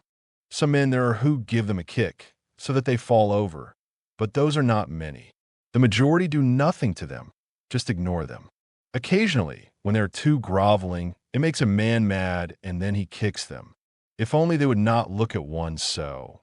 What great misery can be in two such small spots, no bigger than a man's thumb, in their eyes. They come over to the camp in the evenings and trade. They exchange whatever they possess for bread. Often they have fair success, because they have very good boots and ours are bad. The leather of their knee boots is wonderfully soft, like suede. The peasants among us who get titbits sent from home can afford a trade. The price of a pair of boots is about 2 or 3 loaves of army bread, or a loaf of bread and a small, tough ham sausage.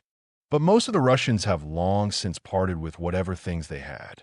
Now, they wear only the most pitiful clothing and try to exchange little carvings and objects that they have made out of shell fragments and copper driving bands. Of course, they don't get much for such things, though they may have taken immense pains with them. They go for a slice or two of bread. Our peasants are hard and cunning when they bargain. They hold the piece of bread or sausage right under the nose of the Russian till he grows pale with greed and his eyes bulge, and then he will give anything for it. The peasants wrap up their booty with the utmost solemnity and then get out their big pocket knives and slowly and deliberately cut off a slice of bread for themselves from their supply, and with every mouthful take a piece of the good, tough sausage, and so reward themselves with a good feed. It is distressing to watch them take their afternoon meal thus. One would like to crack them over their thick pates. They rarely give anything away. How little we understand one another. I am often on guard over the Russians. In the darkness, one sees their forms move like 6 storks, like great birds. They come close up to the wire fence and lean their faces against it. Their fingers hook round the mesh. Often many stand side by side and breathe the wind that comes down from the moors and the forest. They rarely speak, and then only a few words. They are more human and more brotherly towards one another, it seems to me, than we are. But perhaps that is merely because they feel themselves to be more unfortunate than us. Anyway, the war is over so far as they are concerned. But to wait for dysentery is not much of a life either. The territorials who are in charge of them say that they were much more lively at first. They used to have intrigues among themselves, as always happens, and it would often come to blows and knives. But now they are quite apathetic and listless. Most of them do not masturbate anymore. They are so feeble, though occasionally it is so bad that they do it barracks fashion. They stand at the wire fence. Sometimes one goes away, and then another at once takes his place in the line. Most of them are silent. Occasionally one begs a cigarette, but I see their dark forms, their beards move in the wind. I know nothing of them except that they are prisoners, and that is exactly what troubles me. Their life is obscure and guiltless. If I could know more of them, what their names are, how they live, what they are waiting for, what are their burdens, then my emotion would have an object and might become sympathy. But as it is, I perceive behind them only the suffering of the creature, the awful melancholy of life, and the pitilessness of men. A word of command has made these silent figures our enemies. A word of command might transform them into our friends. At some table a document is signed by some persons whom none of us knows, and then for years together that very crime on which formerly the world's condemnation and severest penalty fell becomes our highest aim. But who can draw such a distinction when he looks at these quiet men with their childlike faces and apostles' beards? Any non-commissioned officer is more of an enemy to a recruit, any schoolmaster to a pupil than they are to us.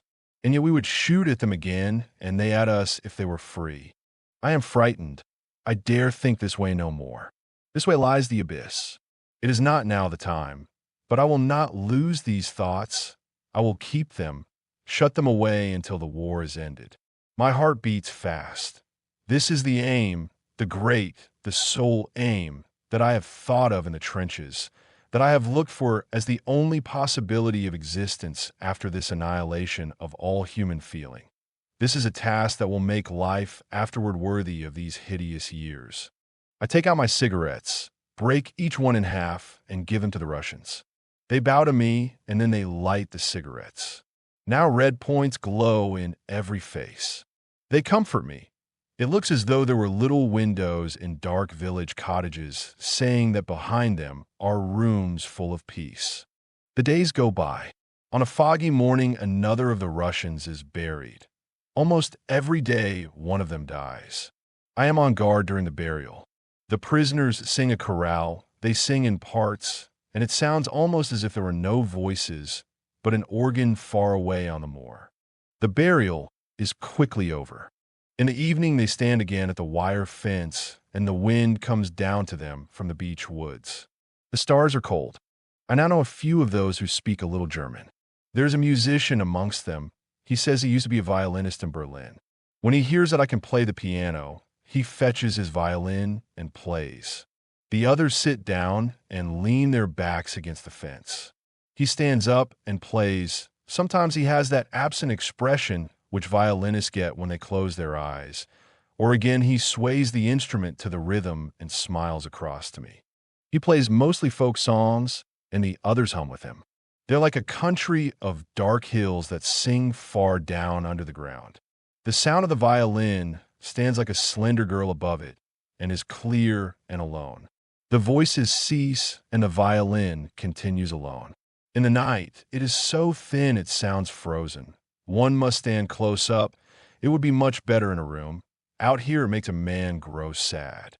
Because I have already had a long leave, I get none on Sundays. So the last Sunday before I go back to the front, my father and eldest sister come over to see me. All day we sit in the soldiers' home. Where else could we go? We don't want to stay in camp. About midday, we go for a walk on the moors. The hours are a torture. We do not know what to talk about. So we speak of my mother's illness. It is now definitely cancer. She is already in the hospital and will be operated on shortly. The doctors hope she will recover, but we have never heard of cancer being cured. Where is she then? I ask. In the Louisa Hospital, says my father. In which class? Third. We must wait till we know what the operation costs. She wanted to be in the third herself. She said that then she would have some company. And besides, it is cheaper. So she's lying there with all those people. If only she could sleep properly. My father nods. His face is broken and full of furrows. My mother has always been sickly, and though she has only gone to the hospital when she has been compelled to, it has cost a great deal of money, and my father's life has been practically given up to it. If only I knew how much the operation costs, says he. Have you not asked? Not directly. I cannot do that. The surgeon might take it amiss, and that would not do. He must operate on mother. Yes, I think bitterly that's how it is with us and with all poor people. They don't dare to ask the price, but worry themselves dreadfully beforehand about it. But the others, for whom it is not important, they settle the price first as a matter of course. And the doctor does not take it amiss from them. And the dressings afterwards are so expensive, says my father. Doesn't the Invalids' Fund pay anything toward it, then? I ask. Mother has been ill too long. Have you any money at all? He shakes his head. No, but I can do some overtime. I know. He will stand at his desk folding and pasting and cutting until 12 o'clock at night. At 8 o'clock in the evening, he will eat some of the miserable rubbish they get in exchange for their food tickets. Then he will take a powder for his headache and work on. In order to cheer him up a bit, I tell him a few stories, soldiers' jokes, and the like about generals and sergeant majors. Afterwards, I accompany them both to the railway station. They give me a pot of jam and a bag of potato cakes that my mother has made for me. Then they go off, and I return to the camp. In the evening, I spread the jam on the cakes and eat some, but I have no taste for them, so I got to give them to the Russians.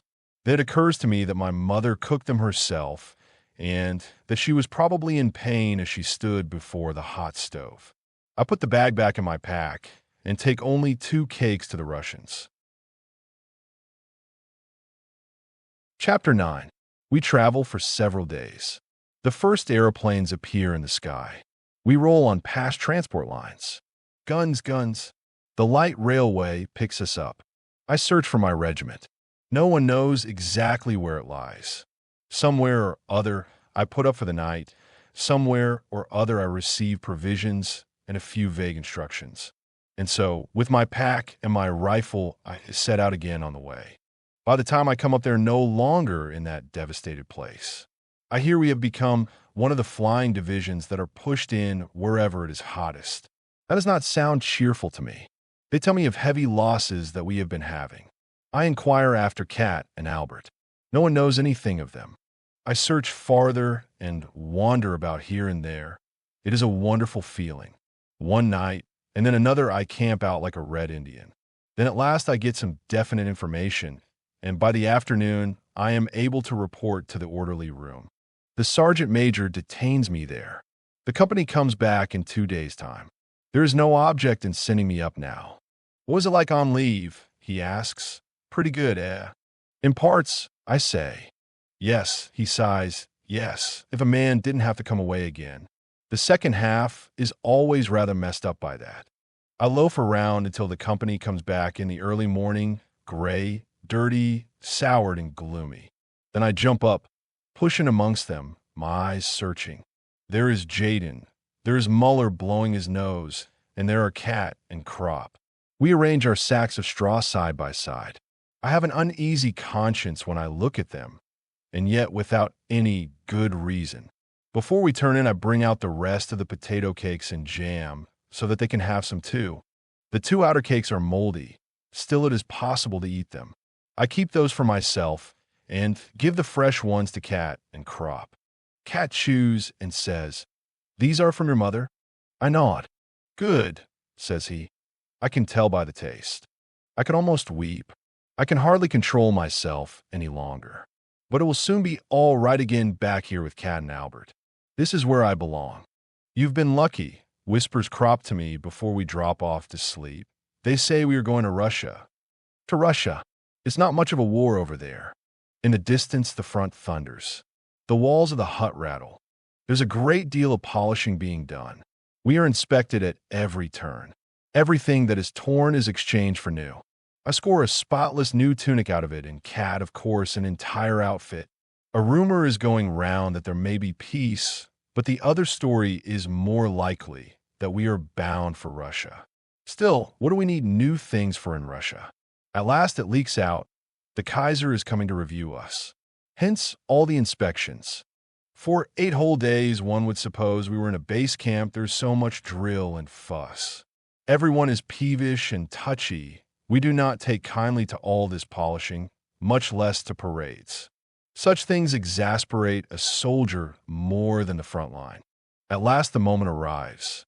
We stand up stiff, and the Kaiser appears. We are curious to see what he looks like. He stalks along the line, and I am really rather disappointed. Judging from his pictures, I imagined him to be bigger and more powerfully built, and above all, to have a thundering voice. He distributes iron crosses and speaks to this man and to that. Then we march off. Afterwards we discuss it. Jaden says with astonishment, "So that is the all-highest," and everyone, bar nobody, has to stand up stiff in front of him. He meditates. Hindenburg, too. He has to stand up stiff to him. "Sure," says Cat. Jaden hasn't finished yet. He thinks for a while and then asks, "And would a king have to stand up stiff to an emperor?" None of us is quite sure about it, but we don't suppose so.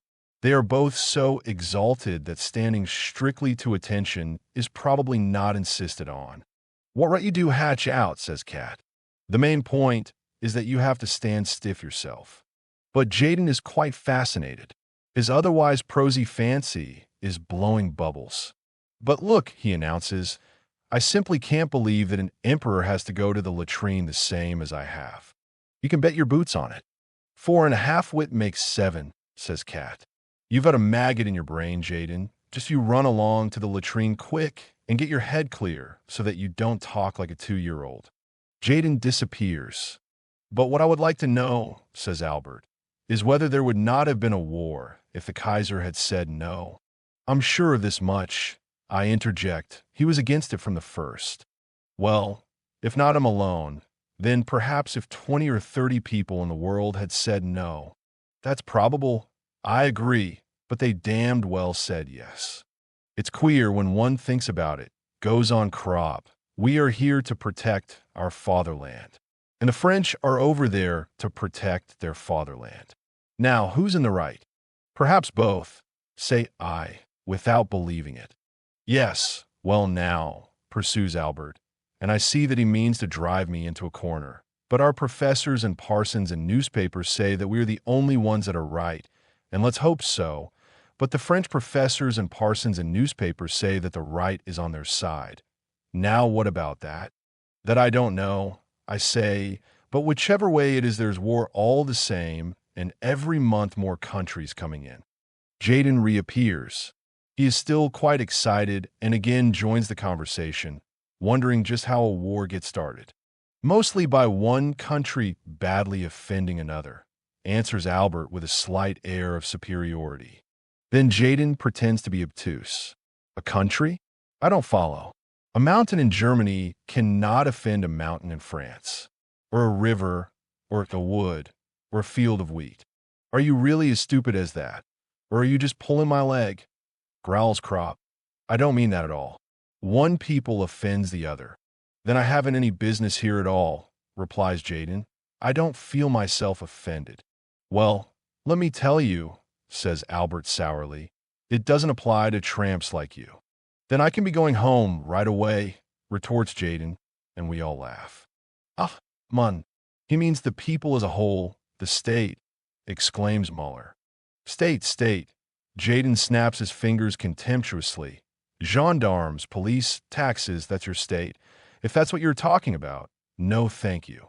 That's right, says Kat. You've said something for once, Jaden. State and home country, there's a big difference. But they go together, insists Krop.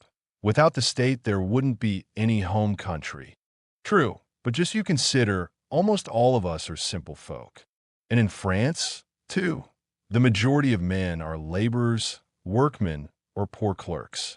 Now, just why would a French blacksmith or a French shoemaker want to attack us? No, it is merely the rulers. I had never seen a Frenchman before I came here, and it will be just the same with the majority of Frenchmen as regards us. They weren't asked about it any more than we were. Then what exactly is the war for? Asks Jaden. Kat shrugs his shoulders. There must be some people to whom the war is useful. Well, I'm not one of them, grins Jaden. Not you, nor anybody else here. Who are they then? Persists Jaden. It isn't any use to the Kaiser either. He has everything he can want already. I'm not so sure about that, contradicts Kat. He has not had a war up till now. And every full-grown emperor requires at least one war. Otherwise, he wouldn't become famous. You look in your school books. And generals, too, adds deterring. They become famous through war. Even more famous than emperors, adds Kat. There are other people back behind there who profit by the war. That's certain, growls deterring. I think it is more a kind of fever, says Albert. No one in particular wants it, and then all at once there it is. We didn't want the war, the others say the same thing, and yet half the world is in it all the same. But there are more lies told by the other side than by us. Say, just think of those pamphlets the prisoners have on them, where it says that we eat Belgian children. The fellows who write that ought to go and hang themselves. They are the real culprits. Muller gets up. Anyway, it is better that the war is here instead of in Germany. Just you take a look at the shell holes. True, assents Jaden, but no war at all would be better still. He is quite proud of himself because he has for once scored over us volunteers. And his opinion is quite typical here. One meets it time and again, and there is nothing with which one can properly counter it because that is the limit of their comprehension of the factors involved. The national feeling of the Tommy resolves itself into this. Here he is. But that is the end of it. Everything else from joining up onwards, he criticizes from a practical point of view. Albert lies down on the grass and growls angrily. The best thing is not to talk about the rotten business. It won't make any difference, that's sure, agrees Cat. As for the windfall, we have to return almost all the new things and take back our old rags again. The good ones were merely for the inspection. Instead of going to Russia, we go up the line again. On the way, we pass through a devastated wood with the tree trunks shattered and the ground plowed up. At several places, there are tremendous craters. Great gun, something's hit that, I say to Cat. Trench mortars, he replies, and then points up at one of the trees. In the branches, dead men are hanging. A naked soldier is squatting in the fork of a tree. He still has his helmet on, otherwise he is entirely unclad. There's only half of him sitting up there, the top half, the legs are missing. What can that mean? I ask. He's been blown out of his clothes, mutters Jaden. It's funny, says Cat. We have seen that a couple of times now. If a mortar gets you, it blows you almost clean out of your clothes. It's the concussion that does it. I search around, and so it is. Here hang bits of uniform, and somewhere else is plastered a bloody mess that was once a human limb. Over there lies a body with nothing but a piece of the underpants on one leg and the collar of the tunic around its neck. Otherwise, it is naked and the clothes are hanging up in the tree. Both arms are missing as though they had been pulled out. I discover one of them 20 yards off in a shrub. The dead man lies on his face. There, where the arm wounds are, the earth is black with blood. Underfoot, the leaves are scratched up as though the man had been kicking. That's no joke, Cat, say I. No more is a shell splinter in the belly, he replies, shrugging his shoulders. But don't get tender-hearted, says Jaden. All this can only have happened a little while ago. The blood is still fresh. As everybody we see there is dead, we do not waste any more time, but report the affair at the next stretcher-bearer's post. After all, it is not our business to take these stretcher-bearers' jobs away from them. A patrol has to be sent out to discover just how far the enemy position is advanced. Since my leave, I feel a certain strange attachment to the other fellows, and so I volunteer to go with them. We agree on a plan, slip out through the wire, and then divide and creep forward separately. After a while, I find a shallow shell hole and crawl into it. From here, I peer forward. There is moderate machine gun fire. It sweeps across from all directions, not very heavy, but always sufficient to make one keep down. A parachute star shell opens out. The ground lies stark in the pale light, and then the darkness shuts down again, blacker than ever. In the trenches, we were told there were black troops in front of us. That is nasty. It is hard to see them. They are very good at patrolling, too. And oddly enough, they are often quite stupid. For instance, both Cat and Crop were once able to shoot down a black enemy patrol because the fellows in their enthusiasm for cigarettes smoked while they were creeping about. Cat and Albert had simply to aim at the glowing ends of the cigarettes. A bomb or something lands close beside me. I have not heard it coming and am terrified. At the same moment, a senseless fear takes hold on me. Here I am alone and almost helpless in the dark. Perhaps two other eyes have been watching me for a long while from another shell hole in front of me, and a bomb lies ready to blow me to pieces. I try to pull myself together. It is not my first patrol and not a particularly risky one, but it is the first since my leave, and besides, the lie of the land is still rather strange to me.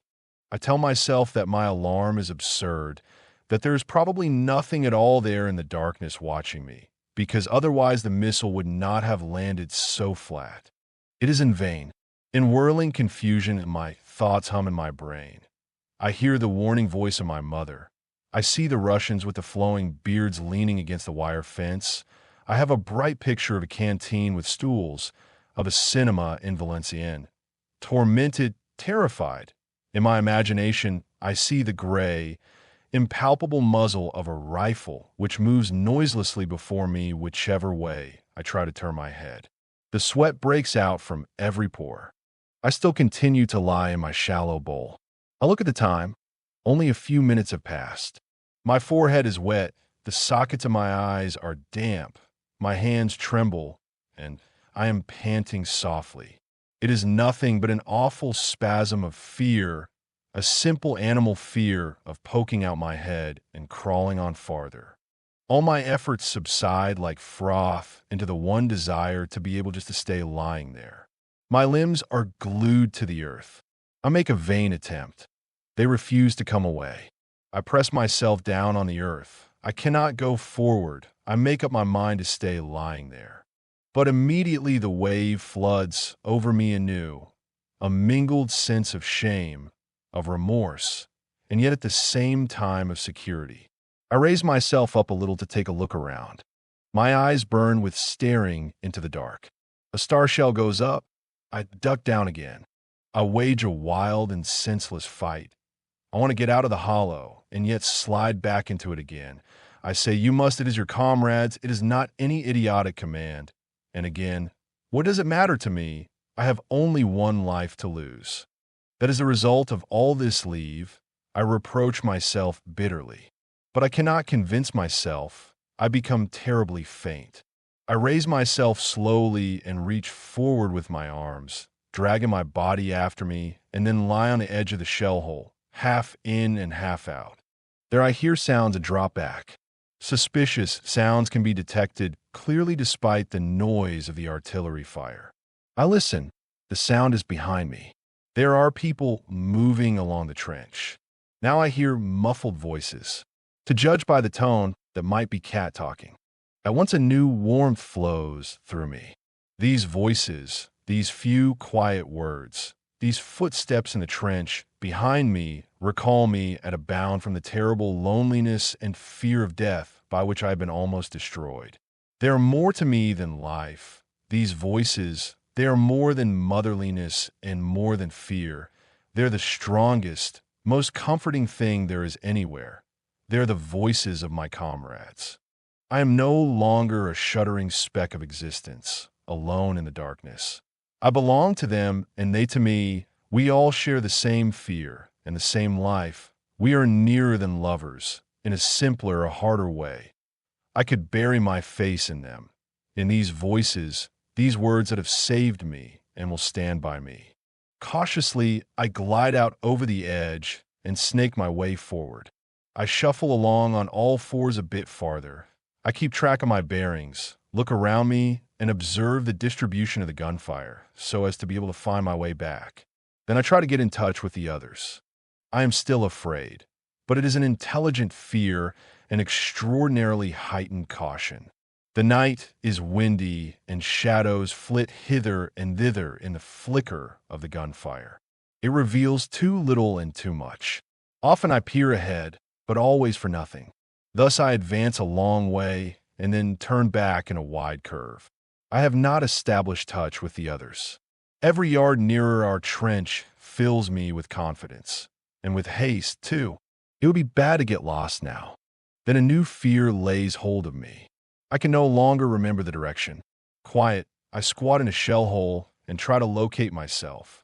More than once it has happened that some fellow has jumped joyfully into a trench only then to discover that it was the wrong one.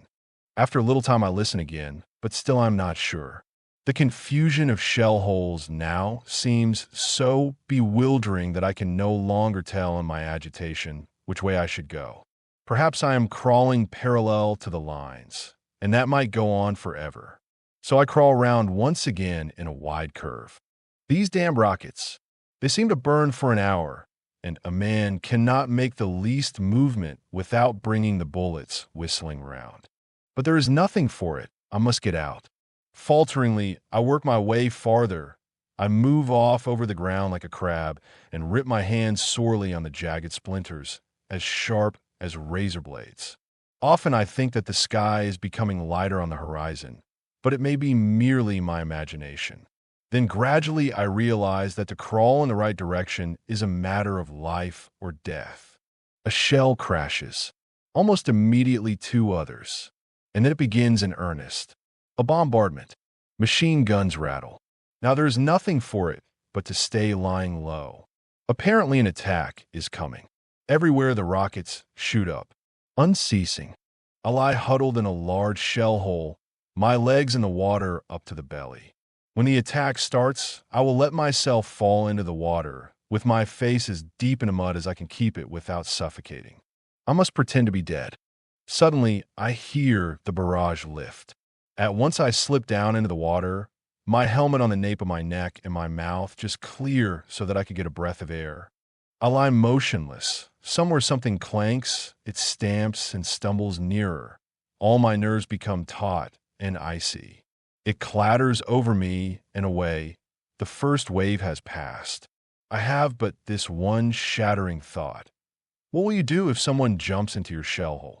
Swiftly I pull out my little dagger, grasp it fast, and bury it in my hand once again under the mud.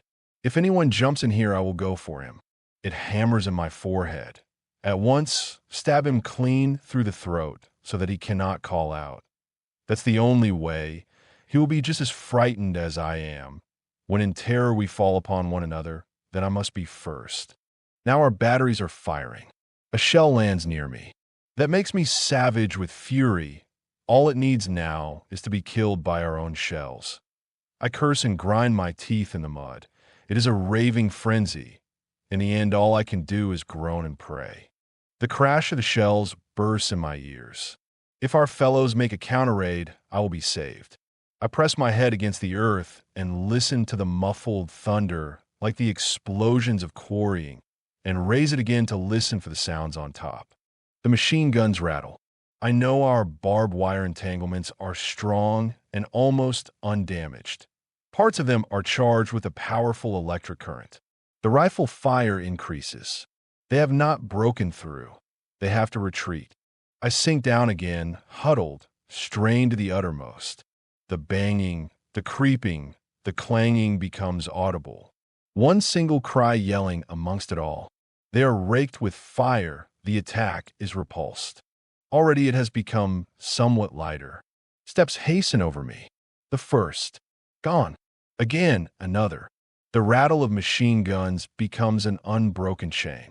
Just as I am about to turn round a little, something heavy stumbles, and with a crash a body falls over me into the shell hole, slips down, and lies across me. I do not think at all. I make no decision. I strike madly home and feel only how the body suddenly convulses, then becomes limp and collapses. When I recover myself, my hand is sticky and wet. The man gurgles. It sounds to me as though he bellows. Every gasping breath is like a cry, a thunder, but it is only my heart pounding. I want to stop his mouth, stuff it with earth, stab him again. He must be quiet. He is betraying me. Now at last I regain control of myself, but have suddenly become so feeble that I cannot any more lift my hand against him. So I crawl away to the farthest corner and stay there, my eyes glued on him, my hand grasping the knife, ready, if he stirs, to spring at him again. But he won't do so any more. I can hear that already in his gurgling. I can see him indistinctly. I have but one desire: to get away. If it is not soon, it will be too light. It will be difficult enough now. Then as I try to raise up my head, I see it is impossible already. The machine gun fire so sweeps the ground that I would be shot through and through before I can make one jump. I test it once with my helmet, which I take off and hold up to find out the level of the shots. The next moment, it is knocked out of my hand by a bullet. The fire is sweeping very low over the ground. I am not far enough from the enemy line to escape being picked off by one of the snipers if I attempt to get away. The light increases. Burning, I wait for our attack. My hands are white at the knuckles. I clench them so tightly in my longing for the fire to cease so that my comrades may come. Minute after minute trickles away. I dare not look again at the dark figure in the shell hole. With an effort, I look past it and wait. The bullets hiss, they make a steel net, never ceasing, never ceasing. Then I notice my bloody hand and suddenly feel nauseated. I take some earth and rub the skin with it. Now my hand is muddy and the blood cannot be seen anymore. The fire does not diminish. It is equally heavy from both sides. Our fellows have probably given me up for lost long ago. It is early morning, clear and gray. The gurgling continues. I stop my ears, but soon take my fingers away again because then I cannot hear the other sound. The figure opposite me moves. I shrink together and involuntarily look at it. Then my eyes remain glued to it. A man with a small pointed beard lies there. His head is fallen to one side. One arm is half bent. His head rests helplessly upon it. The other hand lies on his chest. It is bloody. He is dead. I say to myself, he must be dead. He doesn't feel anything anymore. It is only the body that is gurgling there. Then the head tries to raise itself. For a moment, the groaning becomes louder. His forehead sinks back upon his arm. The man is not dead. He is dying, but he is not dead. I drag myself toward him, hesitate, support myself on my hands, creep a bit farther, wait. Again, a terrible journey of 3 yards along, a terrible journey. At last I am beside him. Then he opens his eyes. He must have heard me and gazes at me with a look of utter terror. The body lies still, but in the eyes there is such an extraordinary expression of flight that for a moment I think they have power enough to carry the body off with them. Hundreds of miles away with one bound. The body is still, perfectly still, without sound. The gurgle has ceased, but the eyes cry out, yell. All the life is gathered together in them for one tremendous effort to flee, gathered together there in a dreadful terror of death, of me. My legs give way, and I drop on my elbows. No, y whisper. The eyes follow me. I'm powerless to move so long as they are there. Then his hand slips slowly from his breast, only a little bit. It sinks just a few inches, but this movement breaks the power of the eyes. I bend forward, shake my head, and whisper, no. I raise one hand. I must show him that I want to help him. I stroke his forehead. The eyes shrink back as the hand comes. Then they lose their stare. The eyelids droop lower. The tension is past. I open his collar and place his head more comfortably upright. His mouth stands half open. It tries to form words. The lips are dry. My water bottle is not there. I have not brought it with me. But there is water in the mud, down at the bottom of the crater. I climb down, take out my handkerchief, spread it out, push it under, and scoop up the yellow water that strains through into the hollow of my hand. He gulps it down. I fetch some more. Then I unbutton his tunic in order to bandage him, if it is possible. In any case, I must do it, so that if the fellows over there capture me, they will see that I wanted to help him, and so will not shoot me. He tries to resist, but his hand is too feeble. The shirt is stuck and will not come away. It is buttoned at the back. So there is nothing for it but to cut it off. I look for the knife and find it again. But when I begin to cut the shirt, the eyes open once more and the cries in them again and the demented expression, so that I must close them, press them shut and whisper, I want to help you, comrade, camarade, eagerly repeating the word to make him understand. There are 3 stabs. My field dressing covers them. The blood runs out under it. I press it tighter. There, he groans. That is all I can do. Now I must wait.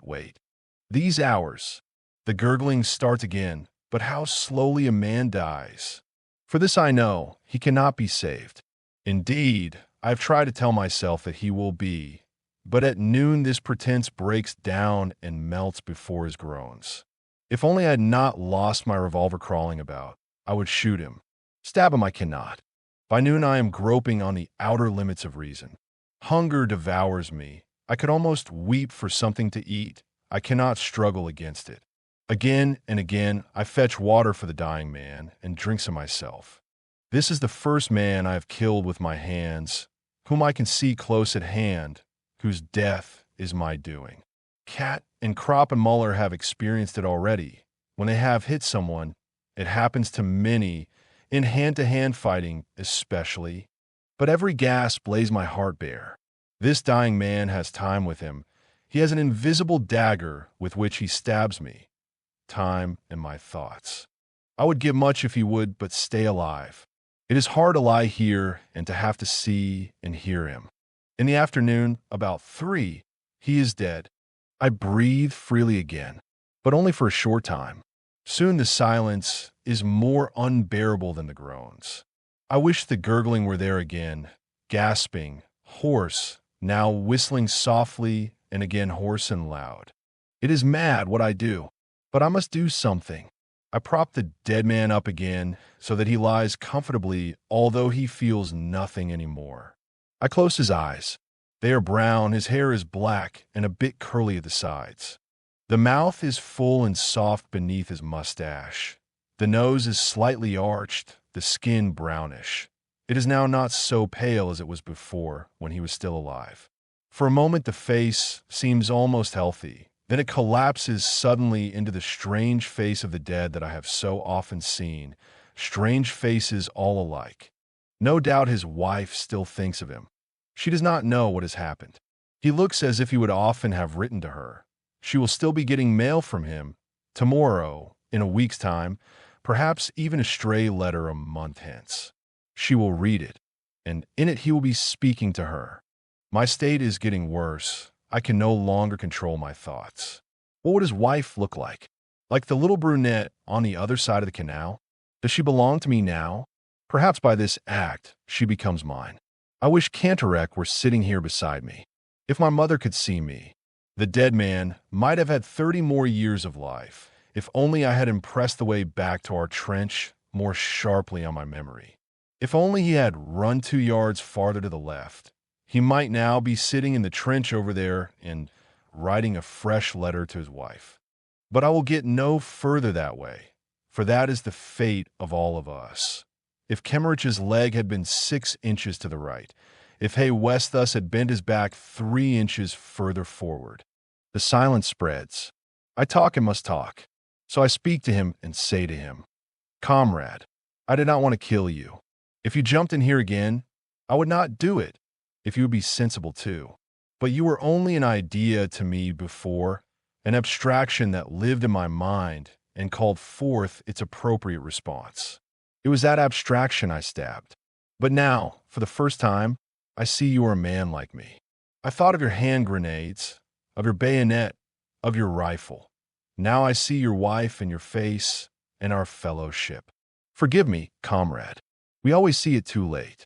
Why do they never tell us that you are just poor devils like us, that your mothers are just as anxious as ours, and that we have the same fear of death, and the same dying, and the same agony? Forgive me, comrade. How could you be my enemy? If we threw away these rifles and this uniform, you could be my brother, just like Cat and Albert. Take 20 years of my life, comrade, and stand up. Take more, for I do not know what I can even attempt to do with it now. It is quiet. The front is still except for the crackle of rifle fire. The bullets rain over. They're not fired haphazard, but shrewdly aimed from all sides. I cannot get out. I will write to your wife. I say hastily to the dead man. I will write to her. She must hear it from me. I will tell her everything I have told you. She shall not suffer. I will help her, and your parents too, and your child. His tunic is half open. The pocketbook is easy to find, but I hesitate to open it, and it is the book with his name. So long as I do not know his name, perhaps I may still forget him. Time will obliterate it, this picture. But his name, it is a nail that will be hammered into me and never come out again. It has the power to recall this forever.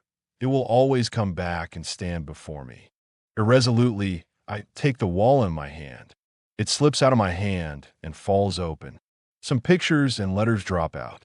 I gather them up and want to put them back again, but the strain I am under, the uncertainty, the hunger, the danger, these hours with the dead man have confused me. I want to hasten the relief, to intensify and to end the torture. as one strikes an unendurably painful hand against the trunk of a tree, regardless of everything. There are portraits of a woman and a little girl, small amateur photographs, taken against an ivy-clad wall. Along with them are letters. I take them out and try to read them. Most of it I do not understand. It is so hard to decipher, and I know scarcely any French. But each word I translate pierces me like a shot in the chest, like a stab in the chest. My brain is taxed beyond endurance. But I realize this much, that I will never dare to write to these people as I intended. Impossible. I look at the portraits once more. They are clearly not rich people. I might send the money anonymously if I earn anything later on. I seize upon that. It is at least something to hold on to. This dead man is bound up with my life. Therefore, I must do everything, promise everything, in order to save myself. I swear blindly that I mean to live only for his sake and his family. With wet lips, I try to placate him, and deep down in me lies the hope that I may buy myself off in this way, and perhaps even yet get out of this. It is a little stratagem. If only I am allowed to escape, then I will see to it. So I opened the book and read slowly. Gerard Duval, compositor. With the dead man's pencil, I write the address on an envelope, then swiftly thrust everything back into his tunic. I have killed the printer, Gerard Duval. I must be a printer, I think confusedly, be a printer. By afternoon I am calmer. My fear was groundless. The name troubles me no more. The madness passes. Comrade, I say to the dead man, but I say it calmly. Today you, tomorrow me. But if I come out of it, comrade, I will fight against this that has struck us both down. From you, taken life, and from me, life also. I promise you, comrade, it shall never happen again. The sun strikes low. I am stupefied with exhaustion and hunger. Yesterday is like a fog to me. There is no hope of getting out of this yet. I fall into a doze and do not at first realize that evening is approaching. The twilight comes. It seems to me to come quickly now. 1 hour more. If it were summer, it would be 3 hours more. 1 hour more. Now, suddenly I begin to tremble. Something might happen in the interval. I think no more of the dead man. He is of no consequence to me now. With one bound, the lust to live flares up again, and everything that has filled my thoughts goes down before it. Now, merely to avert any ill luck, I babble mechanically. I will fulfill everything I have promised you, but already I know that I shall not do so. Suddenly it occurs to me that my own comrades may fire on me as I creep up. They do not know I am coming. I will call out as soon as I can, so that they will recognize me. I will stay lying in front of the trench until they answer me. The first star. The front remains quiet. I breathe deeply and talk to myself in my excitement. No foolishness now, Paul. Quiet, Paul. Quiet. Then you'll be saved, Paul. When I use my Christian name, it works as though someone else spoke to me. It has more power. The darkness grows. My excitement subsides. I wait cautiously until the first rocket goes up. Then I crawl out of the shell hole. I have forgotten the dead man.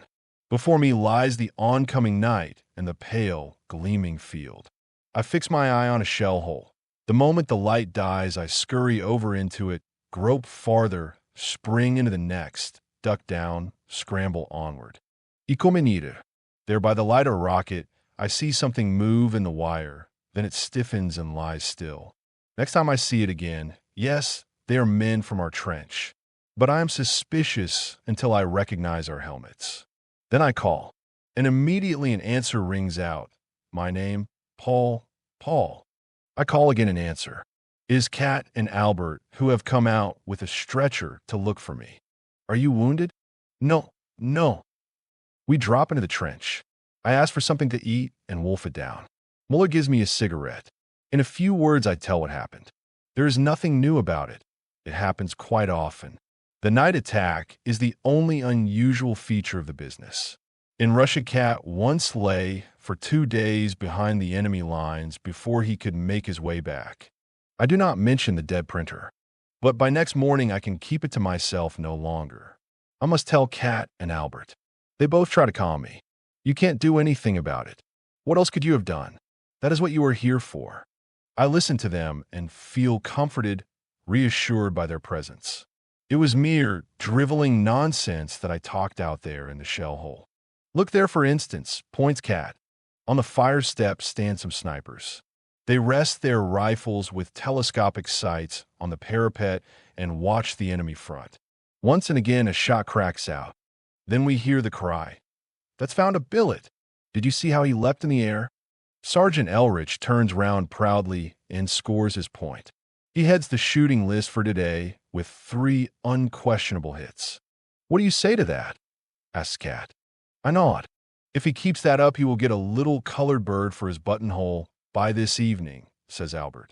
Or rather, he will soon be made acting sergeant major, says Kat. We look at one another. I will not do it, I say. All the same, says Kat. It's very good for you to see it just now. Sergeant Erich returns to the fire step. The muzzle of his rifle searches to and fro. You don't need to lose any more sleep over your affair, nods Albert.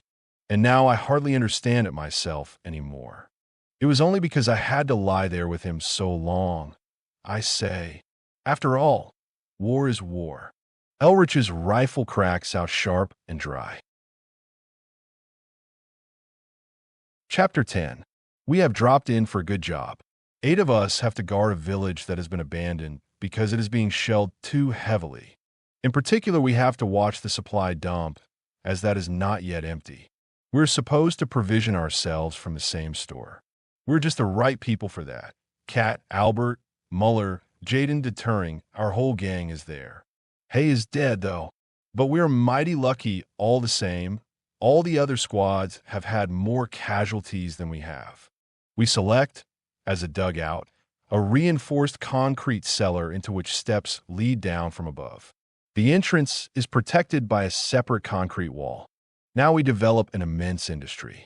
This is an opportunity not only to stretch one's legs, but to stretch one's soul also. We make the best use of such opportunities. The war is too desperate to allow us to be sentimental for long. That is only possible so long as things are not going too badly. After all, we cannot afford to be anything but matter of fact. So matter of fact, indeed, that I often shudder when a thought from the days before the war comes momentarily into my head. But does not stay long. We have to take things as lightly as we can, so we make the most of every opportunity, and nonsense stands stark and immediate beside horror. It cannot be otherwise. That is how we hearten ourselves. So we zealously set to work to create an idol of eating and sleeping, of course. The floor is first covered with mattresses which we haul in from the houses. Even a soldier's behind likes to sit soft. Only in the middle of the floor is there any clear space. Then we furnish ourselves with blankets and eiderdowns, luxurious soft affairs. There is plenty of everything to be had in the town. Albert and I find a mahogany bed which can be taken to pieces, with a sky of blue silk and a lace coverlet. We sweat like monkeys moving it in, but a man cannot let a thing like that slip, and it would certainly be shot to pieces in a day or two. Kat and I do a little patrolling through the houses. In very short time, we have collected a dozen eggs and 2 pounds of fairly fresh butter. Suddenly, there's a crash in the drawing room, and an iron stove hurtles through the wall past us and on, a yard from us out through the wall behind. 2 holes. It comes from the house opposite where a shell has just landed. The swine, grimaces Kat, and we continue our search. All at once we prick up our ears, hurry across, and suddenly stand petrified. They're running up and down in a little sty, are 2 live, sucking pigs. We rub our eyes and look once again to make certain. Yes, they're still there. We seize hold of them. No doubt about it, 2 real young pigs. This will make a grand feed. About 20 yards from our dugout, there is a small house that was used as an officer's billet. In the kitchen is an immense fireplace with 2 ranges, pots, pans, and kettles. Everything, even to a stack of small chopped wood in an outhouse. a regular cook's paradise. Two of our fellows have been out in the fields all the morning hunting for potatoes, carrots, and green peas. We are quite uppish and sniff at the tinned stuff in the supply dump. We want fresh vegetables. In the dining room, there are already 2 heads of cauliflower. The sucking pigs are slaughtered. Cat sees to them. We want to make potato cakes to go with the roast, but we cannot find a grater for the potatoes. However, that difficulty is soon got over. With a nail, we punch a lot of holes in a pot lid, and there we have a grater. 3 fellows put on thick gloves to protect their fingers against the grater. 2 others peel the potatoes, and the business gets going. Cat takes charge of the sucking pigs, the carrots, the peas, and the cauliflower. He even mixes a white sauce for the cauliflower. I fry the pancakes for the time. After 10 minutes, I get the knack of tossing the pan so that the pancakes, which are done on the one side, sail up, turn in the air, and are caught again as they come down. The sucking pigs are bake whole. We all stand round them as before an altar. In the meantime, we receive visitors, a couple of wireless men, who are generously invited to the feed. They sit in the living room where there is a piano. One of them plays, the other sings under Weezer. He sings feelingly, but with a rather Saxon accent.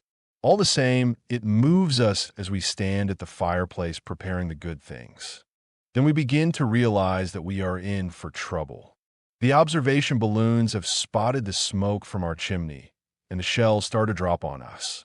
They're those damned spraying little daisy cutters that make only a small hole and scatter widely close to the ground. They keep dropping closer and closer all round us. Still, we cannot leave the grub in the lurch. A couple of splinters whiz through the top of the kitchen window. The roast is already cooked, but frying the pancakes is getting difficult. The explosions come so fast that the splinters strike often and oftener against the wall of the house and sweep in through the window. Whenever I hear a shell coming, I drop down on one knee with the pan and the pancakes and duck behind the wall of the window. Immediately afterwards, I am up again and going on with the frying. The Saxon stops singing. A fragment has smashed into the piano. The next shot, everyone ducks, and then 2 more trot off, each with a big can of finest grade coffee, and reach the dugout before the next explosion. Then Cat and Crop seize the masterpiece, the big dish with the brown, roasted sucking pigs. A screech, a knee bend, and away they race over the 50 yards of open country. I stay to finish frying my last 4 pancakes. Twice I have to drop on the floor. After all, it means 4 pancakes more, and they are my favorite dish. Then I grab the plate with the great pile of cakes and squeeze myself behind the house door. A hiss, a crash, and I gallop off with the plate clamped against my chest with both hands. I'm almost in. I run like a deer, sweep round the wall, fragments clatter against the concrete. I tumble down the cellar steps. My elbows are skinned, but I have not lost a single pancake, nor even broken the plate. About 2 o'clock, we start the meal. It lasts till 6. We drink coffee until 7:30, officers' coffee from the supply dump, and smoke officer cigars and cigarettes, also from the supply dump. Punctually at 7:30, we begin the evening meal. About 10 o'clock, we throw the bones of the sucking pigs outside the door. Then there is cognac and rum, also from the Bless supply dump, and once again long, fat cigars with belly bands. Jaden suggests that it lacks only one thing: girls from an officer's brothel. Late in the evening, we hear mewing. A little gray cat sits in the entrance. We entice it in and give it something to eat, and that wakes up our own appetites once more. Still chewing, we lie down to sleep. But the night is bad. We have eaten too much fat. Fresh baby pig is very griping to the bowels. There is an everlasting coming and going in the dugout. 2, 3 men with their pants down are always sitting about outside and cursing. I've been out 9 times myself. About 4 o'clock in the morning, we reach a record. All 11 men, guards, and visitors are squatting outside. Burning houses stand out like torches against the night. Shells lumber across and crash down. Munition columns tear along the street. On one side, the supply dump has been ripped open. In spite of all the flying fragments, the drivers of the munition columns pour in like a swarm of bees and pounce on the bread. We let them have their own way. If we said anything, it would only mean a good hiding for us. So we go differently about it. We explain that we are the guard and so know our way about. We get hold of the tin stuff and exchange it for things we're short of. What does it matter anyhow? In a while, it will all be blown to pieces. For ourselves, we take some chocolate from the depot and eat it in slabs. Kat says it is good for loose bowels. Almost a fortnight passes thus in eating, drinking, and roaming about. No one disturbs us. The town gradually vanishes under the shells, and we lead a charmed life. So long as any part of the supply dump still stands, we don't worry. We desire nothing better than to stay here till the end of the war. Jaden has become so fastidious that he only half smokes his cigars. With his nose in the air, he explains to us that he was brought up that way. And Kat is most cheerful. In the morning, his first call is Emile, bringing the caviar and coffee. We put on extraordinary airs. Every man treats the other as his valet, bounces him, and gives him orders. There is something itching under my foot. Crop, my man, catch that louse at once, says Lear, poking out his leg at him like a ballet girl, and Albert drags him up the stairs by the foot. Jaden, what? Stand at ease, Jaden. And what's more, don't say what, say yes, sir. Now, Jaden. Jaden retorts in the well-known phrase from Goethe's Gott von Berlichingen, with which he is always very free. After 8 more days, we receive orders to go back. The palmy days are over. 2 big motor lorries take us away. They're stacked high with planks. Nevertheless, Albert and I erect on top our 4-poster bed complete with blue silk canopy, mattress, and 2 lace coverlets. And behind it at the head is stowed a bag full of choice edibles. We often dip into it, and the tough ham sausages, the tins of liver sausages, the conserves, the boxes of cigarettes rejoice our hearts. Each man has a bag to himself. Crop and I have rescued 2 big red armchairs as well. They stand inside the bed, and we sprawl back in them as in a theater box. Above us swells the silken cover like a baldachin. Each man has a long cigar in his mouth, and thus from aloft we survey the scene. Between us stands a parrot cage that we found for the cat. She is coming with us, and lies in the cage before her saucer of meat and purrs. Slowly the lorries roll down the road. We sing. Behind us the shells are sending up fountains from the now utterly abandoned town. A few days later we are sent out to evacuate a village. On the way we meet the fleeing inhabitants trundling their goods and chattels along with them in wheelbarrows, perambulators, and on their backs. Their figures are bent, their faces full of grief, despair, haste, and resignation. The children hold on to their mother's hands, and often an older girl leads the little ones who stumble onward and are forever looking back. A few carry miserable-looking dolls. All are silent as they pass us by. We are marching in column. The French do not fire on a town in which there are still inhabitants.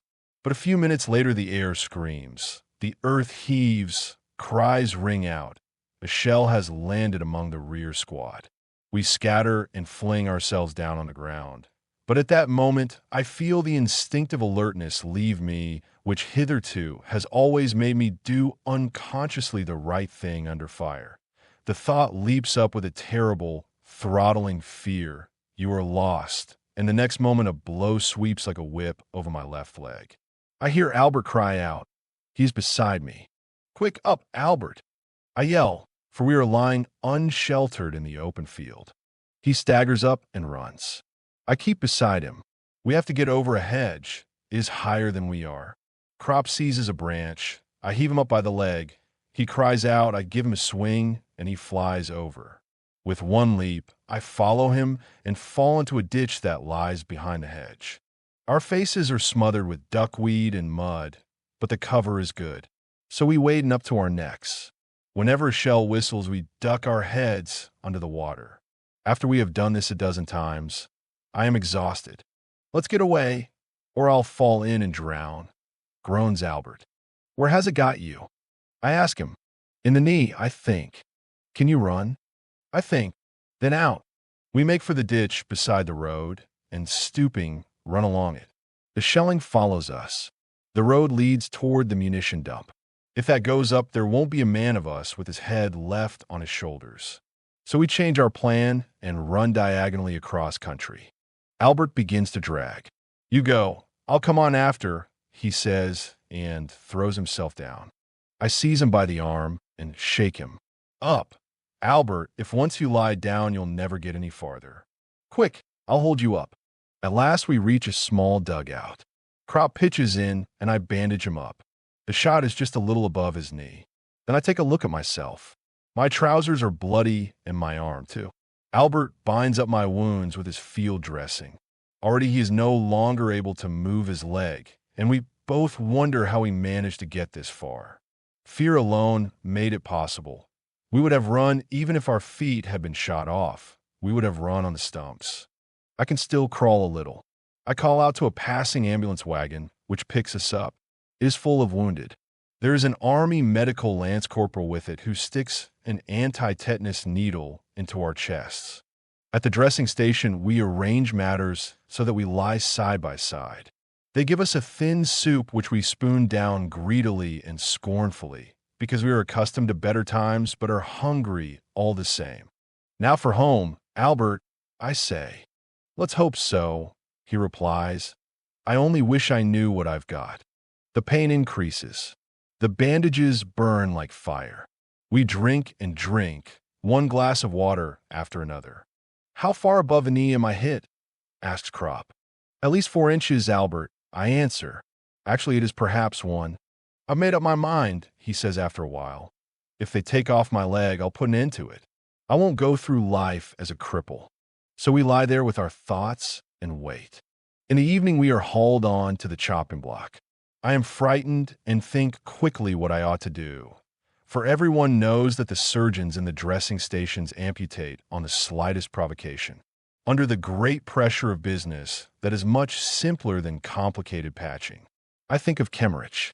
Whatever happens, I will not let them chloroform me, even if I have to crack a couple of their skulls. It is all right. The surgeon pokes around in the wound, and a blackness comes before my eyes. Don't carry on so, he says gruffly, and hacks away. The instruments gleam in the bright light like malevolent animals. The pain is insufferable. 2 orderlies hold my arms fast, but I break loose with one of them and try to crash into the surgeon's spectacles just as he notices and springs back. Chloroform the scoundrel, he roars madly. Then I become quiet. Pardon me, Herr Doctor, I will keep still, but do not chloroform me. Well now, he cackles and takes up his instrument again. He is a fair fellow, not more than 30 years old, with scars and disgusting gold spectacles. Now I see that he is tormenting me. He is merely raking about in the wound and looking up surreptitiously at me over his glasses. My hands squeeze around the grips. I'll kick the bucket before he will get a squeak out of me. He has fished out a piece of shell and tosses it to me. Apparently, he is pleased at my self-control, for he seems to be more considerate of me now and says, Tomorrow you'll be off home. Then I am put in plaster. When I am back again with Crop, I tell him that apparently a hospital train comes in tomorrow morning. We must work the Army Medical Sergeant Major so that we can keep together, Albert. I manage to slip the Sergeant Major 2 of my cigars with belly bands and then tip the word to him. He smells the cigars and says, Have you got any more of them? Another good handful, I say, and my comrade, I point to Crop, he has some as well. We might possibly be glad to hand them to you out of the window of the hospital train in the morning. He understands, of course, smells them once again and says, Done. We cannot get a minute's sleep all night. 7 fellows die in our ward. One of them sings hymns in a high cracked tenor before he begins to gurgle. Another has crept out of his bed to the window. He lies in front of it, as though he wants to look out for the last time. Our stretchers stand on the platform. We wait for the train. It rains, and the station has no roof. Our covers are thin. We have waited already 2 hours. The sergeant major looks after us like a mother. Although I feel pretty bad, I do not let our scheme out of my mind. Occasionally, I let him see the packet and give him one cigar in advance. In exchange, the sergeant major covers us over with a waterproof sheet. Albert, old man, I suddenly bethink myself. Our four-poster and the cat. And the club chairs, he adds. Yes, the club chairs with red plush. In the evening, we used to sit in them like lords, and intended later on to let them out by the hour. 1 cigarette per hour. It might have turned into a regular business, a real good living. And our bags of grub, too, Albert. We grow melancholy.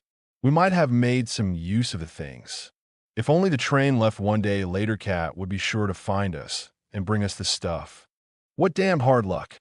In our bellies there is gruel, mean hospital stuff, and in our bags roast pork. But we are so weak that we cannot work up any more excitement about it. The stretchers are sopping wet by the time the train arrives in the morning. The sergeant major sees to it that we are put in the same car. There's a crowd of Red Cross nurses. Crop is stowed in below. I am lifted up and put into the bed above him. Good God, I exclaim suddenly. What is it? Asks the sister. I cast a glance at the bed. It is covered with clean, snow-white linen that even has the marks of the iron still on it. And my shirt has gone 6 weeks without being washed and is terribly muddy. Can't you get in by yourself? Asks the sister gently. Why, yes, I say in a sweat, but take off the bed cover first. What for? I feel like a pig. Must I get in there? It will get, I hesitate. A little bit dirty, she suggests helpfully. That doesn't matter. We will wash it again afterwards. No, not that, I say excitedly. I am not equal to such overwhelming refinement. When you have been lying out there in the trenches, surely we can wash a sheet, she goes on. I look at her. She is young and crisp, spotless and neat, like everything here. A man cannot realize that it isn't for officers only, and feels himself strange and in some way even alarmed. All the same, the woman is a tormentor. She's going to force me to say it. It is only, I try again, surely she must know what I mean. What is it then? Because of the lice, I bawl out at last. She laughs. Well, they must have a good day for once, too. Now I don't care anymore. I scramble into bed and pull up the covers. A hand gropes over the bed cover. The sergeant major. He goes off with the cigars. An hour later we notice that we are moving. At night, I cannot sleep. Crop is restless too. The train rides easily over the rails. I cannot realize it all yet. A bed, a train, home. Albert, I whisper. Yes. Do you know where the latrine is? Over to the right of the door, I think. I'm going to have a look. It is dark. I grope for the edge of the bed and cautiously try to slide down. But my foot finds no support. I begin to slip. The plaster leg is no help, and with a crash I lie on the floor. Damn, I say. Have you bumped yourself? Asks Crop. You could hear that well enough for yourself. I growl. My head. A door opens in the rear of the car. The sister comes with a light and looks at me. He has fallen out of bed. She feels my pulse and smooths my forehead. You haven't any fever, though. No, I agree. Have you been dreaming then? She asks. Perhaps. I evade. The interrogation starts again. She looks at me with her clear eyes, and the more wonderful and sweet she is, the less am I able to tell her what I want. I am lifted up into bed again. I'll be all right. As soon as she goes, I must try to climb down again.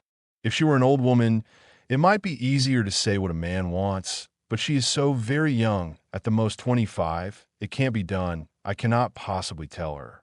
Then Albert comes to my rescue. He is not bashful. It makes no difference to him who is upset. He calls to the sister. She turns round. Sister, he wants, but no more does Albert know how to express it modestly and decently. Out there we say it in a single word, but here, to such a lady, all at once he remembers his school days and finishes hastily. He wants to leave the room, sister. Ah, says the sister, but he shouldn't climb out of his bed with his plaster bandage. What do you want then? She says, turning to me. I am in mortal terror at this new turn, for I haven't any idea what the things are called professionally. She comes to my help. Little or big, this shocking business.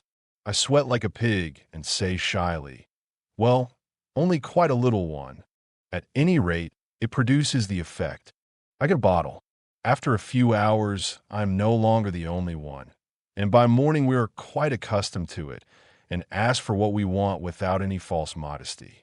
The train travels slowly. Sometimes it halts and the dead are unloaded. It halts often. Albert is feverish. I feel miserable and have a good deal of pain, but the worst of it is that apparently there are still lice under the plaster bandage. They itch terribly, and I cannot scratch myself. We sleep through the days. The country glides quietly past the window. The third night, we reach Herbstow. I hear from his sister that Albert is to be put off at the next station because of his fever. How far does the train go? I ask. To Cologne. Albert. I say. We stick together, you see. On the sister's next round, I hold my breath and press it up into my head. My face swells and turns red. She stops. Are you in pain? Yes. I groan, all of a sudden. She gives me a thermometer and goes on. I would not have been under Kat's tuition if I did not know what to do now. These army thermometers are not made for old soldiers. All one has to do is to drive the quicksilver up, and then it stays there without falling again. I stick the thermometer under my arm at a slant and flip it steadily with my forefinger. Then I give a shake. I send it up to 100.2 degrees. But that is not enough. A match held cautiously near to it brings it up to 101.6 degrees. As the sister comes back, I blow myself out, breathe in short gasps, goggle at her with vacant eyes, toss about restlessly, and mutter in a whisper, I can't bear it any longer. She notes me down on a slip of paper. I know perfectly well my plaster bandage will not be reopened if it can be avoided. Albert and I are put off together. We are in the same room in a Catholic hospital. That is a piece of luck. The Catholic infirmaries are noted for their good treatment and good food. The hospital has been filled up from our train. There are a great many bad cases amongst them. We do not get examined today because there are too few surgeons. The flat trolleys with the rubber wheels pass continually along the corridor and always with someone stretched at full length upon them. A damnable position, stretched out at full length like that. The only time it is good is when one is asleep. The night is very disturbed. No one can sleep. Toward morning, we doze a little. I wake up just as it grows light. The door stands open, and I hear voices from the corridor. The others wake up too. One fellow, who has been there a couple of days, already explains it to us. Up here in the corridor, every morning the sisters say prayers. They call it morning devotion, and so that you can get your share, they leave the door open. No doubt it is well meant, but it gives us aches in our head and bones. Such an absurdity, I say, just when a man dropped off to sleep. All the light cases are up here. That's why they do it here, he replies. Albert groans. I get furious and call out, Be quiet out there. A minute later, his sister appears. In her black and white dress, she looks like a beautiful tea cozy. Shut the door. Will you, sister? Says someone. We are saying prayers. That is why the door is open, she responds. But we want to go on sleeping. Prayer is better than sleep. She stands there and smiles innocently. And it is 7 o'clock already. Albert groans again. Shut the door. I snort. She is quite disconcerted. Apparently she cannot understand. But we are saying prayers for you too. Shut the door anyway. She disappears, leaving the door open. The intoning of the litany proceeds. I feel savage and say, I'm going to count up to 3. If it doesn't stop before then, I'll let something fly. Me too, says another. I count up to 5. Then I take hold of a bottle, aim, and heave it through the door into the corridor. It smashes into 1,000 pieces. The praying stops. A swarm of sisters appear and reproach us in concert. Shut the door, we yell. They withdraw. The little one who came first is the last to go. Heathen, she chirps, but shuts the door all the same. We have won. At noon, the hospital inspector arrives and abuses us. He threatens us with clink and all the rest of it. But a hospital inspector is just the same as a commissariat inspector or anyone else who wears a long dagger and shoulder straps, but is really a clerk and is never considered even by a recruit as a real officer. So we let him talk. What do they do to us anyway? Who threw the bottle? He asks. Before I can think whether I should report myself, someone says, I did. A man with a bristling beard sits up. Everyone is excited. Why should he report himself? You? Yes. I was annoyed because we were waked up unnecessarily and lost my senses so that I did not know what I was doing. He talks like a book. What is your name? Reinforcement Reservist Joseph Hamaker. The inspector departs. We are all curious. But why did you say you did it? It wasn't you at all. He grins. That doesn't matter. I have a shooting license. Then, of course, we all understand. Whoever has a shooting license can do just whatever he pleases. Yes, he explains, I got a crack in the head and they presented me with a certificate to say that I was periodically not responsible for my actions. Ever since then, I've had a grand time. No one dares to annoy me, and nobody does anything to me. I reported myself because the shot amused me. If they open the door again tomorrow, we will pitch another. We are overjoyed. With Joseph Hamaker in our midst, we can now risk anything. Then come the soundless, flat trolleys to take us away. The bandages are stuck fast. We bellow like steers. There are 8 men in our room. Peter, a curly black-haired fellow, has the worst injury, a severe lung wound. Franz Wachter, alongside him, has a shot in the arm which didn't look too bad at first. But the third night he calls out to us, telling us to ring. He thinks he has a hemorrhage. I ring loudly. The night's sister does not come. We have been making rather heavy demands on her during the night, because we have all been freshly bandaged and so have a good deal of pain. One wants his leg placed so, another so, a third wants water, a fourth wants her to shake up his pillow. In the end, the buxom old body grumbled bad-temperedly and slammed the doors. Now, no doubt she thinks it is something of the same sort, and so she is not coming. We wait. Then Franz says, ring again. I do so. Still she does not put in an appearance.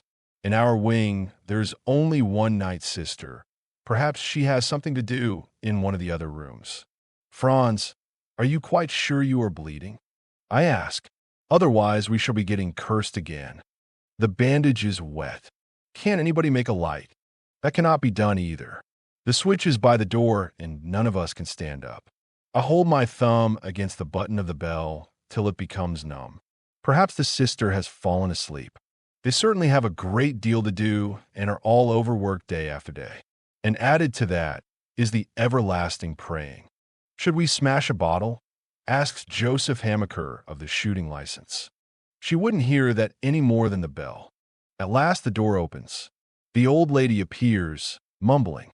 When she perceives Franz's trouble, she begins to bustle and says, why did not someone say I was wanted? We did ring, and none of us here can walk. He has been bleeding badly, and she binds him up. In the morning we look at his face. It has become sharp and yellow, whereas the evening before he looked almost healthy. Now a sister comes oftener. Sometimes there are Red Cross voluntary aid sisters. They are pleasant, but often rather unskilled.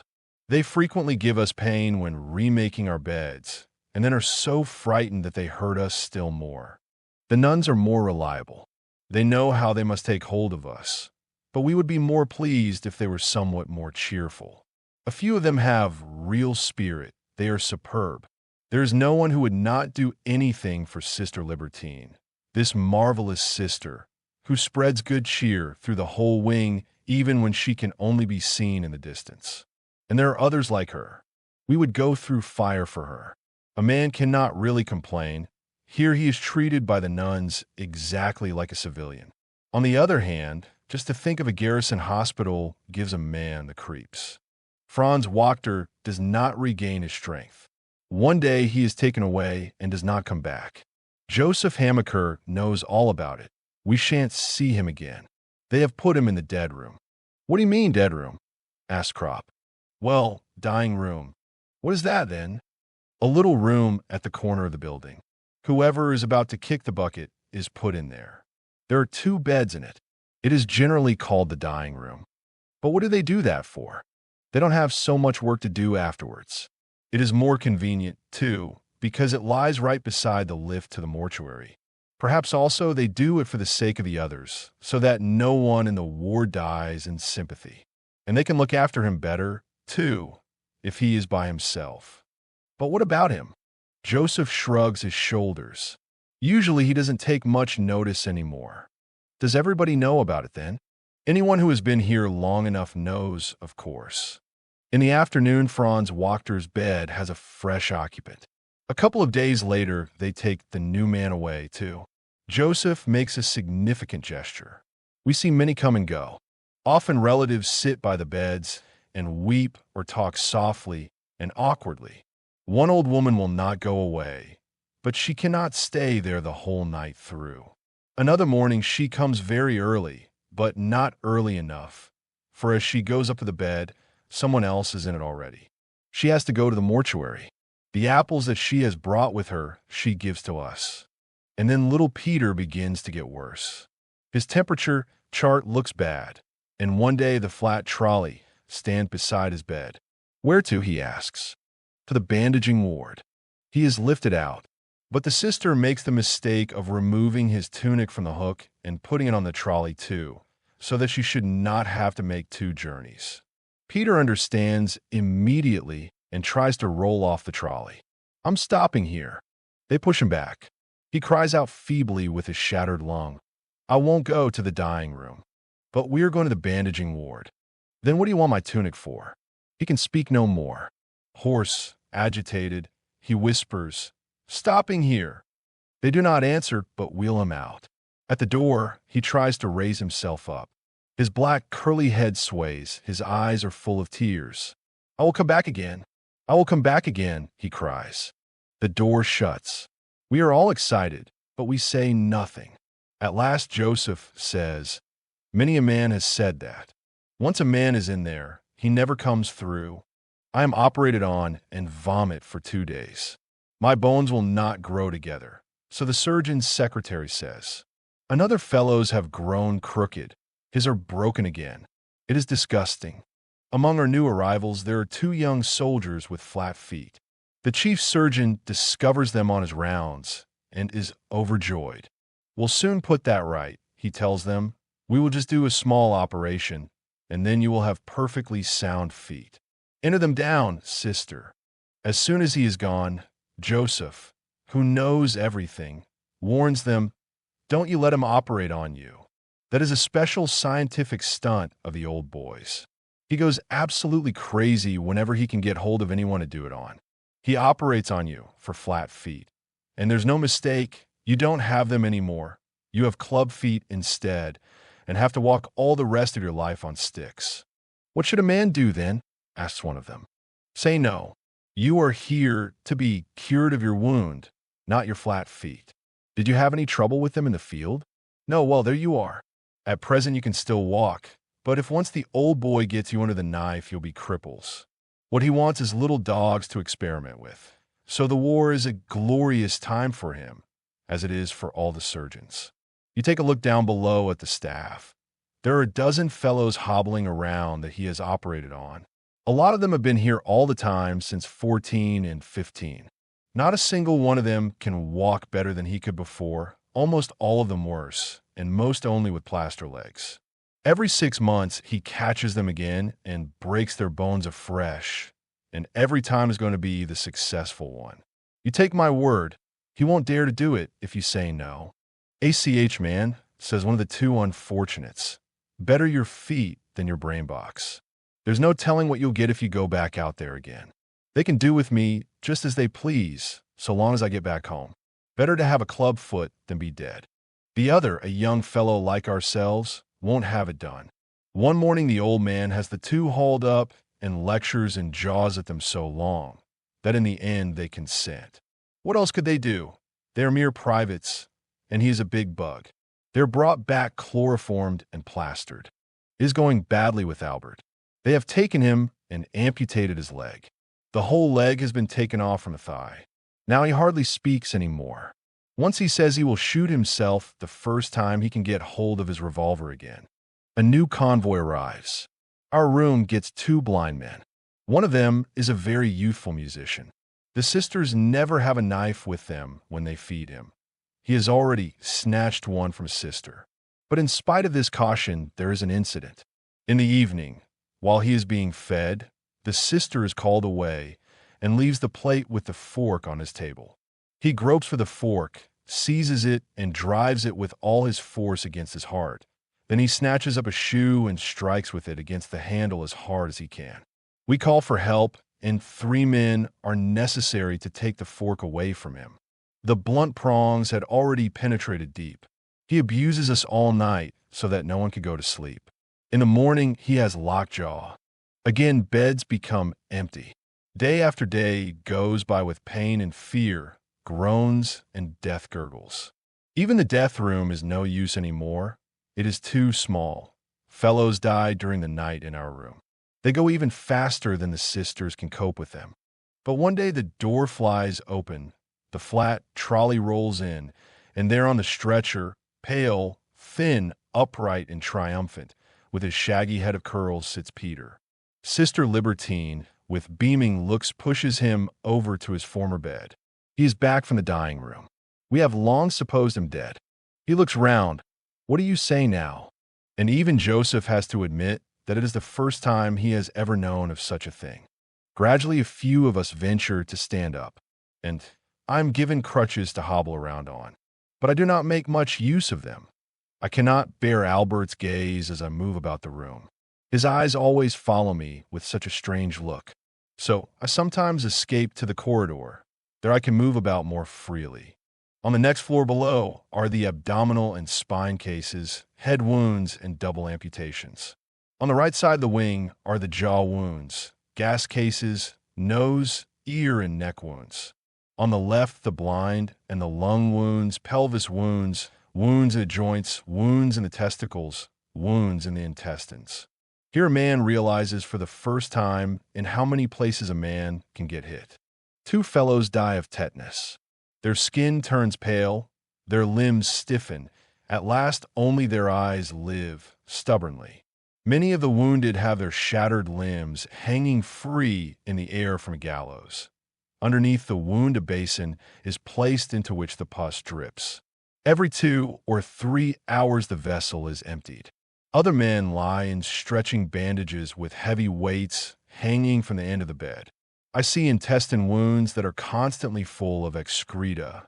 The surgeon's clerk shows me X-ray photographs of completely smashed hip bones, knees, and shoulders. A man cannot realize that above such shattered bodies, there are still human faces in which life goes its daily round. And this is only one hospital, one single station. There are hundreds of thousands in Germany, hundreds of thousands in France, hundreds of thousands in Russia. How senseless is everything that can ever be written, done, or thought when such things are possible? It must all be lies and of no account when the culture of 1,000 years could not prevent this stream of blood being poured out, these torture chambers in their hundreds of thousands. A hospital alone shows what war is. I am young. I am 20 years old, yet I know nothing of life but despair, death, fear, and fatuous superficiality cast over an abyss of sorrow. I see how peoples are set against one another, and in silence, unknowingly, foolishly, obediently, innocently slay one another. I see that the keenest brains of the world invent weapons and words to make it yet more refined and enduring. And all men of my age, here and over there, throughout the whole world, see these things. All my generation is experiencing these things with me. What would our fathers do if we suddenly stood up and came before them and proffered our account? What do they expect of us if a time ever comes when the war is over? Through the years, our business has been killing. It was our first calling in life. Our knowledge of life is limited to death. What will happen afterwards? And what shall come out of us? The oldest man in our room is Lewandowski. He is 40 and has already lain 10 months in the hospital with a severe abdominal wound. Just in the last few weeks, he has improved sufficiently to be able to hobble about doubled up. For some days past, he has been in great excitement. His wife has written to him from the little home in Poland where she lives, telling him that she has saved up enough money to pay for the fare and is coming to see him. She is already on the way and may arrive any day. Lewandowski has lost his appetite. He even gives away red cabbage and sausage after he has had a couple of mouthfuls. He goes round the room perpetually with the letter. Everyone has already read it a dozen times. The postmarks have been examined heaven knows how often. The address is hardly legible any longer for spots of grease and thumb marks. And in the end, what is sure to happen, happens. Lewandowski develops a fever and has to go back to bed. He has not seen his wife for 2 years. In the meantime, she has given birth to a child, whom she is bringing with her. But something else occupies Lewandowski's thoughts. He had hoped to get permission to go out when his old woman came. For obviously seeing is all very well, but when a man gets his wife again after such a long time, if at all possible, a man wants something else besides. Lewandowski has discussed it all with us at great length. In the Army, there are no secrets about such things. And what's more, nobody finds anything objectionable in it. Those of us who are already able to go out have told him of a couple of very good spots in the town, parks and squares, where he would not be disturbed. One of us even knows of a little room. But what is the use? There Lewandowski lies in bed with his troubles. Life holds no more joy for him if he has to forego this affair. We console him and promise to get over the difficulty somehow or other. One afternoon his wife appears, a tousled little thing with anxious, quick eyes like a bird, in a sort of black, crinkly mantilla with ribbons. Heaven knows where she inherited the thing. She murmurs something softly and stands shyly in the doorway. It terrifies her that there are 6 of us men present. "Well, Marja," says Lewandowski, and gulps dangerously with his Adam's apple. "You can come in all right, they won't hurt you." She goes the round and proffers each of us her hand. Then she produces the child, which in the interval has done something in its napkin. From a large handbag embroidered with pearls, she takes out a clean one and makes the child fresh and presentable. This dispels her first embarrassment, and the two begin to talk. Lewandowski is very fidgety. Every now and then he squints across at us, most unhappily with his round goggle eyes. The time is favorable. The doctor's visit is over. At the most, there couldn't be more than one sister left in the ward. So one of us goes out to prospect. He comes back and nods. Not a soul to be seen. "Now's your chance, Johann. Set to."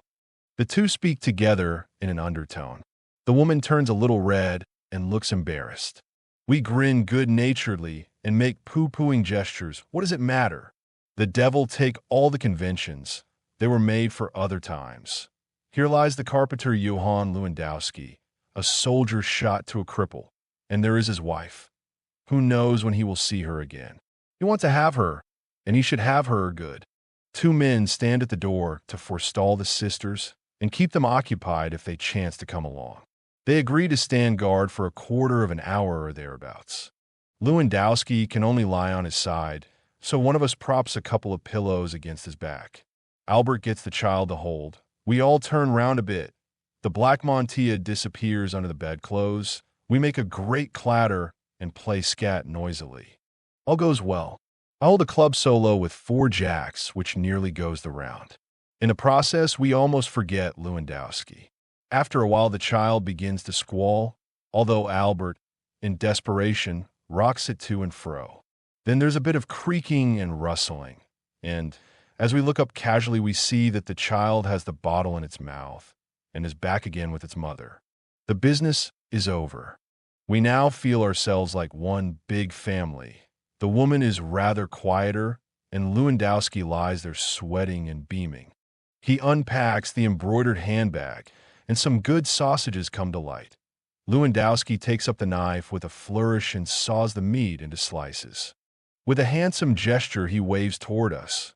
And the little woman goes from one to the other and smiles at us and hands round the sausage. She now looks quite handsome. We call her Mother. She is pleased and shakes up our pillows for us. After a few weeks, I have to go each morning to the massage department. There my leg is harnessed up and made to move. The arm has healed long since. New convoys arrive from the line. The bandages are no longer made of cloth, but of white crepe paper. Rag bandages have become scarce at the front. Albert's stump heals well. The wound is almost closed. In a few weeks, he should go off to an institute for artificial limbs.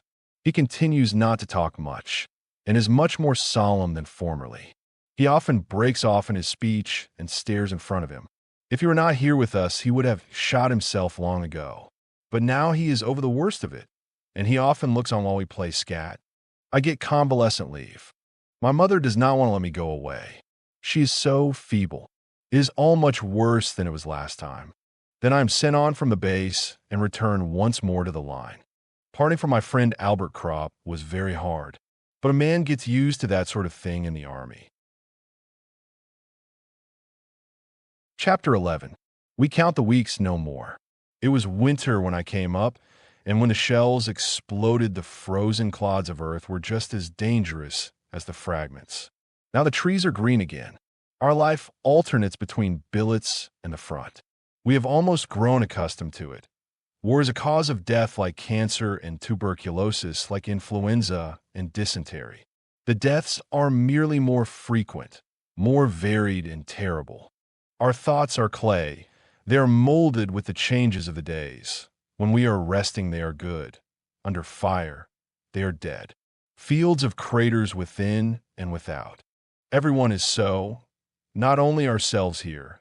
The things that existed before are no longer valid, and one practically knows them no more.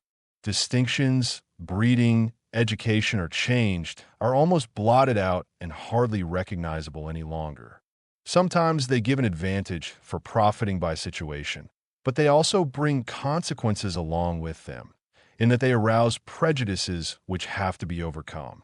It is as though formerly we were coins of different provinces, and now we are melted down and all bear the same stamp. To rediscover the old distinctions, the metal itself must be tested.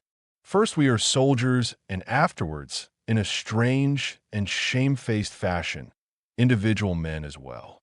It is a great brotherhood, which to a condition of life arising out of the midst of danger, out of the tension and forlornness of death, adds something of the good fellowship of the folk song, of the feeling of solidarity of convicts, and of the desperate loyalty to one another of men condemned to death, seeking in a wholly unpathetic way a fleeting enjoyment of the hours as they come. If one wants to appraise it, it is at once heroic and banal. But who wants to do that? It is this, for example, that makes Jaden spoon down his ham and pea soup in such tearing haste when an enemy attack is reported, simply because he cannot be sure that in an hour's time he will still be alive. We have discussed at length whether it is right or not to do so. Cat condemns it because, he says, a man has to reckon with the possibility of an abdominal wound, and that is more dangerous on a full stomach than on an empty one. Such things are real problems. They are serious matters to us. They cannot be otherwise.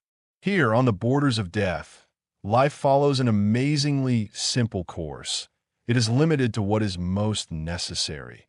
All else lies buried in gloomy sleep. In that lies our primitiveness and our survival. Were we more subtly differentiated, we must long since have gone mad, have deserted, or have fallen. As in a polar expedition, every expression of life must serve only the preservation of existence, and is absolutely focused on that. All else is banished because it would consume energies unnecessarily. That is the only way to save ourselves. In the quiet hours when the puzzling reflection of former days, like a blurred mirror, projects beyond me the figure of my present existence, I often sit over against myself, as before a stranger, and wonder how the unnameable active principle that calls itself life has adapted itself even to this form. All other expressions lie in a winter sleep. Life is simply one continual watch against the menace of death. It has transformed us into unthinking animals in order to give us the weapon of instinct. It has reinforced us with dullness so that we do not go to pieces before the horror, which would overwhelm us if we had clear, conscious thought. It has awakened in us the sense of comradeship so that we escape the abyss of solitude. It has lent us the indifference of wild creatures so that in spite of all we perceive the positive in every moment and store it up as a reserve against the onslaught of nothingness. Thus we live a closed, hard existence of the utmost superficiality, and rarely does an incident strike out a spark. But then unexpectedly a flame of grievous and terrible yearning flares up. Those are the dangerous moments. They show us that the adjustment is only artificial, that it is not simple rest, but sharpest struggle for rest.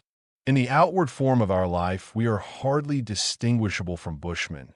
But whereas the latter can be so always, because they are so truly, and at best may develop further by exertion of their spiritual forces, with us it is the reverse. Our inner forces are not exerted toward regeneration, but toward degeneration. The bushmen are primitive and naturally so, but we are primitive in an artificial sense, and by virtue of the utmost effort. And at night, waking out of a dream, overwhelmed and bewitched by the crowding faces, a man perceives with alarm how slight is the support, how thin the boundary that divides him from the darkness. We are little flames poorly sheltered by frail walls against the storm of dissolution and madness, in which we flicker and sometimes almost go out. Then the muffled roar of the battle becomes a ring that encircles us. We creep in upon ourselves, and with big eyes stare into the night. Our only comfort is the steady breathing of our comrades asleep, and thus we wait for the morning. Every day and every hour, every shell and every death cuts into this thin support, and the years waste it rapidly. I see how it is already gradually breaking down around me. There is the mad story of deterring. He was one of those who kept himself to himself. His misfortune was that he saw a cherry tree in a garden. We were just coming back from the front line, and at a turning of the road near our new billets, marvelous in the morning twilight, stood this cherry tree before us. It had no leaves, but was one white mass of blossom. In the evening deterring was not to be seen. Then at last he came back and had a couple of branches of cherry blossom in his hand. We made fun of him and asked whether he was going to a wedding. He made no answer, but laid them on his bed. During the night, I heard him making a noise. He seemed to be packing. I sensed something amiss and went over to him. He made out it was nothing, and I said to him, "Don't do anything silly, deterring. Besides, it's merely that I can't sleep. What did you pick the cherry branches for?"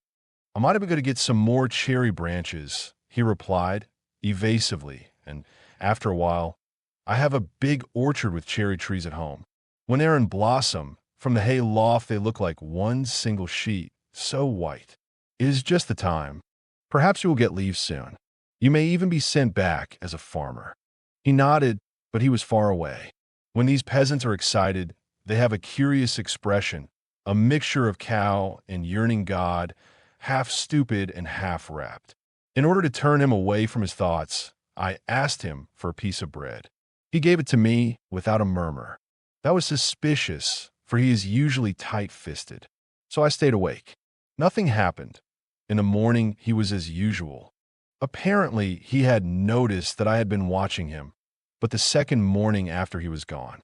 I noticed it, but said nothing in order to give him time. He might perhaps get through. Various fellows have already got into Holland. But at roll call he was missed. A week after we heard that he had been caught by the field gendarmes, those despicable military police. He had headed toward Germany. That was hopeless, of course. And, of course, he did everything else just as idiotically. Anyone might have known that his flight was only homesickness and a momentary aberration. But what does a court-martial hundreds of miles behind the front line know about it? We have heard nothing more deterring. But sometimes it broke out in other ways. This danger, these pin-up things as from an overheated boiler. It will be enough to tell how Berger met his end. Our trenches have now, for some time, been shot to pieces, and we have an elastic line so that there is practically no longer any proper trench warfare. When attack and counterattack have waged backwards and forwards, there remains a broken line and a bitter struggle from crater to crater. The front line has been penetrated, and everywhere small groups have established themselves. The fight is carried on from clusters of shell holes. We're in a crater. The English are coming down obliquely. They're turning our flank and working in behind us. We are surrounded. It is not easy to surrender. Fog and smoke hang over us. No one would recognize that we wanted to give ourselves up, and perhaps we don't want to. A man doesn't even know himself at such moments. We hear the explosions of the hand grenades coming toward us. Our machine gun sweeps over the semicircle in front of us. The cooling water evaporates. We hastily pass round the case. Every man pisses in it, and thus we again have water and are able to continue firing. But behind us the attack crashes ever nearer. A few minutes and we are lost. Then at closest range, a second machine gun bursts out. It is set up in a crater alongside us. Berger has fetched it, and now the counterattack comes over from behind. We are set free and make contact with the rear. Afterwards, as we lie in comparatively good cover, one of the food carriers reports that a couple of 100 yards distant there lies a wounded messenger dog. "Where?" asks Berger. The other describes the place to him. Berger goes off either to fetch the beast in or to shoot it. 6 months ago, he would not have cared. He would have been reasonable. We try to prevent him. Then, as he goes off grimly, all we can say is, "You're mad," and let him go. For these cases of frontline madness become dangerous if one is not able to fling the man to the ground and hold him fast. And Berger is 6 feet and the most powerful man in the company. He is absolutely mad, for he has to pass through the barrage. But this lightning that lowers somewhere above us all has struck him and made him demented. It affects others so that they begin to rave, to run away. There was one man who even tried to dig himself into the ground with hands, feet, and teeth. It is true, such things are often simulated, but the pretense itself is a symptom. Berger, who means to finish off the dog, is carried off with a wound in the pelvis, and one of the fellows who carry him gets a bullet in the cheek while doing it. Muller is dead. Someone shot him point blank with a very light in the stomach. He lived for half an hour, quite conscious and in terrible pain. Before he died, he handed over his pocketbook to me and bequeathed me his boots, the same that he once inherited from Kemmerich. I wear them, for they fit me quite well. After me, Jaden will get them. I have promised them to him. We have been able to bury Muller, but he is not likely to remain long undisturbed. Our lines are falling back. There are too many fresh English and American regiments over there. There's too much corned beef and white wheaten bread. Too many new guns. Too many airplanes. But we are emaciated and starved. Our food is so bad and mixed up with so much substitute stuff that it makes us ill. The factory owners in Germany have grown wealthy. Dysentery dissolves our bowels. The latrine poles are always densely crowded. The people at home ought to be shown these gray, yellow, miserable, wasted faces here, these bent figures from whose bodies the colic wrings out the blood, and who with lips trembling and distorted with pain, grin at one another and say, "It is not much sense pulling up one's trousers again. Our artillery is fired out. It has too few shells, and the barrels are so worn that they shoot uncertainly and scatter so widely as even to fall on ourselves. We have too few horses. Our fresh troops are anemic boys in need of rest, who cannot carry a pack, but merely know how to die. By thousands. They understand nothing about warfare. They simply go on and let themselves be shot down. A single flyer routed 2 companies of them for a joke, just as they came fresh from the train, before they had ever heard of such a thing as cover. Germany ought to be empty soon, says Cat. We have given up hope that someday an end may come. We never think so far. A man can stop a bullet and be killed. He can get wounded, and then the hospital is his next stop. There, if they do not amputate him, he sooner or later falls into the hands of one of those staff surgeons who, with the war service cross in his buttonhole, says to him, "What? One leg a bit short? If you have any pluck, you don't need to run at the front." The man is A1. Dismiss. Cat tells a story that has traveled the whole length of the front from the Vosges to Flanders, of the staff surgeon who reads the names on the list, and when a man comes before him, without looking up, says, "A1, we need soldiers up there." A fellow with a wooden leg comes up before him. The staff surgeon again says A1, and then Cat raises his voice. The fellow says to him, "I already have a wooden leg, but when I go back again and they shoot off my head, then I will get a wooden head made and become a staff surgeon." This answer tickles us all immensely. There may be good doctors, and there are lots of them. All the same, every soldier sometime during his hundreds of inspections falls into the clutches of one of these countless hero grabbers who pride themselves on changing as many C3s and B3s as possible into A1s. There are many such stories. They're mostly far more bitter. All the same, they have nothing to do with mutiny or lead swinging. They are merely honest and call a thing by its name. For there's a very great deal of fraud, injustice, and baseness in the armied. Is it nothing that regiment after regiment returns again and again to the ever more hopeless struggle that attack follows attack along the weakening, retreating, crumbling line? From a mockery, the tanks have become a terrible weapon. Armored, they come rolling on in long lines, and more than anything else embody for us the horror of war.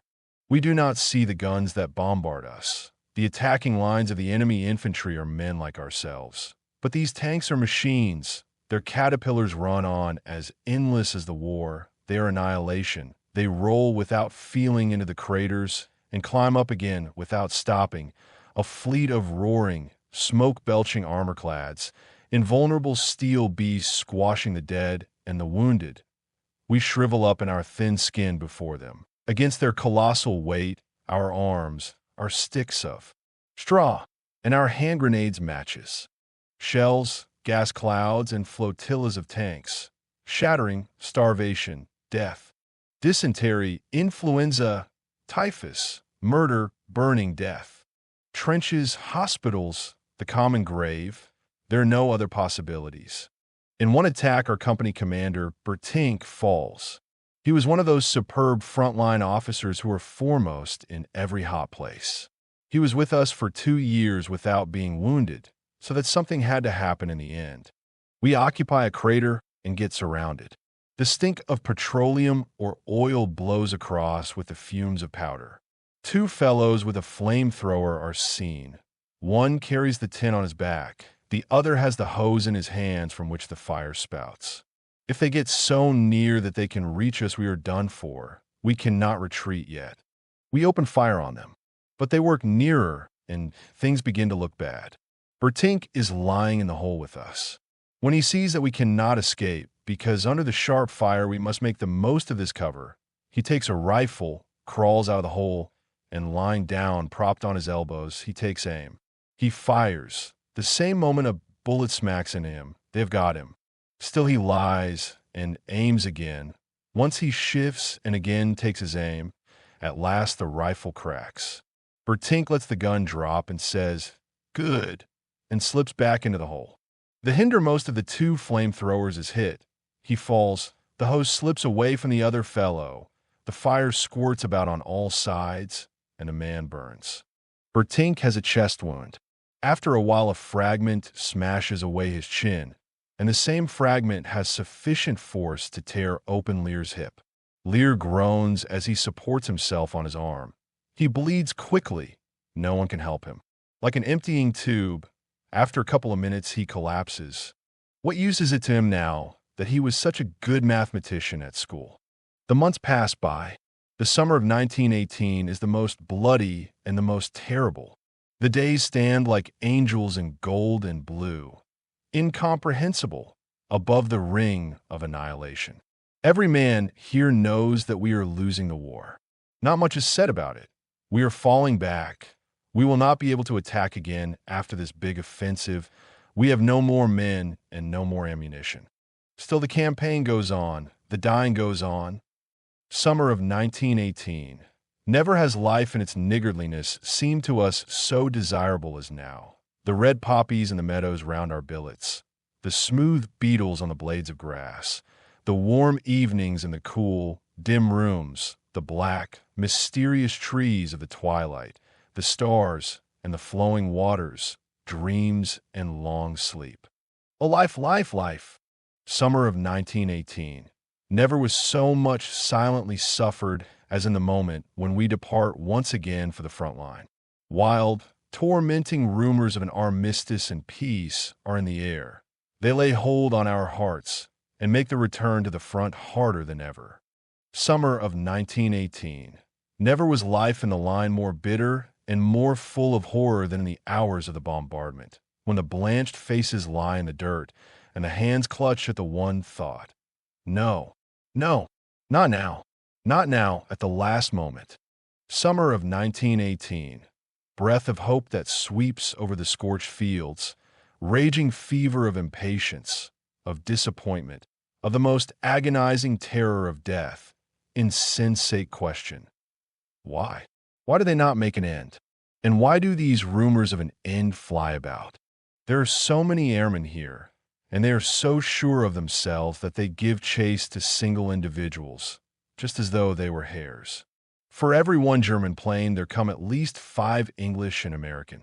For one hungry, wretched German soldier come 5 of the enemy, fresh and fit. For one German army loaf, there are 50 tins of canned beef over there. We are not beaten. For as soldiers, we are better and more experienced. We are simply crushed and driven back by overwhelmingly superior forces. Behind us lie rainy weeks, gray sky, gray fluid earth, gray dying.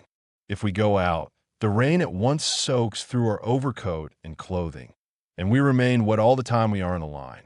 We never get dry. Those who still wear high boots tie sandbags round the top, so that the mud does not pour in so fast. The storm lashes us.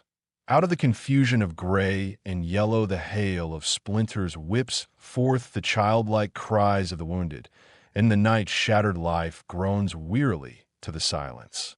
Our hands are earth, our bodies clay, and our eyes pools of rain. We do not know whether we still live. Then the heat sinks heavily into our shell holes like a jellyfish, moist and oppressive, and on one of these late summer days, while bringing food, Cat falls. We too are alone. I bind up his wound. His shin seems to be smashed. It has got the bone, and Cat groans desperately. At last, just at the last, I comfort him. Who knows how long the mess will go on yet? Now you are saved. The wound begins to bleed fast. Cat cannot be left by himself while I try to find a stretcher. Anyway, I don't know of a stretcher bearer's post in the neighborhood. Cat is not very heavy, so I take him up on my back and start off to the dressing station with him. Twice we rest. He suffers acutely on the way. We do not speak much. I have opened the collar of my tunic and breathe heavily. I sweat, and my face is swollen with the strain of carrying. All the same, I urge him to let us go on, for the place is dangerous. Shall we go on again, Cat? Must, Paul. Then come. I raise him up. He stands on the uninjured leg and supports himself against a tree. I take up the wounded leg carefully, then he gives a jump, and I take the knee of the sound leg also under my arm. The going is more difficult. Often a shell whistles across. I go as quickly as I can, for the blood from Cat's wound drips to the ground. We cannot shelter ourselves properly from the explosions. Before we can take cover, the danger is all over. We lie down in a small shell hole to rest. I give Cat some tea from my water bottle. We smoke a cigarette. Well, Cat, I say gloomily, we are going to be separated at last. He is silent and looks at me. Do you remember, Cat, how we commandeered the goose? And how you brought me out of the barrage when I was still a young recruit and was wounded for the first time? I cried then. Cat, That is almost 3 years ago. He nods. The anguish of solitude rises up in me. When Cat is taken away, I will not have one friend left. Cat, in any case, we must see one another again, if it is peacetime before you come back.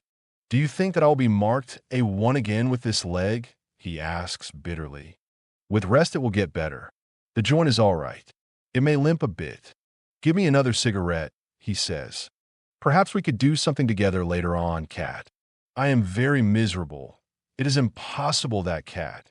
Cat, my friend, Cat with the drooping shoulders and the poor, thin mustache, Cat, whom I know as I know no other man, Cat with whom I have shared these years. It is impossible that perhaps I shall not see Cat again. In any case, give me your address at home, Cat. And here is mine. I will write it down for you. I write his address in my pocketbook. How forlorn I am already, though he still sits here beside me. Couldn't I shoot myself quickly in the foot so as to be able to go with him? Suddenly Cat gurgles and turns green and yellow. Let's go on, he stammers. I jump up, eager to help him. I take him up and start off at a run, a slow, steady pace, so as not to jolt his leg too much. My throat is parched. Everything dances red and black before my eyes. I stagger on doggedly and pitilessly and at last reach the dressing station. There I drop down on my knees, but have still enough strength to fall onto the side where Cat's sound leg is. After a few minutes, I straighten myself up again. My legs and my hands tremble. I have trouble in finding my water bottle to take a pull. My lips tremble as I try to drink. But I smile. Cat is saved. After a while, I begin to sort out the confusion of voices that falls on my ears. You might have spared yourself that, says an orderly. I look at him without comprehending. He points to Cat. He is stone dead. I do not understand him. He has been hit in the shin, I say. The orderly stands still. That as well. I turn round. My eyes are still dulled. The sweat breaks out on me again. It runs over my eyelids. I wipe it away and peer at Cat. He lies still. Fainted, I say quickly. The orderly whistles softly. I know better than that. He is dead. I'll lay any money on that. I shake my head. Not possible. Only 10 minutes ago, I was talking to him. He has fainted. Cat's hands are warm. I pass my arm under his shoulders in order to rub his temples with some tea. I feel my fingers become moist. As I draw them away from behind his head, they are bloody. You see. The orderly whistles once more through his teeth. On the way, without my having noticed it, Cat has caught a splinter in the head. There's just one little hole. It must have been a very tiny, stray splinter, but it has sufficed. Cat is dead. Slowly I get up. Would you like to take his pay book and his things? The lance corporal asks me. I nod, and he gives them to me. The orderly is mystified. You are not related, are you? No, we are not related. No, we are not related. Do I walk? Have I feet still? I raise my eyes. I let them move round and turn myself with them, one circle, and I stand in the midst. All is as usual. Only the militiaman Stanislaus Kaczynski has died. Then I know nothing more. If you enjoyed listening, please subscribe to the channel by hitting the subscribe button below. After doing so, click the bell icon to receive new content notifications.